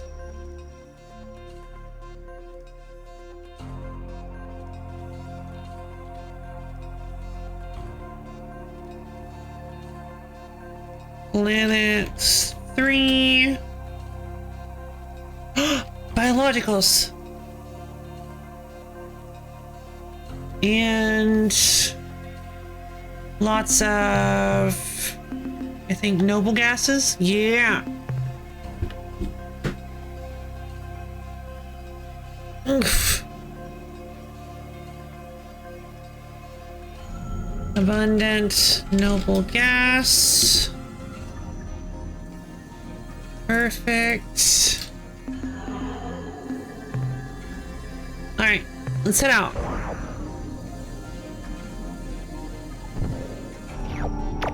Plant!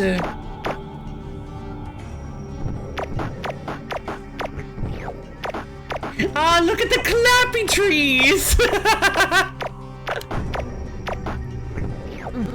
Guys, they're clappy trees! Aww.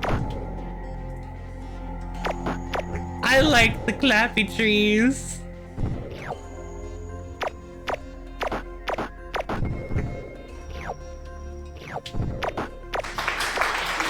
Yeah!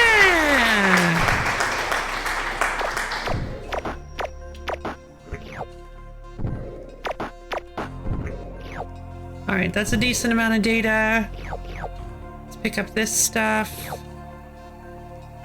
Alright, let's back out. Let's head back in.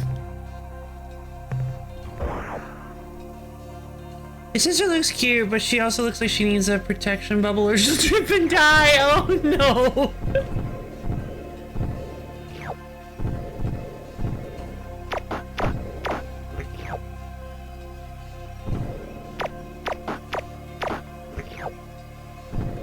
Alright, we got some noble gases over here. Not a whole lot of neon. Sorry, clappy tree. These trees are loving this. They are. They're having such a great time. All right, looks like we... All right, one more scan because the stuff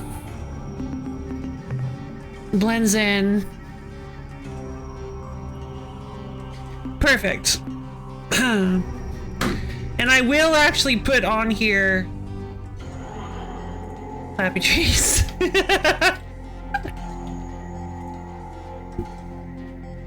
Future Loaf will know what I'm talking about.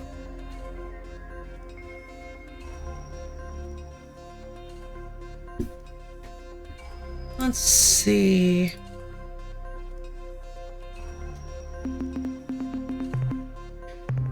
Okay, we've got 93 fuel left. We're doing fine on fuel. We have 59 data, which is not enough to buy a new thing yet, but... Okay. Let's head a little further in. Oh, that's right, we're in Alphasaurus now. Yeah, let's clear out Alphasaurus. Well, yeah, you're supposed to write down the most important part of each plane. That's true, that's true. That's great. Clappy trees, super dense world.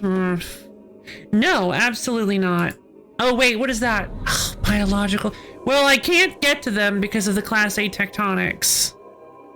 So we will... Planet 2. We've got biologicals. Class 8 tectonics. Sparse. I am gonna list it as sparse because there's like barely anything on here, but there are biologicals, so that's important. You know what? I'm not even gonna list sparse since there are biologicals. I don't think I've done that with any of the other ones. But there are Class 8 tectonics, so let's save and see how long I can last.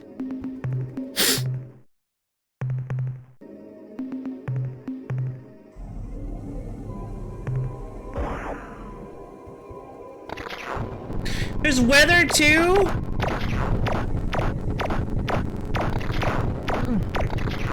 Oh, help! I got one! Against two? It was two? Come on. Against all odds, I pulled it off. Alright, let's get out of here. I can't believe I survived.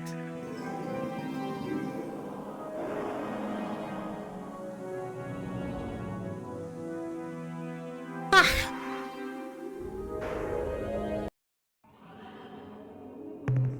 Infrared world, not very hot. Low weather, low tectonics, also barely anything to actually grab. Boring planet!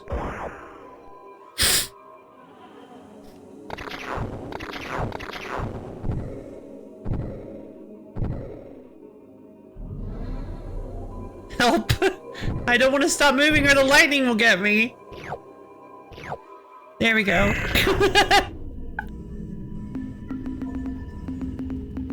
Let's see. So Alphasaurus 1, not a very good planet, honestly.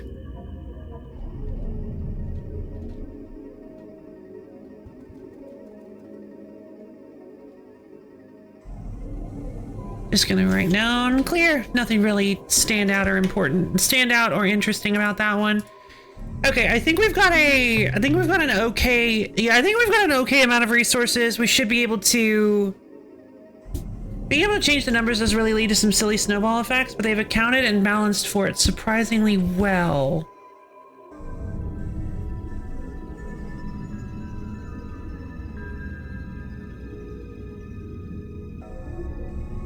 Wait. Oh, here we go. I played a little bit of Dicemancer recently. Sorry, I missed your other message. Yeah, I was wondering, I was like, wait, are you talking about Dicemancer? Because that's the only one I know that lets you change numbers. Played a little bit of Dicemancer recently. That's a cute deck builder. It took a little while to wrap my head around the systems and available cards and how you're supposed to use your change any number with a D6 power. But it felt good to really get rolling. Yeah, I really enjoyed the change any number system. I abused it pretty hard for some weird stuff. It's pretty fun. It's a pretty fun concept. Let's see. Yeah, we're pretty close to Seoul. Let's just head back to Seoul. Wait, why did the Pekunk system move? Wait, the Pekunk are moving. Oh! Oh! Was it a way? I tried the demo. I tried the demo during, I don't remember, Next Fest, I think? Hello, Dana. Yeah, long time no see. How have you been? I hope you've been doing well. We're currently just venturing around in space. The one place that hasn't been corrupted by capitalism. 2024 was pretty wild, wasn't it? Yeah, a lot of stuff happened. That must be what Hayes was talking. Yeah, it must have been. It must have been. Maybe I should have talked with them. It was on the edge of the Pekunk system, so the Pekunk territory. So maybe I should go see if I can figure out what's going on with them. We'll do that next time. I'm going to write that down on my to-do list. Pekunk territory seems to have moved. Need to go check in with them.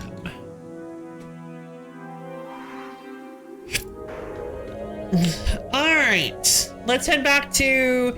I think this could be a good way to finish it off. Let's go talk to the commander and see if maybe we can do anything with this Umga caster. I don't even really know what it is or what it's supposed to be. It seems like maybe I can create illusions. It's good to see you again, Captain. Thank you, Commander. I have minerals to offload. Pretty fair load, Captain. Can you do better next time? Shut your mouth. Let's pop in here and change country. Oh, well, okay. Congratulations, I'm so happy for you. Big hug.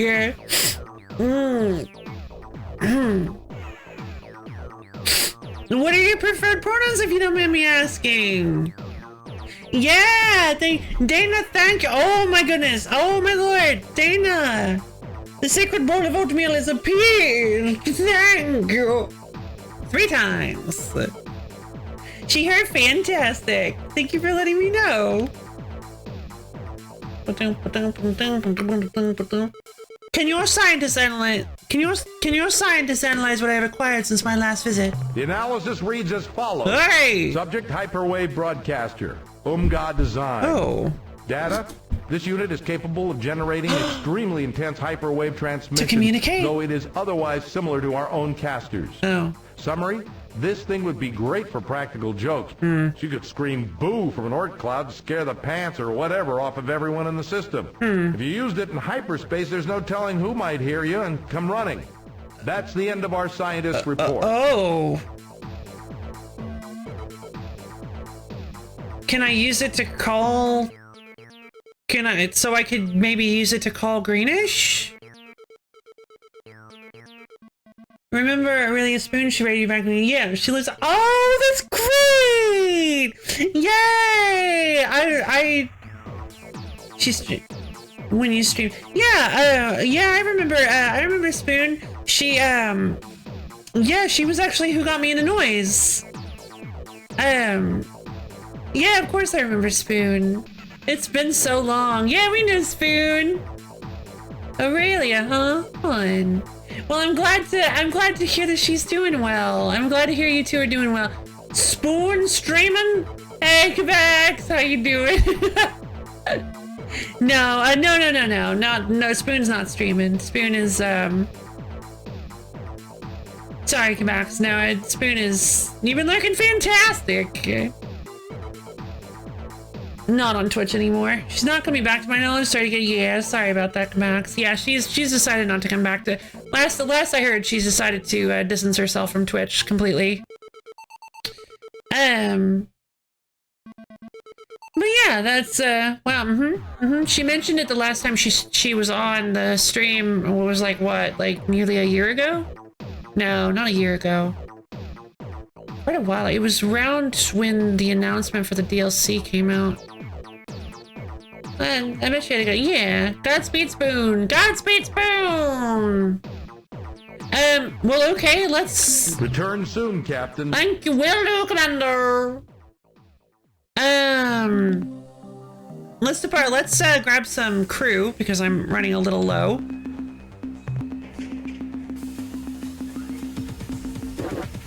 Okay. Let's save. Well, actually, hold on. I want to, yeah, let's save. And then let's head out of the system and see if we can even use, I don't know what button I would need to use, but let's see if we can use this Unga caster to maybe call somebody over to us. Early 2023? Yeah, that makes sense. Makes sense. Boom! Come here! I think that's Greenish.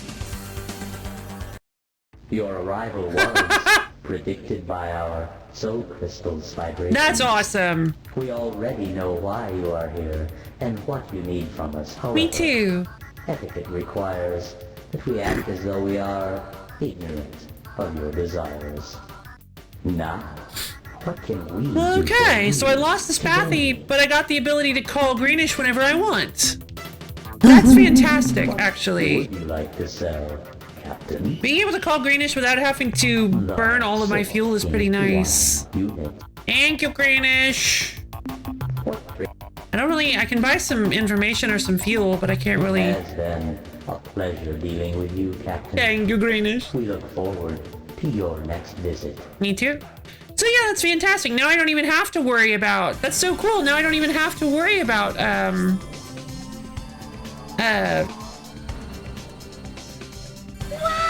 heading to the right star or burning all of my fuel to bring them over.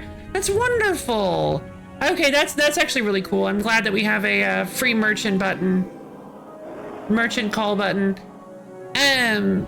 Okay, so new technology acquired. How wonderful. Wonder if we can like use the shame.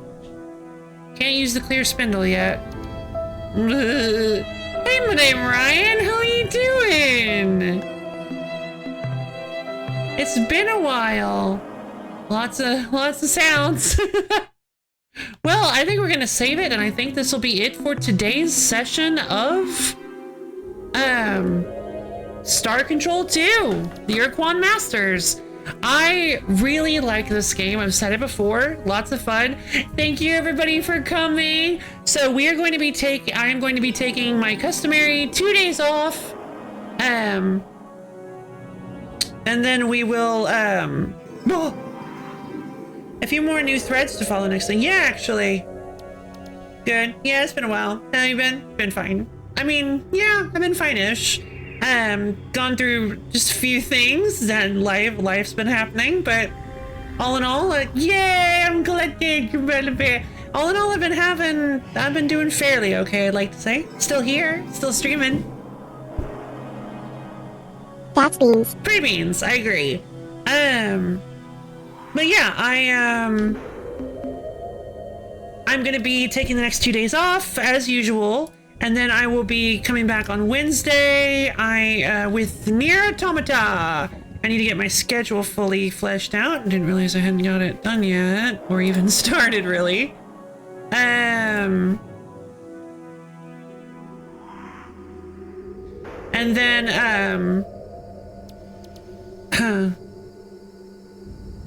Burn the Witch is the next one. Yeah. Yeah, we know about Burn the Witch. But let's see.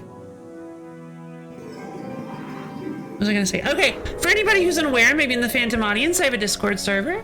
It's a wonderful place where you can get access to my schedule, as well as times when I go live, and hang out with me and other low fans. When the seems to trust. It does. It's a wonderful, fantastic place, and you should totally come check it out. We have lots of fun at a Discord. You should come. Do it.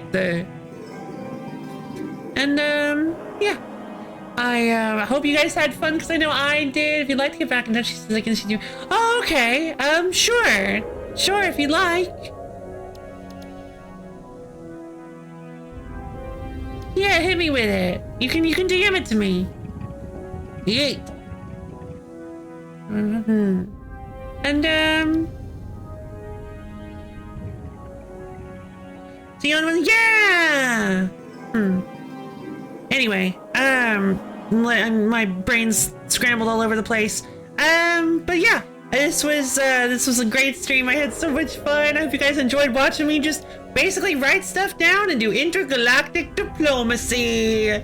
That's basically what this series is, and I feel like it's actually generally pretty relaxing. So I hope it was relaxing for you guys as well too. It's a weird sentence, but all right. And yeah. I love each and every one of you, and I hope you all have a wonderful, amazing, stupendorific, awesome-tacular next 2 days, and I'll see all of you guys on Wednesday. Bye. Very relaxing.